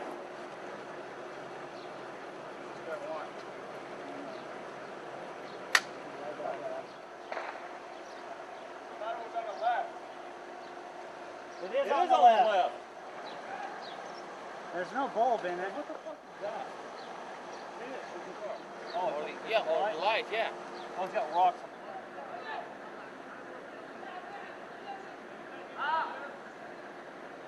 Hey, there's some yellow blocks on the right side here. Runners aren't seeing it. So do it! Hey, I think it's minor. I'm fine. Okay. I heard the ringing. Yeah. Let's keep moving. Can you walk? Yeah. Let's go. I get the open. No, No, small. It's okay. ما بشي. Can you walk? ما يقدر Hey, يمشي. hey, sir. I need you back up. They said there's an ID around the corner. خواش بس نقدر نتصل. شلون؟ هاي مستقبل. Okay. Hey, it's not bleeding. Okay, just scratch. Just scratch. All good?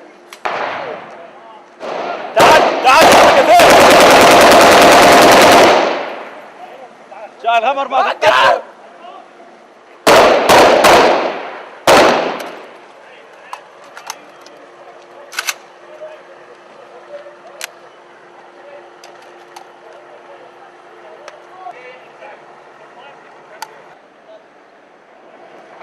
It's coming back at us.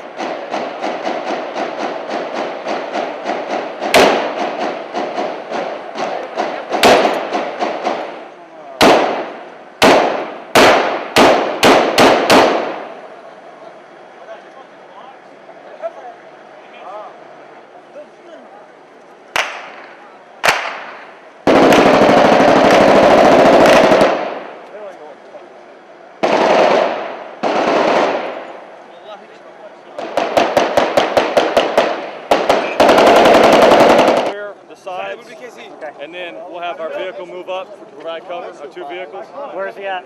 He's around to the left. There's a sniper still on the fourth building. I told him to get somebody up there so they can fucking shoot back at him. Okay.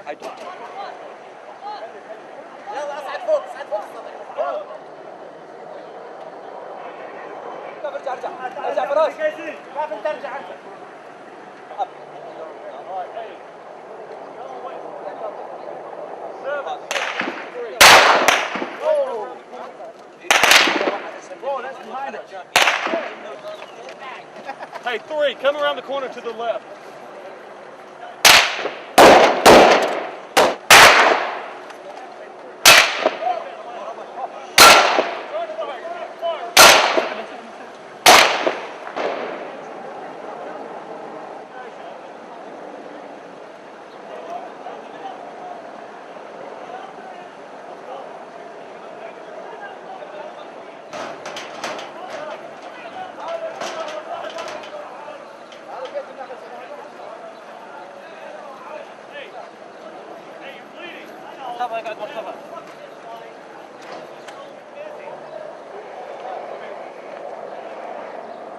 They're shooting at us from this building. Hey, did they look through that building?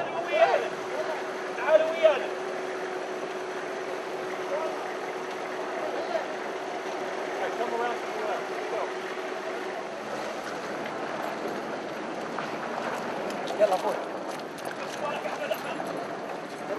Rooftop. They got to clear this building. They can clear the building. Back up, back up.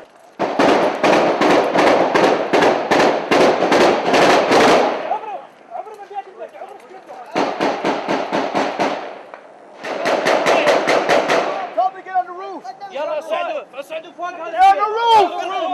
صعدوا صعدوا.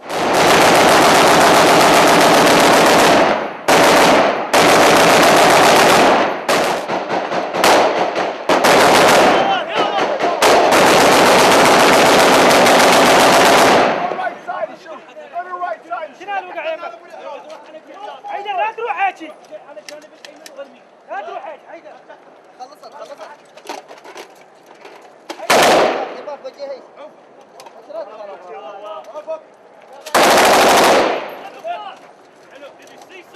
لا ترمي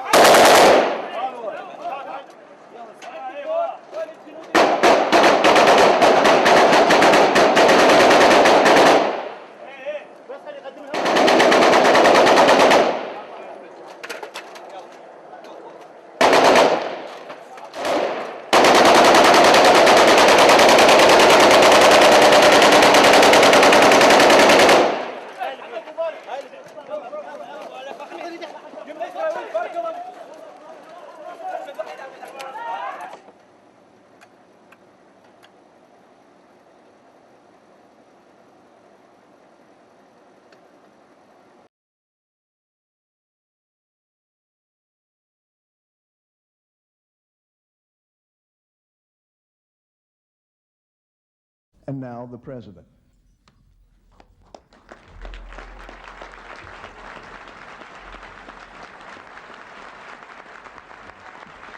Thank you all.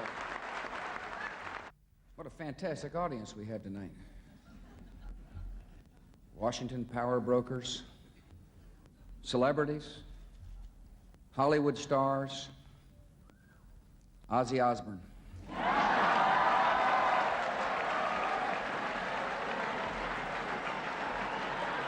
When I look back over the last year, I think I've grown in office. I'm much more focused. I feel relaxed. I mean, occasionally there are moments where I feel a little stress.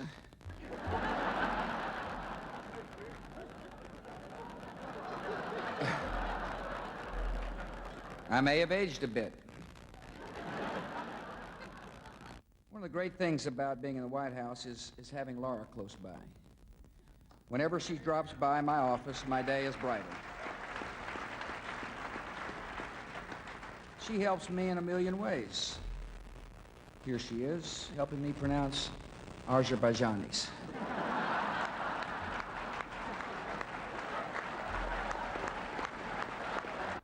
The truth is, the door to the Oval Office has a little peephole. This is Karen Hughes peeping in on me. This is Condi Rice peeping in on me. Spot has her own peephole. And ladies and gentlemen, this is the Vice President of the United States looking through a peephole. And Dick, I hope you're not doing what it looks like you're doing.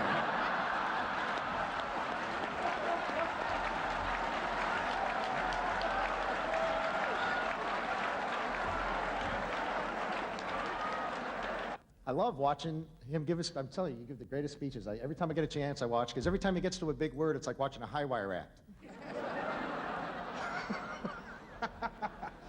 Is he gonna do it? Yes, he did it! 3 syllables, everybody. How about it? 3 syllables.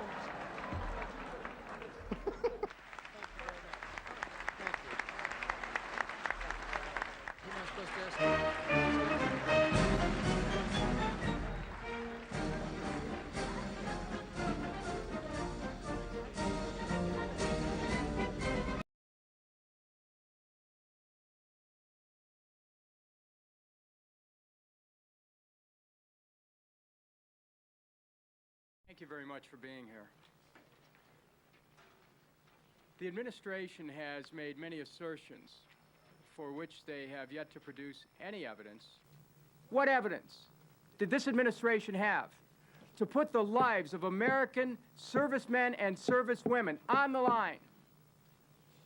What evidence did this administration have to justify war? We think it's high time that we see the evidence,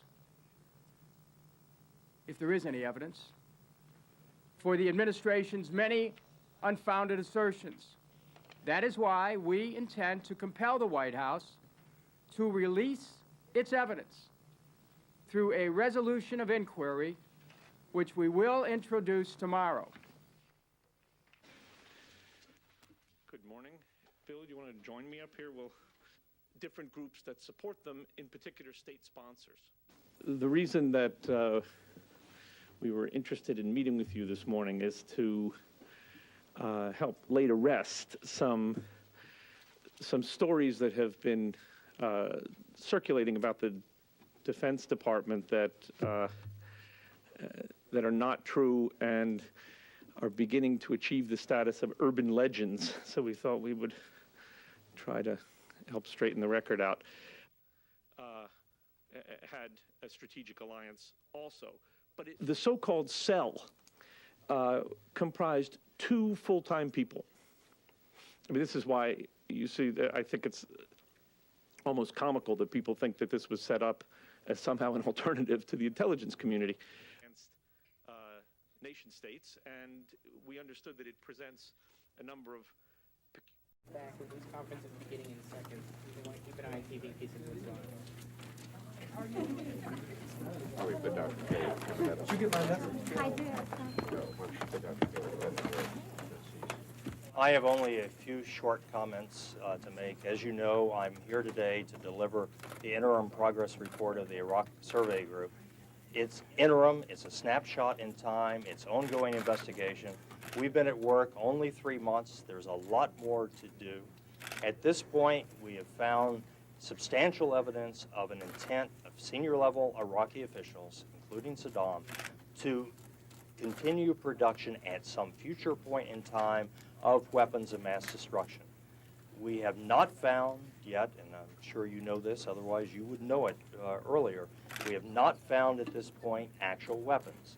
Does not mean we've concluded there are no actual weapons. It means at this point in time, and it's a huge country with a lot to do, that we have not yet found weapons.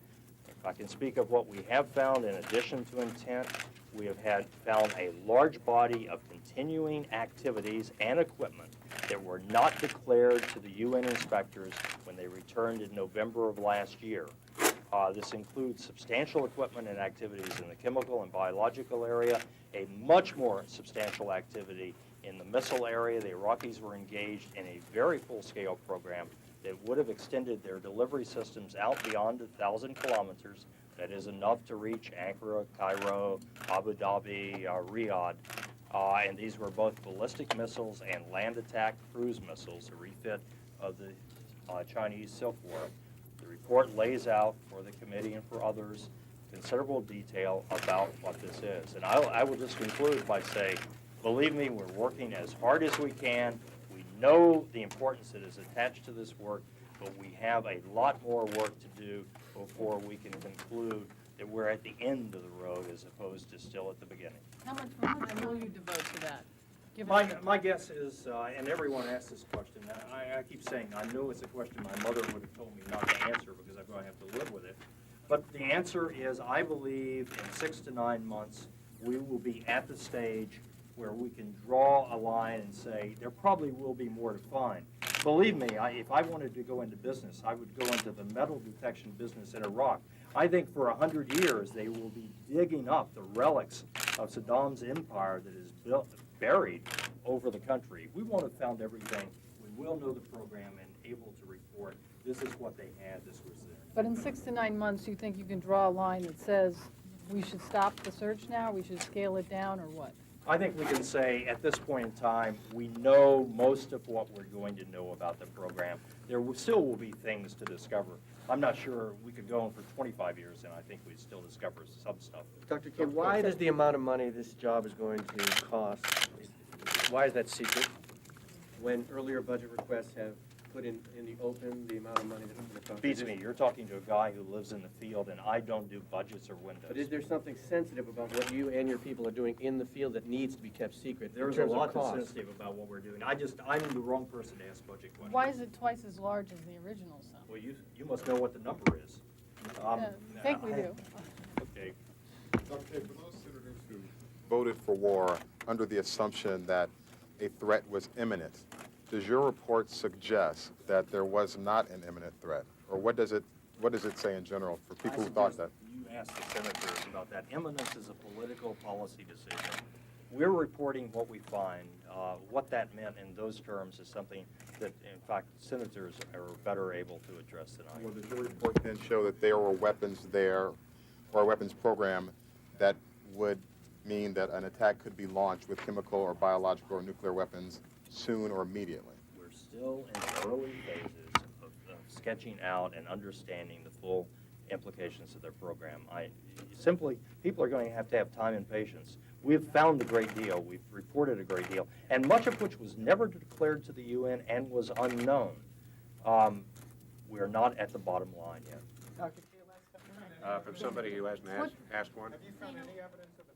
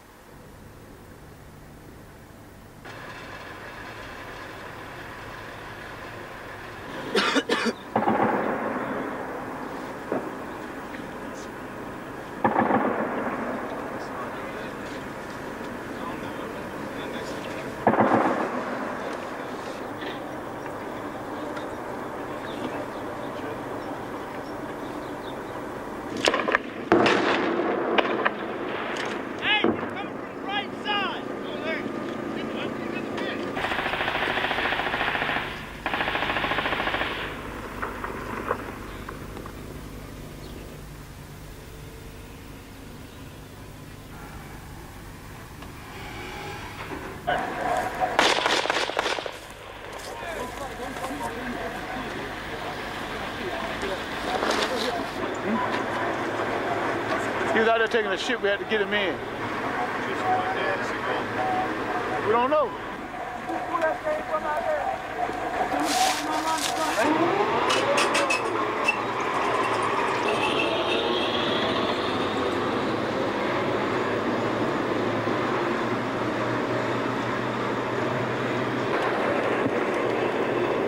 Somebody got the two monkeys. Let's go down there. Let's get him out. Get in the push station. Better get him out. Hey, Dr. John, button up and go get him.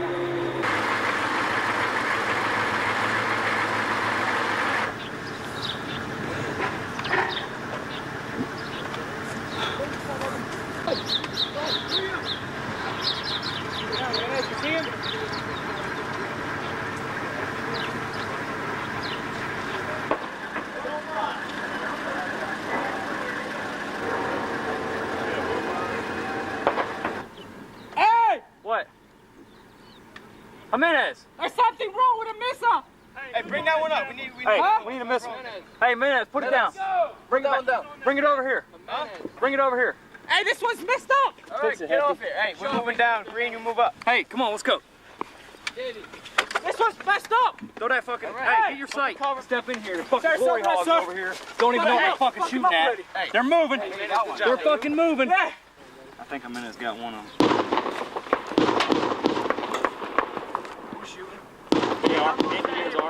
We can definitely get a clean shot. We got fucking at least 3 missiles here.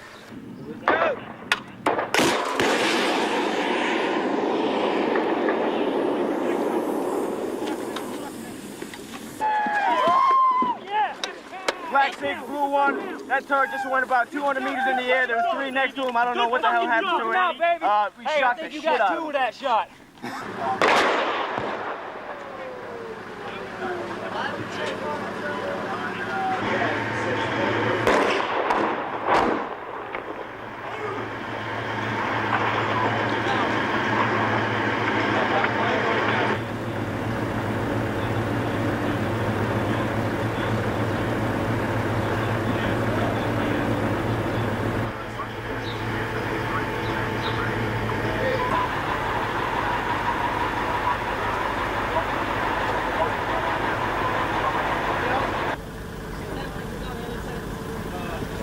right over there. Well, no, they were behind us. You see him, Thompson? That was up.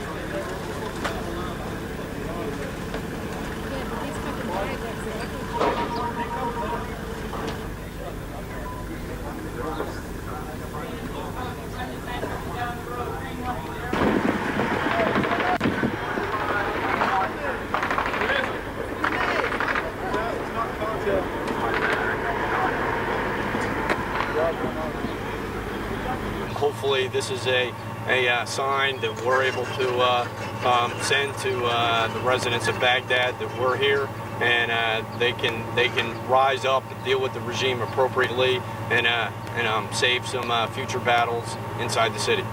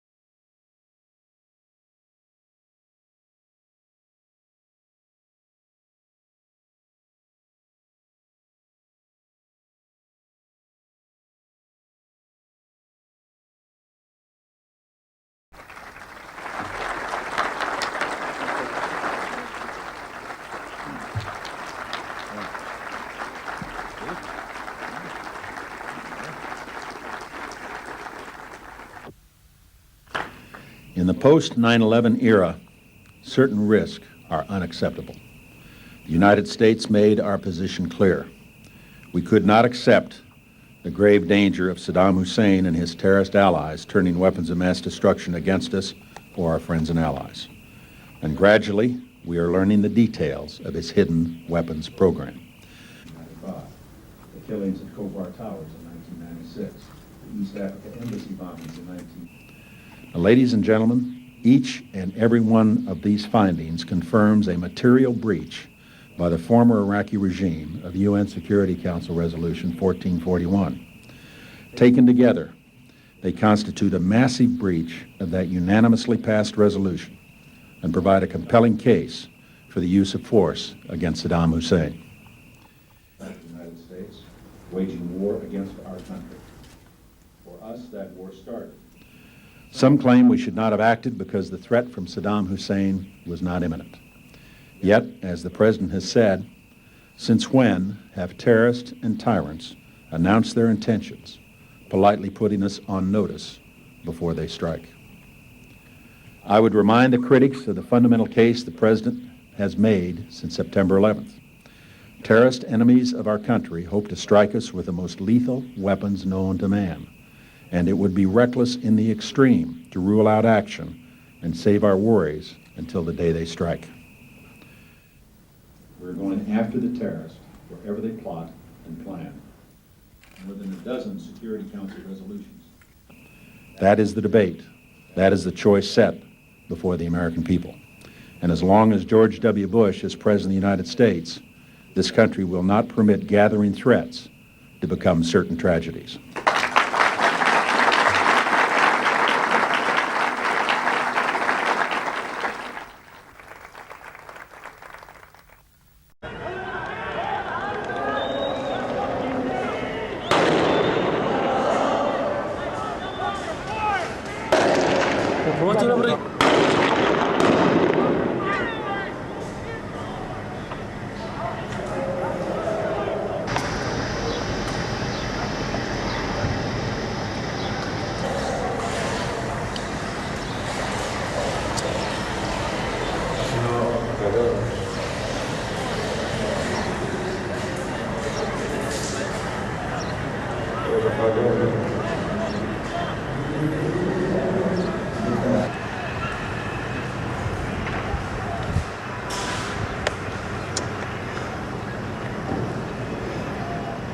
سحبان الشارع راح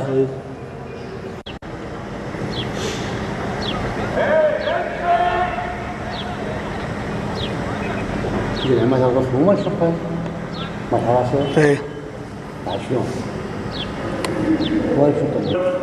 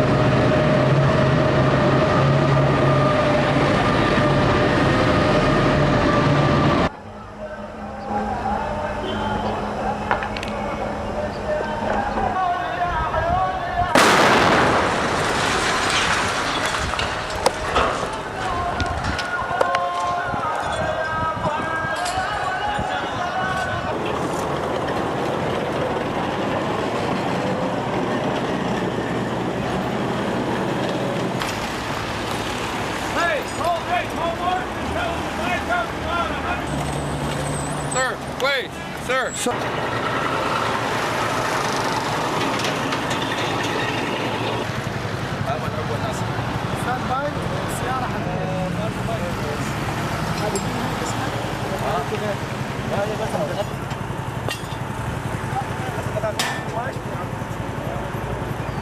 باذن تجوان عندنا جو على القناه عندنا احنا واجبنا هنا الذهاب واياب فمن مرينا من هنا انفجرت العبوه خلصت نفسي انا عباره السياره كانت قدام البرازيلي انفجرت عليها العبوه الناسفه وصارت بها اضرار سياره واحده بس برازيلي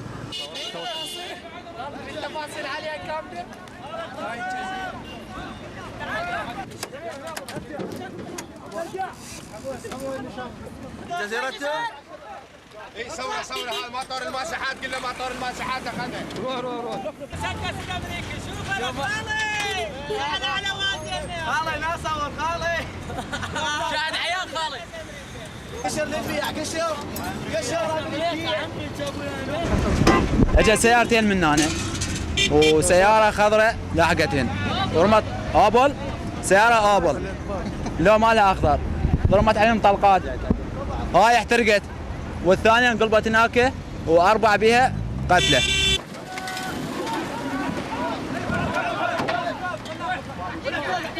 كلها دماء هاي الدماء على الكشون While Iraq has dominated the headlines, the less publicized fight in Afghanistan has intensified. In June, 28 were killed in action, the deadliest month for U.S. troops since the 2001 invasion.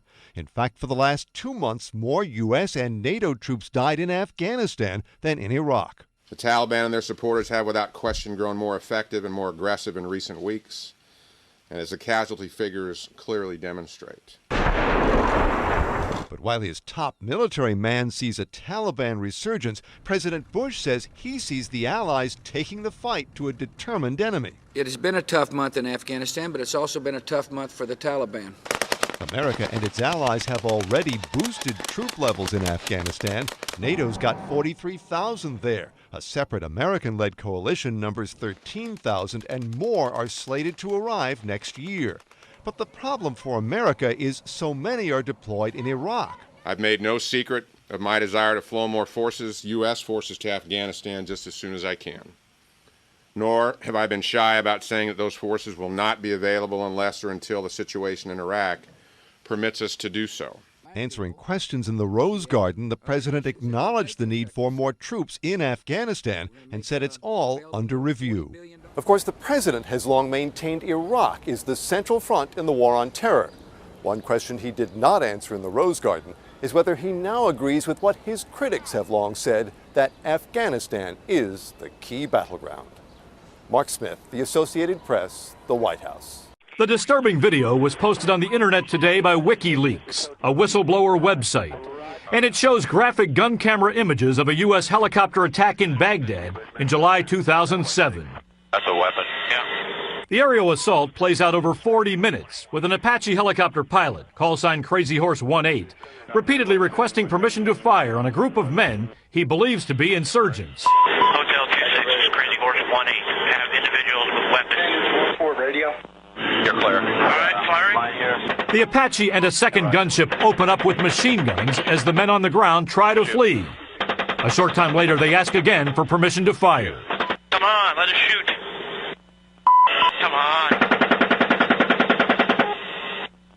Clear. More than a dozen people were killed. It's believed that 2 Iraqis working for the Reuters news service were among the dead. For 2 years, the Pentagon has refused to release the video or the findings of its internal investigation. But WikiLeaks says it obtained the video from whistleblowers and then published it to prove that the helicopters were not under fire or acting in self-defense. Former Secretary of State Colin Powell says the world is beginning to doubt the moral basis of our fight against terrorism. If a former chairman of the Joint Chiefs of Staff and former Secretary of State feels this way, don't you think that Americans and the rest of the world are beginning to wonder whether you're following a flawed strategy?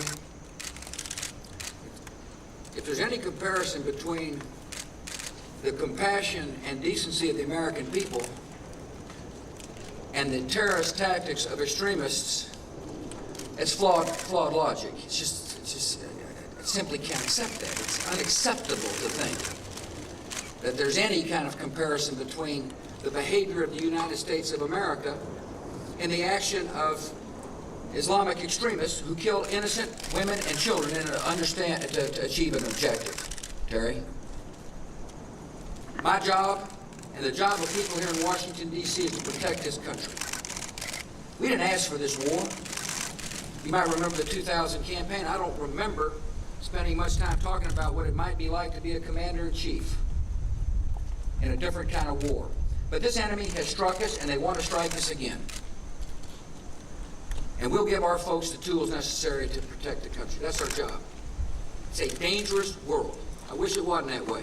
I wish I could tell the American people, don't worry about it. They're not coming again. But they are coming again. And that's why I've sent this legislation up to Congress. And that's why we'll continue to work with allies in building a vast coalition. Protect not only ourselves, but them. The facts is that after 9/11, this enemy continued to attack and kill innocent people. I happen to believe that they're bound by a common ideology. Matter of fact, I don't believe it. I know they are. And they want to impose that ideology throughout the broader Middle East. That's what they have said. It makes sense for the Commander-in-Chief and all of us involved in protecting this country to listen to the words of the enemy. I take their words seriously. That's what's going to be necessary to protect this country, is to listen carefully to what they say and stay ahead of them as they try to attack us.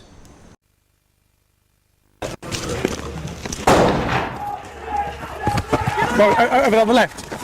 Get out now. Get around the back. Hurry up. Get around the back. Hey, Vic, let's go. Go. Here, the house is surrounded.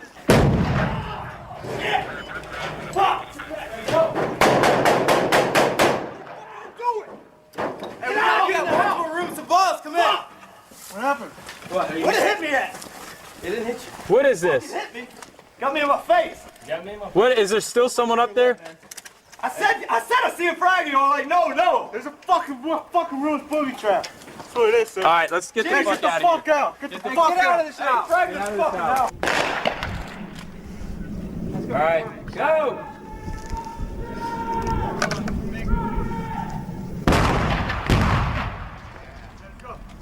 Hey, man. Wait till it clears out. Stairs right here.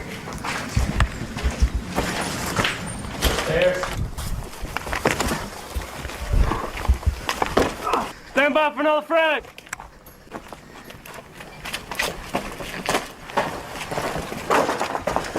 Frag out. Get back.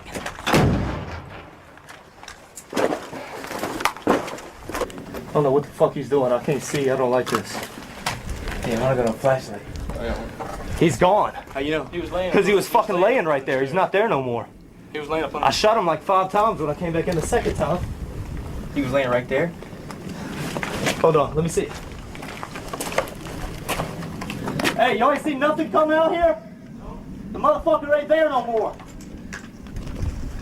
All right. All right, let's watch each other's back, baby. Watch each other's back. Got a weapon? Got another grenade. Now you got one? Go! Go! Go! Go! Go! Jesus Christ! Fuck! Jesus! Hey! Hey! The motherfucker's got a fortified bunker in there.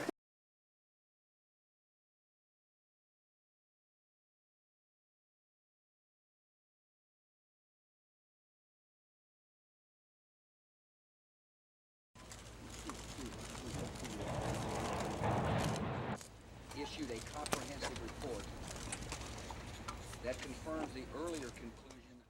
Chief Weapons Inspector Charles Dolfer has now issued a comprehensive report that confirms the earlier conclusion of David Kay that Iraq did not have the weapons that our intelligence believed were there. The Dolfer report also raises important new information about Saddam Hussein's defiance of the world and his intent and capability to develop weapons. The Dolfer report showed that Saddam was systematically gaming the system, using the UN Oil for Food program to try to influence countries and companies in an effort to undermine sanctions of the world and his intent and capability to develop weapons. Based on all the information we have to date, I believe we were right to take action, and America is safer today with Saddam Hussein in prison. He's starting his weapons program once the world looked away. The Dolfer report makes clear that much of the accumulated body of 12 years of our intelligence and that of our allies was wrong, and we must find out why and correct the flaws.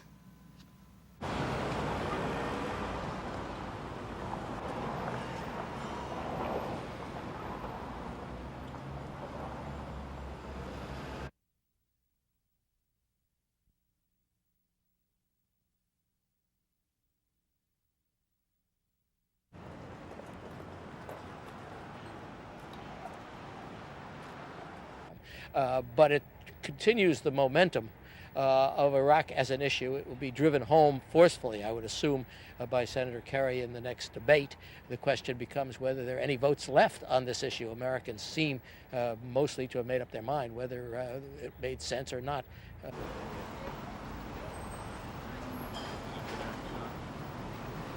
Well, it confirms my distrust of the current administration.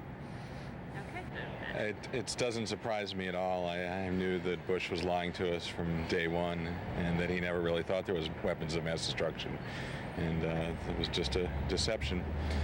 Hey man, you see everything nearby?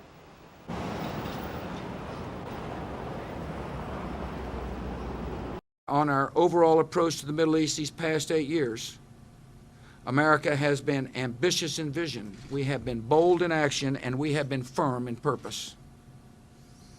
Not every decision I've made has been popular. But popularity was never our aim. The fight in Iraq has been longer and more costly than expected.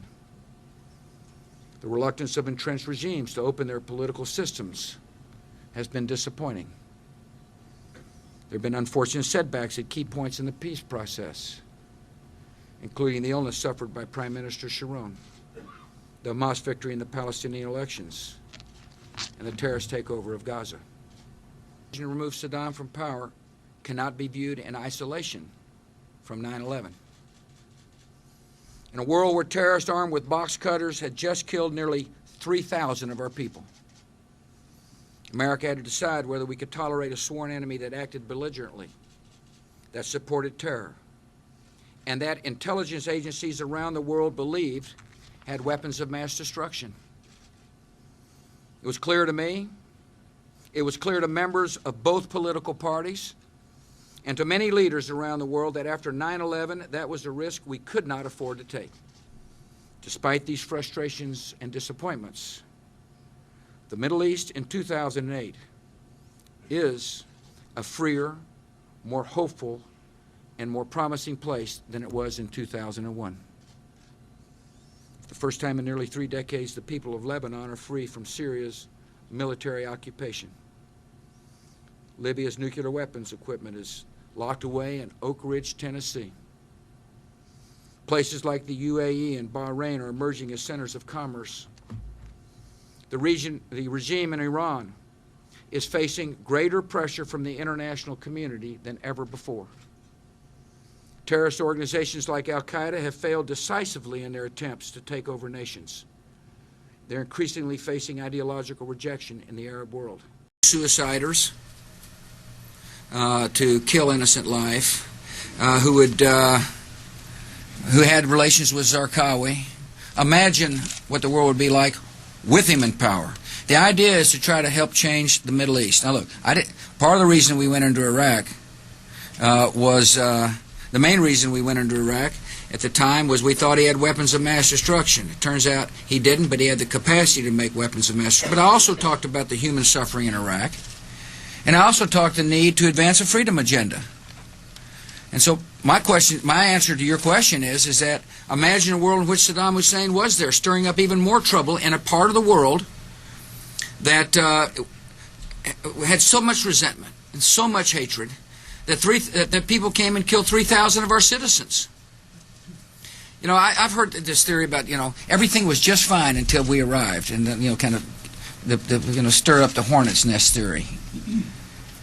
It just doesn't hold water as far as I'm concerned.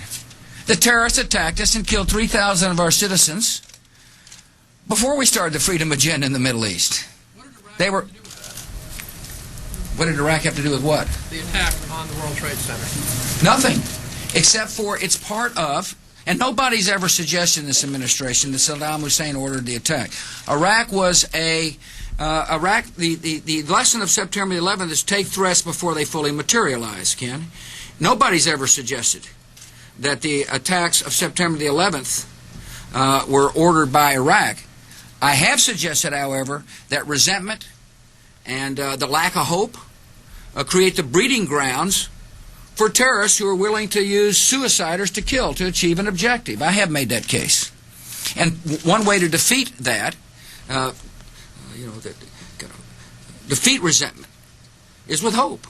And the best way to do hope is through a form of government.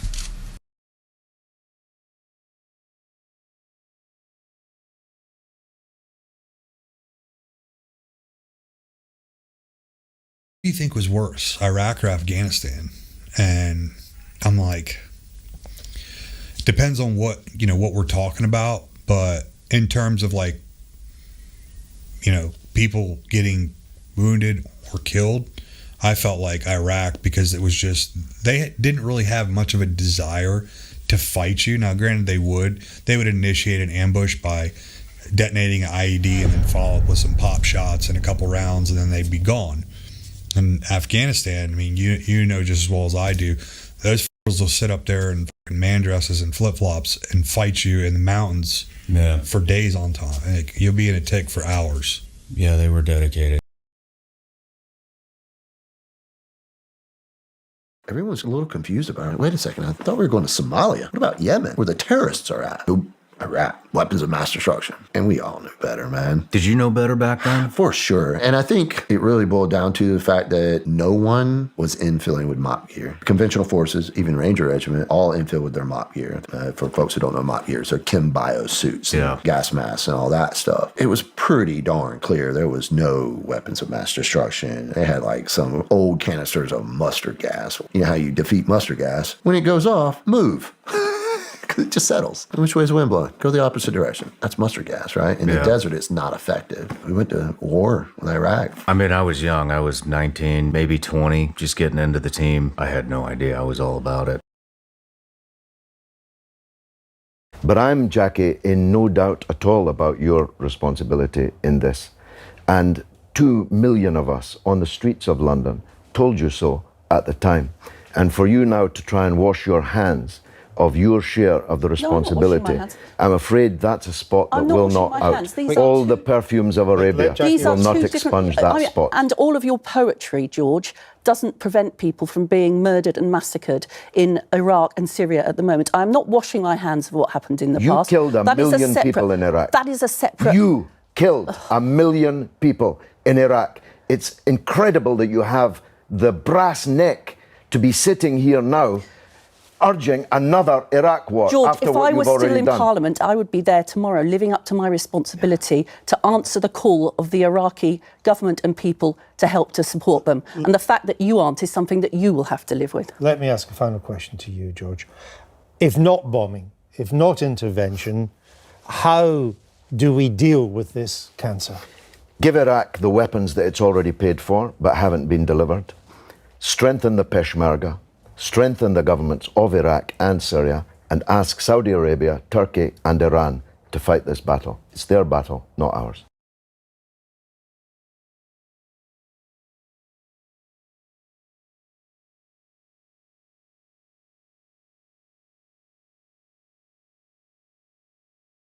Mr. Bush, when are you going to apologize for the million Iraqis that are dead because you lied? You lied about weapons of mass destruction. You lied about connections to 9/11. You lied about Iraq being a threat. You sent me to Iraq. You sent me to Iraq in 2003. My friends are dead. Joshua Castile. You killed people. You lied. You lied about WMD. 1 million Iraqis are dead because you lied. My friends are dead because you lied. You need to apologize. Apologize. The result is an absence of checks and balances in Russia and the decision of one man to launch a wholly unjustified and brutal invasion of Iraq. Of Ukraine. Iraq, too. Anyway.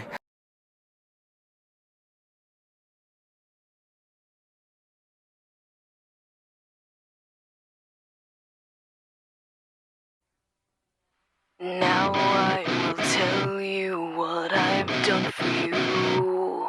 50,000 tears I've cried.